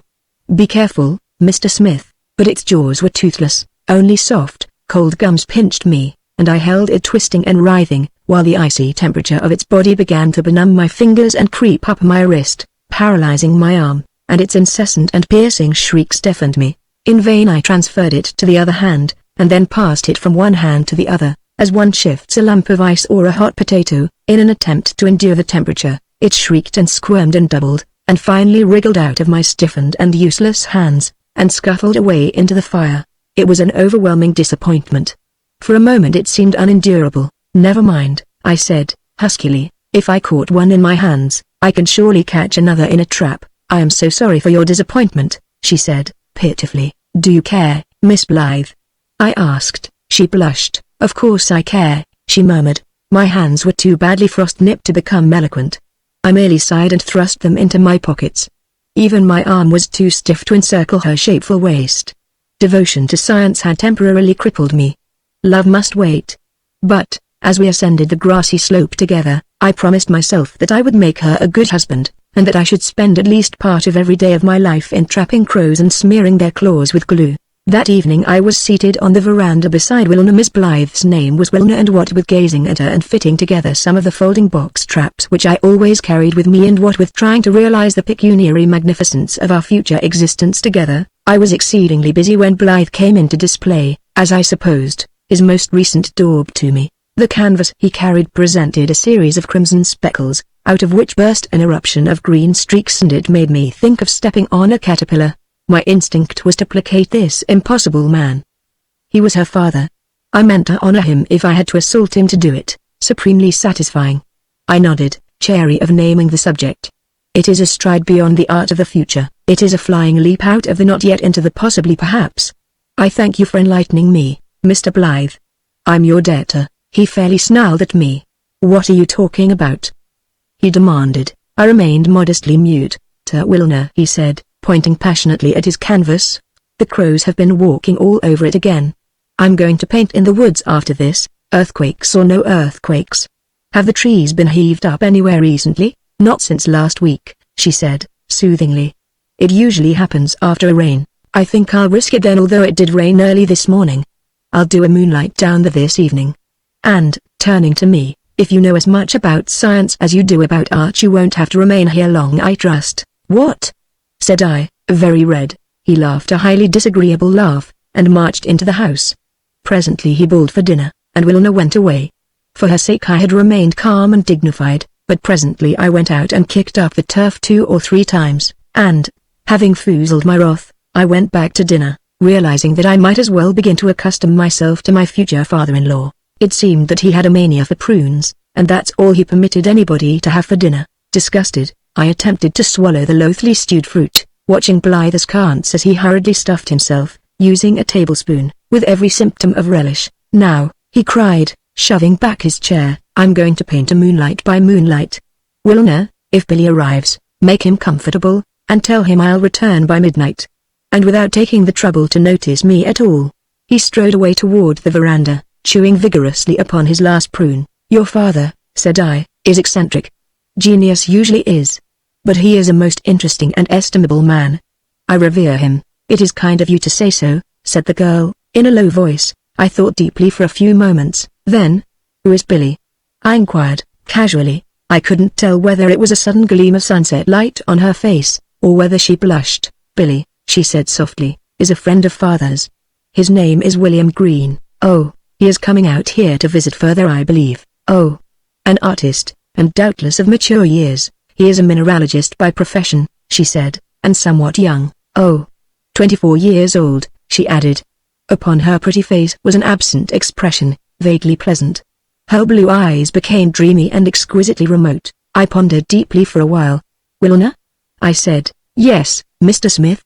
As though aroused from agreeable meditation, but I didn't know exactly what to say, and I remained uneasily silent, thinking about that man Green and his 24 years, and his profession, and the bottom of the crater, and Wilner, and striving to satisfy myself that there was no logical connection between any of these. I think, said I, that I'll take a bucket of salad to your father. Why I should have so suddenly determined to ingratiate myself with the old grouch I scarcely understood, for the construction of a salad was my very best accomplishment. Wilner looked at me in a peculiar manner, almost as though she were controlling a sudden and not unpleasant inward desire to laugh. Evidently the finer and more delicate instincts of a woman were divining my motive and sympathizing with my mental and sentimental perplexity. So when she said, I don't think you had better go near my father, I was convinced of her gentle solicitude in my behalf. With a bucket of salad, I whispered softly, much may be accomplished, Wilner. And I took her little hand and pressed it gently and respectfully. Trust all to me, I murmured. She stood with her head turned away from me, her slim hand resting limply in mine. From the slight tremor of her shoulders I became aware how deeply her emotion was now swaying her. Evidently she was nearly ready to become mine, but I remained calm and alert. The time was not yet. Her father had had his prunes, in which he delighted. And when pleasantly approached with a bucket of salad he could not listen otherwise than politely to what I had to say to him. Quick action was necessary, quick but diplomatic action in view of the imminence of this young man Green, who evidently was persona grata at the bungalow of this irritable old dodo. Tenderly pressing the pretty hand which I held, and saluting the fingertips with a gesture which was, perhaps, not wholly ungraceful, I stepped into the kitchen, washed out several heads of lettuce, deftly chopped up some youthful onions, constructed a seductive French dressing, and, stirring together the crisp ingredients, set the savory masterpiece away in the icebox. After tasting it, it was delicious enough to draw sobs from any pig. When I went out to the veranda, Wilner had disappeared.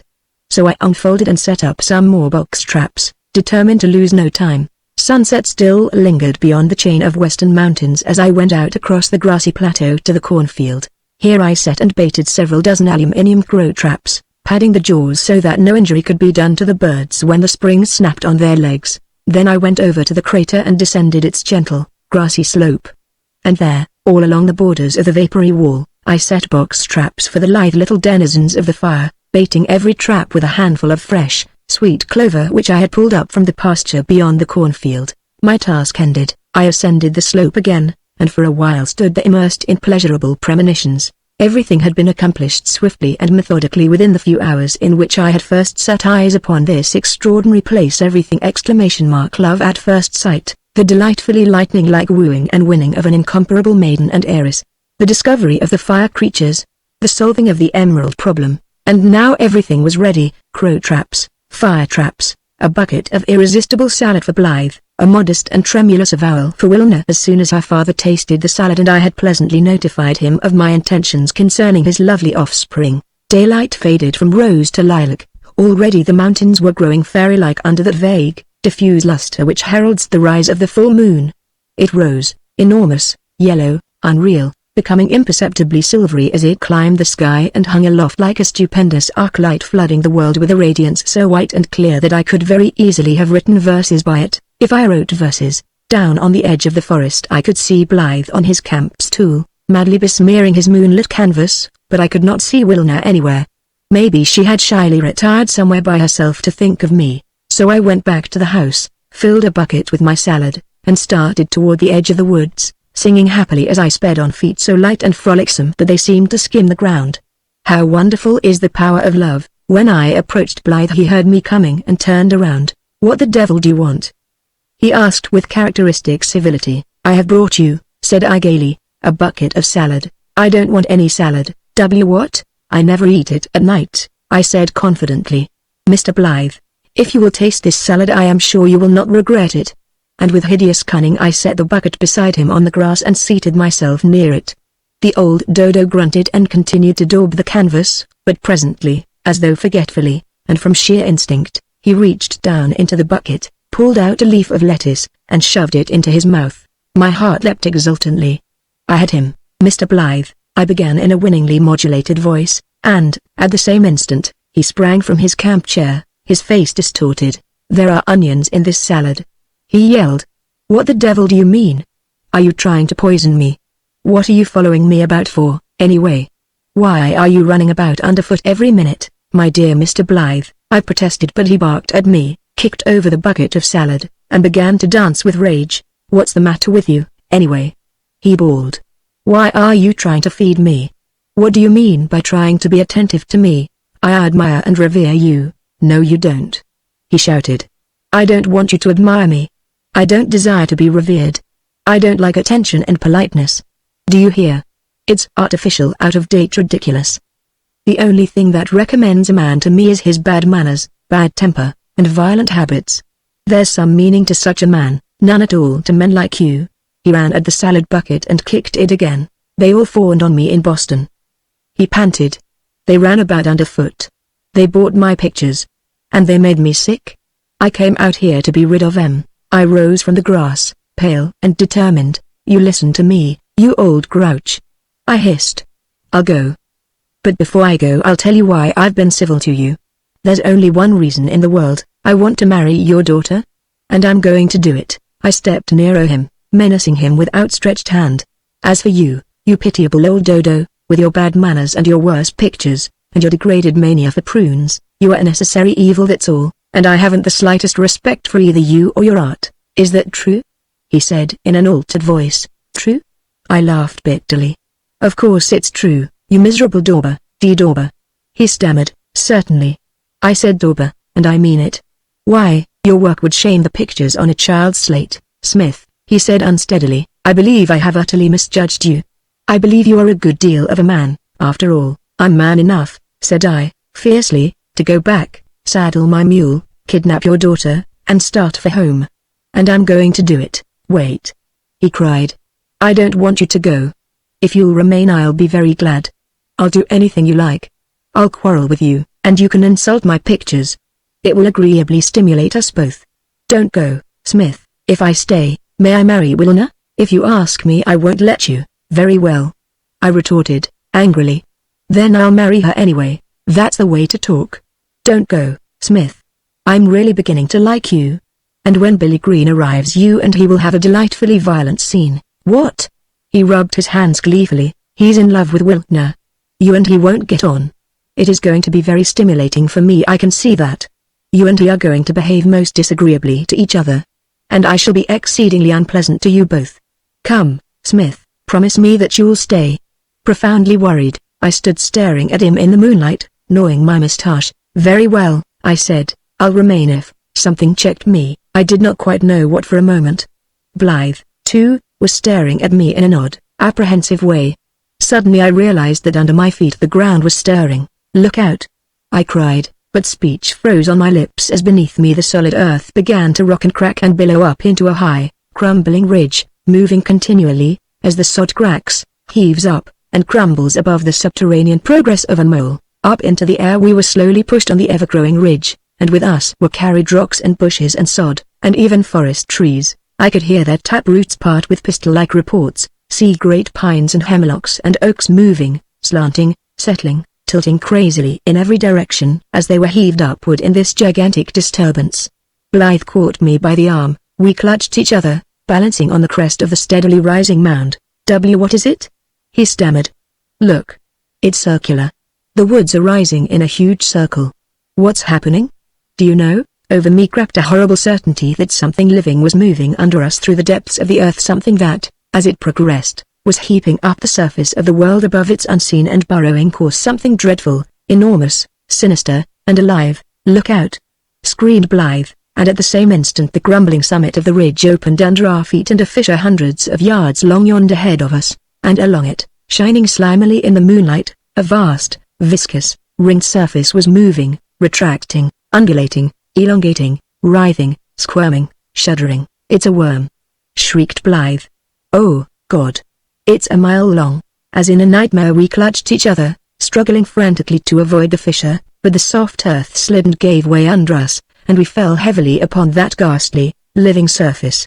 Instantly a violent convulsion hurled us upward. We fell on it again, rebounding from the rubbery thing, strove to regain our feet and scramble up the edges of the fissure, strove madly while the mammoth worm slid more rapidly through the rocking forests, carrying us forward with the speed increasing. Through the forest we tore, reeling about on the slippery back of the thing, as though riding on a plowshare, while trees clashed and tilted and fell from the enormous furrow on every side. Then, suddenly out of the woods into the moonlight, far ahead of us we could see the grassy upland heave up, cake, break, and crumble above the burrowing course of the monster. It's making for the crater!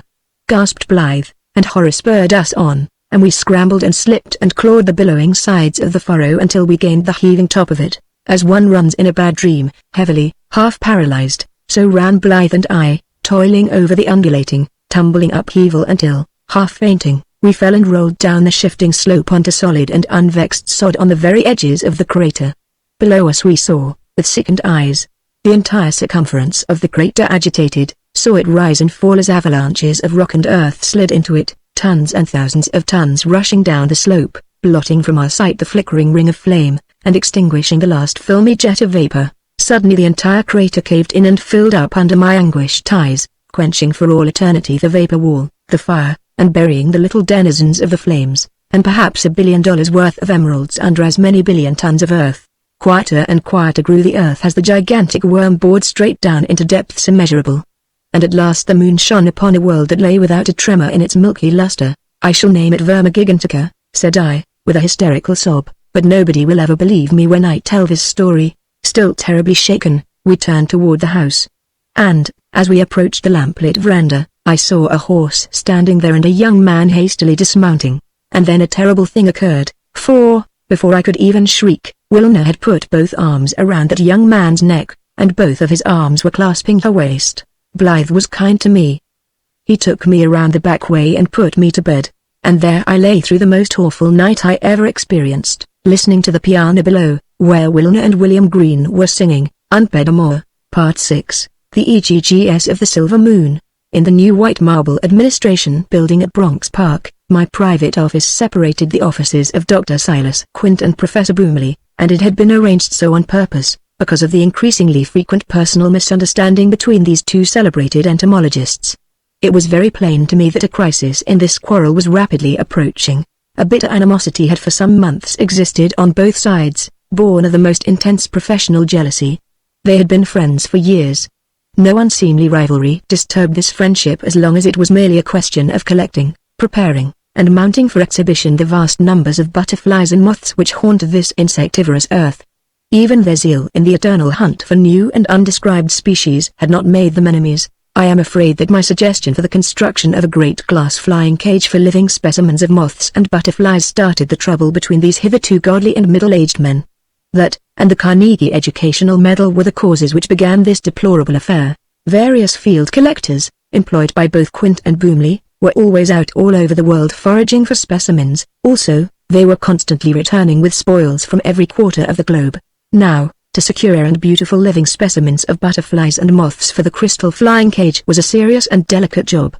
Such tropical insects could not survive the journey of several months from the wilds of Australia, India, Asia, Africa, or the jungles of South America, nor could semi-tropical species endure captivity of a few weeks or even days, when captured in the West Indies, Mexico, or Florida. Only our duller-colored, smaller, and hardier native species tolerated capture and exhibition. Therefore, The mode of procedure which I suggested was for our field expeditions to obtain males and females of the same species of butterfly or moth, mate them, and, as soon as any female deposited her eggs, place the tiny pearl-like eggs in cold storage to retard their hatching, which normally occurs, in the majority of species, within 10 days or 2 weeks. This now was the usual mode of procedure followed by the field collectors employed by Dr. Quint and Professor Boomley. And not only were the eggs of various butterflies and moths so packed for transportation, but a sufficient store of their various native food plants was also preserved, where such food plants could not be procured in the United States. So when the eggs arrived at Bronx Park, and were hatched there in due time, the young caterpillars had plenty of nourishment ready for them in cold storage. Might I not, legitimately, have expected the Carnegie Educational Medal for all this? I have never received it.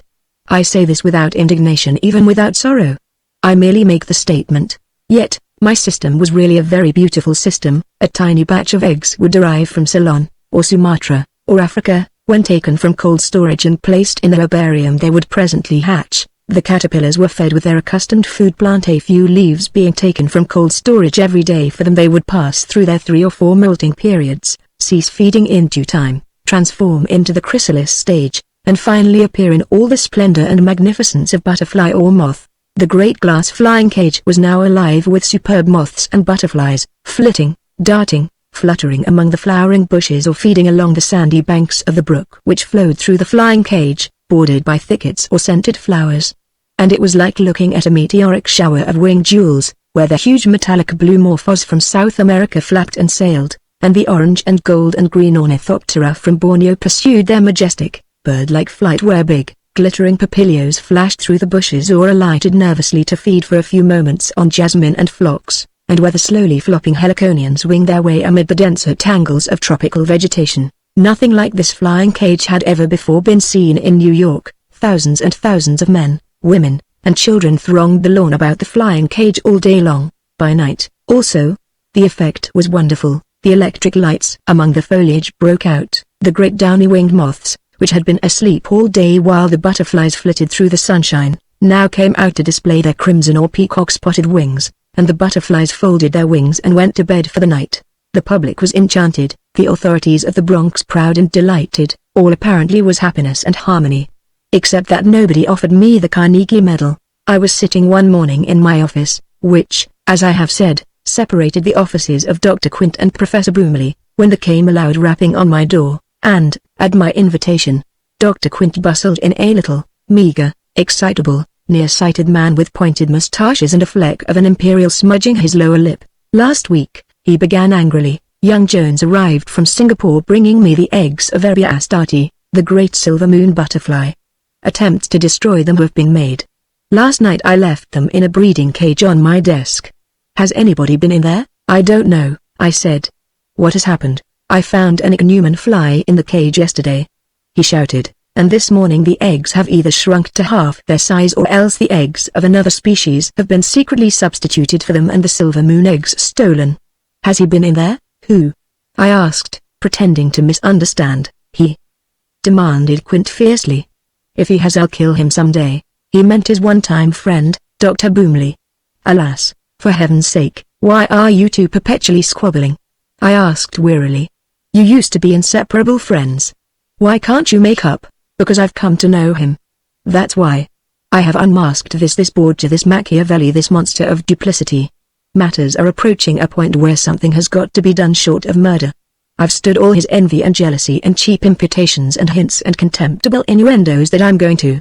He stopped short, glaring at the doorway, which had suddenly been darkened by the vast bulk of Professor Boomley, a figure largely abdominal but majestic like the massive butt end of an elephant.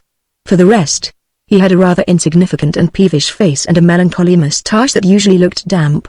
"Mr. Smith," he said to me, in his thin, high, sarcastic voice, a voice incongruously at variance with his bulk, "has anybody had the infernal impudence to enter my room and nose about my desk?" "Yes, I have," replied Quint excitedly.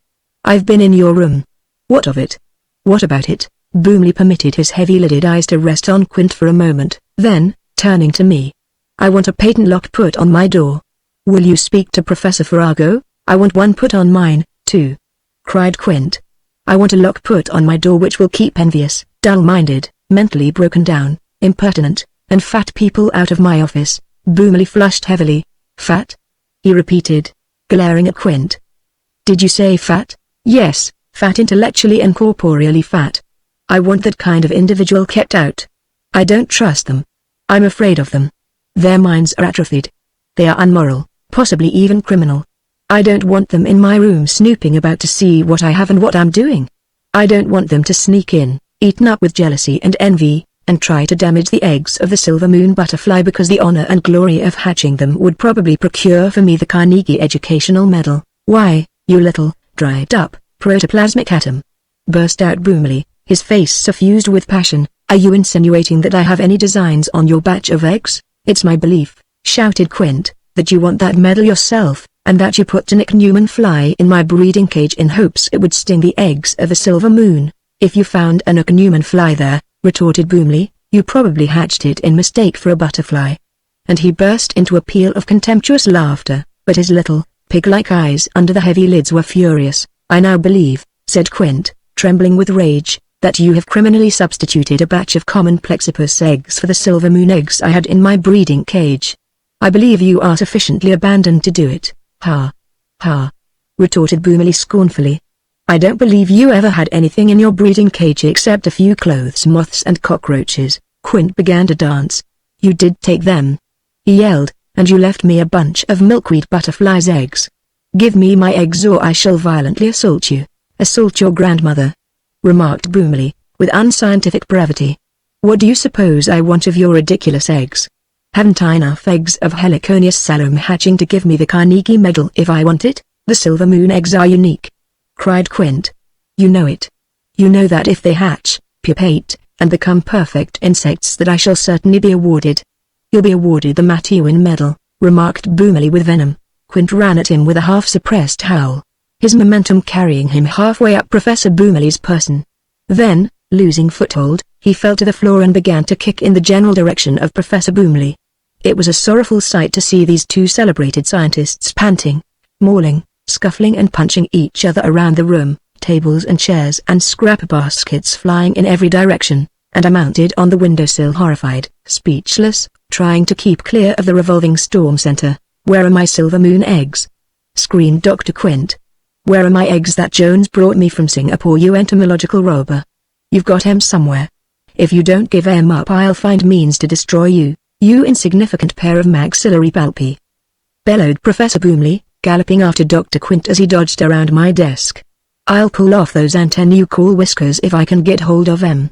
Dr. Quint's threatened moustaches bristled as he fled before the elephantine charge of Professor Boomley once again around my desk, then out into the hall, where I heard the door of his office slam, and Boomley, gasping, panting, breathing vengeance outside, and vowing to leave Quint quite whiskerless when he caught him. It was a painful scene for scientists to figure in or to gaze upon.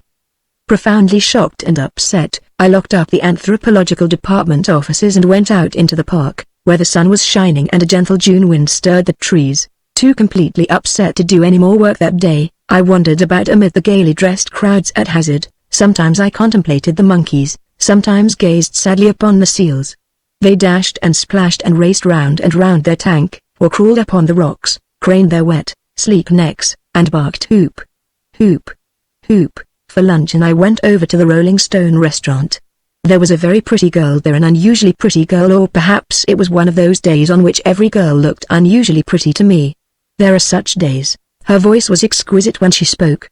She said, "We have, today, corned beef hash, fried ham and eggs, liver and bacon, but let that pass, too." I took my tea very weak. By that time I learned that her name was Mildred Case, that she had been a private detective employed in a department store, and that her duties had been to nab wealthy ladies who forgot to pay for objects usually discovered in their reticules, bosoms, and sometimes in their stockings. But the confinement of indoor work had been too much for Mildred Case, and the only outdoor job she could find was the position of lady waitress in the rustic Rolling Stone Inn. She was very, very beautiful, or perhaps it was one of those days, but let that pass, too. "You are the great Mr. Percy Smith, curator of the anthropological department, are you not?" she asked shyly. "Yes," I said modestly, and, to slightly rebuke any superfluous pride in me, I paraphrased with becoming humility, pointing upward, "But remember, Mildred, there is one greater than I. Mr. Carnegie?" She nodded innocently. That was true, too. I let it go at that. We chatted. She mentioned Professor Boomley and Dr. Quint, gently deploring the rupture of their friendship. Both gentlemen, in common with the majority of the administration personnel, were daily customers at the Rolling Stone Inn. I usually took my lunch from my boarding house to my office, being too busy to go out for mere nourishment. That is why I had hitherto missed Mildred Case. "Mildred," I said, "I do not believe it can be wholesome for a man to eat sandwiches while taking minute measurements of defunct monkeys. Also, it is not a fragrant pastime. Hereafter I shall lunch here. It will be a pleasure to serve you," said that unusually the I go again.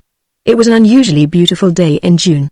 Which careful, exact, and scientific statement, I think ought to cover the subject under consideration. After luncheon I sadly selected a 5-cent cigar, and, as I hesitated, lingering over the glass case, undecided still whether to give full rein to this contemplated extravagance, I looked up and found her beautiful grey eyes gazing into mine. "What gentle thoughts are yours, Mildred?"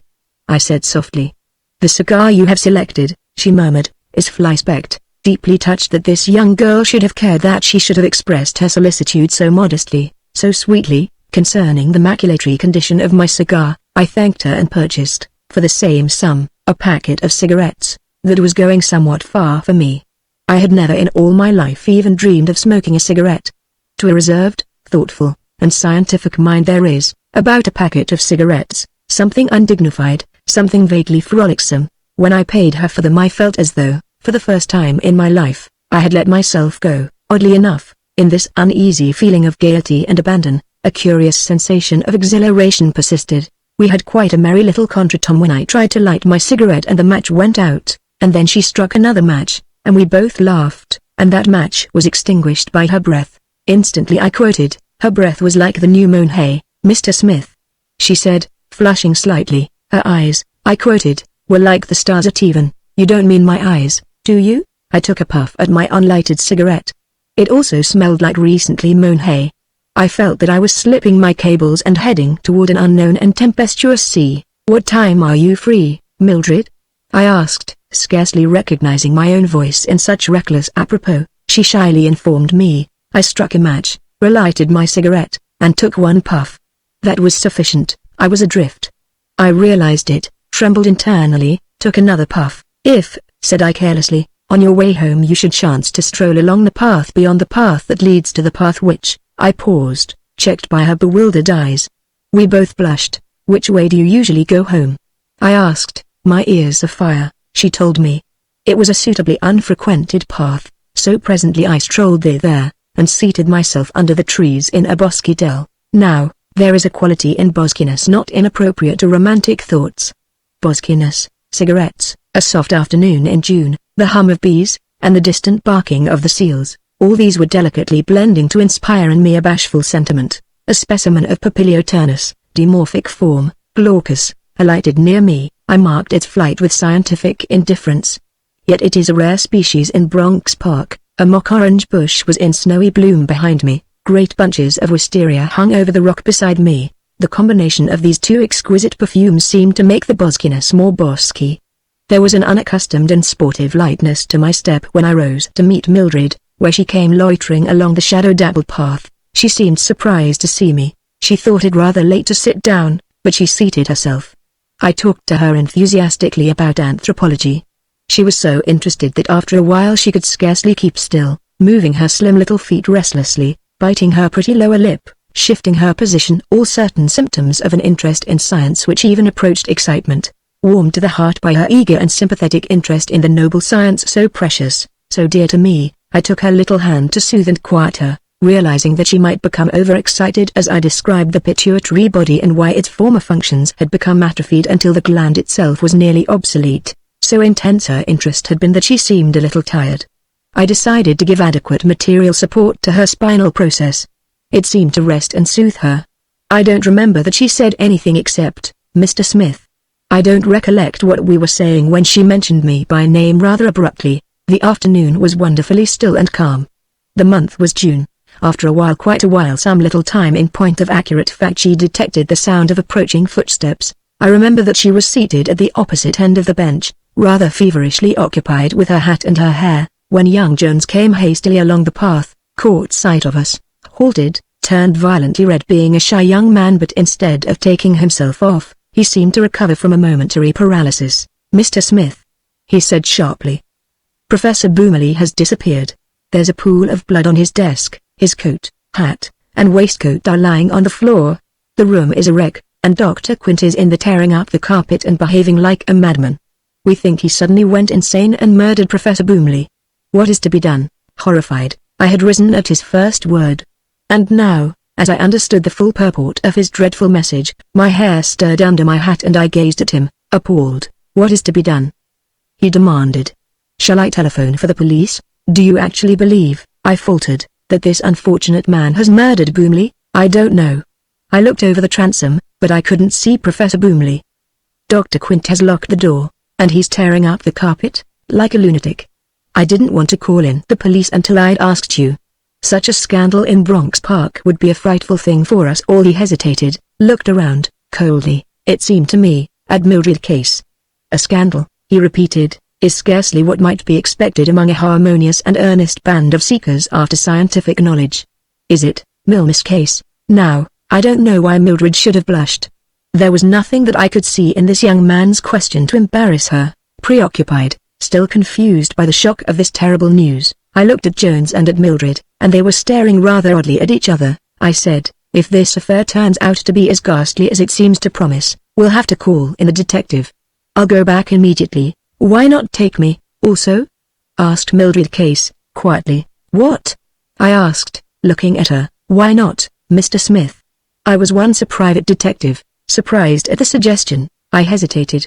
"If you desire to keep this matter secret, if you wish to have it first investigated privately and quietly, would it not be a good idea to let me use my professional knowledge before you call in the police? Because as soon as the police are summoned, all hope of avoiding publicity is at an end."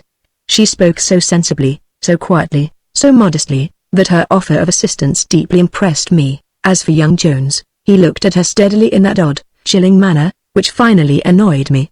There was no need of his being snobbish because this very lovely and intelligent young girl happened to be a waitress at the Rolling Stone Inn. "Come," I said unsteadily, again a prey to terrifying emotions, "let us go to the administration building and learn how matters stand. If this affair is as terrible as I fear it to be, science has received the deadliest blow ever dealt it since Cagliostro perished." As we three strode hastily along the path in the direction of the administration building, I took that opportunity to read these two youthful fellow beings a sermon on envy, jealousy, and covetousness. "See," said I, "to what a miserable condition the desire for notoriety and fame has brought two learned and enthusiastic delvers in the vineyard of endeavor. The mad desire for the Carnegie Medal completely turned the hitherto perfectly balanced brains of these devoted disciples of science. Envy begat envy, jealousy begat jealousy, pride begat pride, hatred begat hatred. It's like that book in the Bible where everybody begat everybody else," said Mildred seriously. At first I thought she had made an apartment and clever remark, but on thinking it over I couldn't quite see its relevancy. I turned and looked into her sweet face. Her eyes were dancing with brilliancy and her sensitive lips quivered. I feared she was near to tears from the reaction of the shock. Had Jones not been walking with us but let that go, too? We were now entering the administration building, almost running, and as soon as we came to the closed door of Dr. Quint's room, I could hear a commotion inside, desk drawers being pulled out and their contents dumped, curtains being jerked from their rings, an unmistakable sound indicating the ripping up of a carpet, and through all this in the agitated scuffle of footsteps. I rapped on the door. No notice taken. I rapped and knocked and called in a low, distinct voice. Suddenly I recollected I had a general pass key on my ring which unlocked any door in the building. I nodded to Jones and to Mildred to stand aside, then, gently fitting the key, I suddenly pushed out the key which remained on the inside, turned the lock, and flung open the door. A terrible sight presented itself. Dr. Quint, hair on end, both mustaches pulled out, shirt, cuffs, and white waistcoat smeared with blood, knelt amid the general wreckage on the floor, in the act of ripping up the carpet. "Doctor," I cried in a trembling voice. "What have you done to Professor Boomley?" He paused in his carpet ripping and looked around at us with a terrifying laugh. "I've settled him," he said. "If you don't want to get all over dust you'd better keep out, Quint." I cried. "Are you crazy?" "Pretty nearly." "Let me alone. Where is Boomley?" I demanded in a tragic voice. "Where is your old friend, Billy Boomley? Where is he, Quint?" And what does that mean, that pool of blood on the floor? Whose is it? It's Bill's, said Quint, coolly ripping up another breadth of carpet and peering under it. What? I exclaimed. Do you admit that? Certainly I admit it. I told him I'd terminate him if he meddled with my silver moon eggs. You mean to say that you shed blood, the blood of your old friend, merely because he meddled with a miserable batch of butterflies' eggs? I asked, astounded. I certainly did shed his blood for just that particular thing. And listen, you're in my way. You're standing on a part of the carpet which I want to tear up. Do you mind moving? Such cold-blooded calmness infuriated me.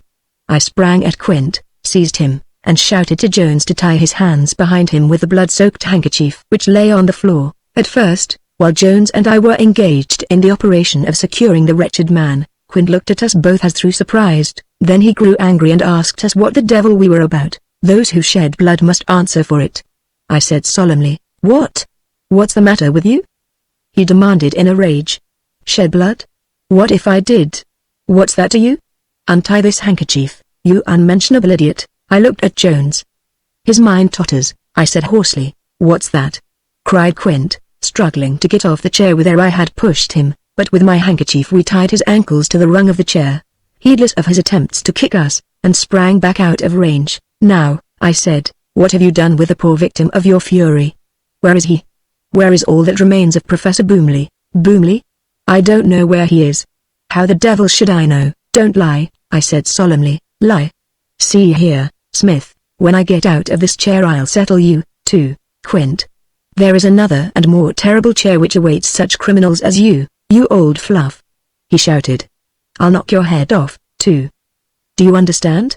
I'll attend to you as I attended to Boomley, assassin. I retorted calmly. Only an alienist can save you now. In this awful moment, a light touch on my arm interrupted me, and, a trifle irritated, as any man might be when checked in the full flow of eloquence, I turned to find Mildred at my elbow. Let me talk to him, she said in a quiet voice. Perhaps I may not irritate him as you seem to. Very well, I said. Jones and I are here as witnesses. And I folded my arms in an attitude not, perhaps, unpicturesque. Dr. Quint, said Mildred in her soft, agreeable voice, and actually smiling slightly at the self-confessed murderer, is it really true that you are guilty of shedding the blood of Professor Boomley? It is, said Quint, coolly.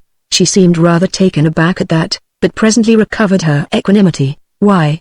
She asked gently. Because he attempted a most hellish crime, yelled Quint. What crime? She asked faintly. I'll tell you. He wanted the Carnegie Medal, and he knew it would be given to me if I could incubate and hatch my batch of silver moon butterfly eggs. He realized well enough that his heliconian eggs were not as valuable as my silver moon eggs. So first he sneaked in here and put an ichneumon fly in my breeding cage. And next he stole the silver moon eggs and left in their place some common Plexippus eggs, thinking that because they were very similar I would not notice the substitution. I did notice it. I charged him with that cataclysmic outrage. He laughed. We came into personal collision. He chased me into my room, panting, breathless with rage at the memory of the morning's defeat which I had witnessed. Quint glared at me for a moment. Then he jerked his head toward Mildred. As soon as he went to lunch in Boomley, I climbed over the transom and dropped into this room. I had been hunting for 10 minutes before I found my silver moon eggs hidden under the carpet. So I pocketed them, climbed back over the transom, and went to my room. He paused dramatically, staring from one to another of us. Boomley was there. He said slowly. Where? Asked Mildred with a shudder. In my room. He had picked the lock. I told him to get out. He went. I shouted after him that I had recovered the silver moon eggs and that I should certainly be awarded the Carnegie Medal. Then that monster in human form laughed a horrible laugh, avowing himself guilty of a crime still more hideous than the theft of the silver moon eggs. Do you know what he had done? What? Faltered Mildred. He had stolen from cold storage and had concealed the leaves of the bimba bush, brought from Singapore to feed the silver moon caterpillars. That's what Boomley had done, and my silver moon eggs had already begun to hatch. And my caterpillars would starve. His voice ended in a yell. He struggled on his chair until it nearly upset. You lunatic! I shouted.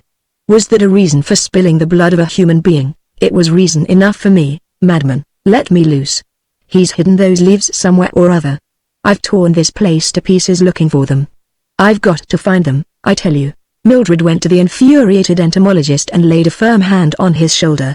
Listen, she said. How do you know that Professor Boomley has not concealed these bimbo leaves on his own person? Quint ceased his contortions and gaped at her. I never thought of that, he said. What have you done with him? She asked, very pale. I tell you, I don't know. You must know what you did with him, she insisted. Quint shook his head impatiently, apparently preoccupied with other thoughts. We stood watching him in silence until he looked up and became conscious of our concentrated gaze. My caterpillars are starving, he began violently. I haven't anything else they'll eat. They feed only on the bimbo leaf. They won't eat anything else. It's a well-known fact that they won't. Why, in Johor, where they came from, they'll travel miles over the ground to find a bimbo bush. What? Exclaimed Mildred. Certainly miles. They'd starve sooner than eat anything except bimbo leaves. If there's a bush within 20 miles they'll find it. Wait, said Mildred quietly. Where are these starving caterpillars? In a glass jar in my pocket here. What the devil are you doing? For the girl had dexterously slipped the glass jar from his coat pocket and was holding it up to the light. Inside it were several dozen tiny, dark caterpillars, some resting disconsolately on the sides of the glass, some hungrily traveling over the bottom in pitiful and hopeless quest of nourishment. Heedless of the shouts and threats of Dr. Quint, the girl calmly uncorked the jar, took on her slender forefinger a single little caterpillar, replaced the cork, and, kneeling down, gently disengaged the caterpillar. It dropped upon the floor, remained motionless for a moment, then, turning, began to travel rapidly toward the doorway behind us. Now, she said, if poor Professor Boomley really has concealed these bimbo leaves upon his own person, this little caterpillar, according to Dr. Quint, is certain to find those leaves. Overcome with excitement and admiration for this intelligent and unusually beautiful girl, I seized her hands and congratulated her. Murder, said I to the miserable Quint, will out. This infant caterpillar shall lead us to that dark and secret spot where you had hoped to conceal the horrid evidence of your guilt. 3 things have undone you: a caterpillar replete with mysterious instinct, a humble bunch of bimbo leaves, and the marvelous intelligence of this young and lovely girl. Madman, your hour has struck. He looked at me in a dazed sort of way, as though astonishment had left him unable to articulate. But I had become tired of his violence and his shouts and yells, so I asked Jones for his handkerchief, and, before Quint knew what I was up to, I had tied it over his mouth. He became a brilliant purple, but all he could utter was a furious humming, buzzing noise. Meanwhile, Jones had opened the door. The little caterpillar, followed by Mildred and myself, continued to hustle along as though he knew quite well where he was going. Down the hallway he went in undulating haste, past my door, we all following in silent excitement as we discovered that, parallel to the caterpillar's course, ran a gruesome trail of blood drops. And when the little creature turned and made straight for the door of Professor Farrago, our revered chief, the excitement among us was terrific. The caterpillar halted. I gently tried the door. It was open. Instantly the caterpillar crossed the threshold, wriggling forward at top speed. We followed, peering fearfully around us. Nobody was visible. Could Quint have dragged his victim here? By heaven, he had. For the caterpillar was traveling straight under the lounge upon which Professor Farrago was accustomed to repose after luncheon, and, dropping on one knee, I saw a fat foot partly protruding from under the shirred edges of the fringed drapery. He's there, I whispered, in an awed voice to the others. Courage, Miss Case. Try not to faint. Jones turned and looked at her with that same odd expression. Then he went over to where she stood and coolly passed one arm around her waist. Try not to faint, Mildred, he said. It might muss your hair. It was a strange thing to say, but I had no time then to analyze it, for I had seized the fat foot which partly protruded from under the sofa, clad in a low-cut Congress gaiter and a white sock, and then I nearly fainted, for instead of the dreadful, inert resistance of lifeless clay, the foot wriggled and tried to kick at me. Help! Came a thin but muffled voice. Help! Help! In the name of heaven, Boomley! I cried, scarcely believing my ears. Take that man away, Smith! Whimpered Boomley. He's a devil. He'll murder me. He made my nose bleed all over everything. Boomley. You're not dead. Yes, I am. He whined. I'm dead enough to suit me. Keep that little lunatic off, that's all I ask. He can have his Carnegie Medal for all I care, only tie him up somewhere. Professor Boomley! Cried Mildred excitedly. Have you any bimbo leaves concealed about your person? Yes, I have, he said sulkily.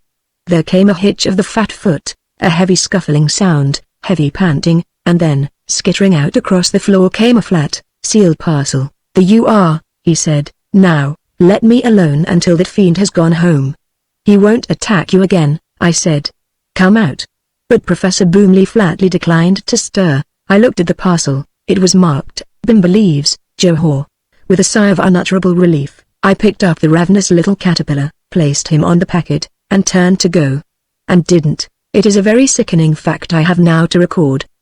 But to a scientist all facts are sacred, sickening or otherwise, for what I caught a glimpse of, just outside the door in the hallway, was Jones kissing Mildred Case, and being shyly indemnified for his trouble with a gentle return in kind. Both his arms were around her waist, both her hands rested upon his shoulders, and, as I looked but let it pass let it pass, deliberately I fished in my pocket, found my packet of cigarettes, lighted one, tobacco diffugi and mordaces curette litificat cor homines,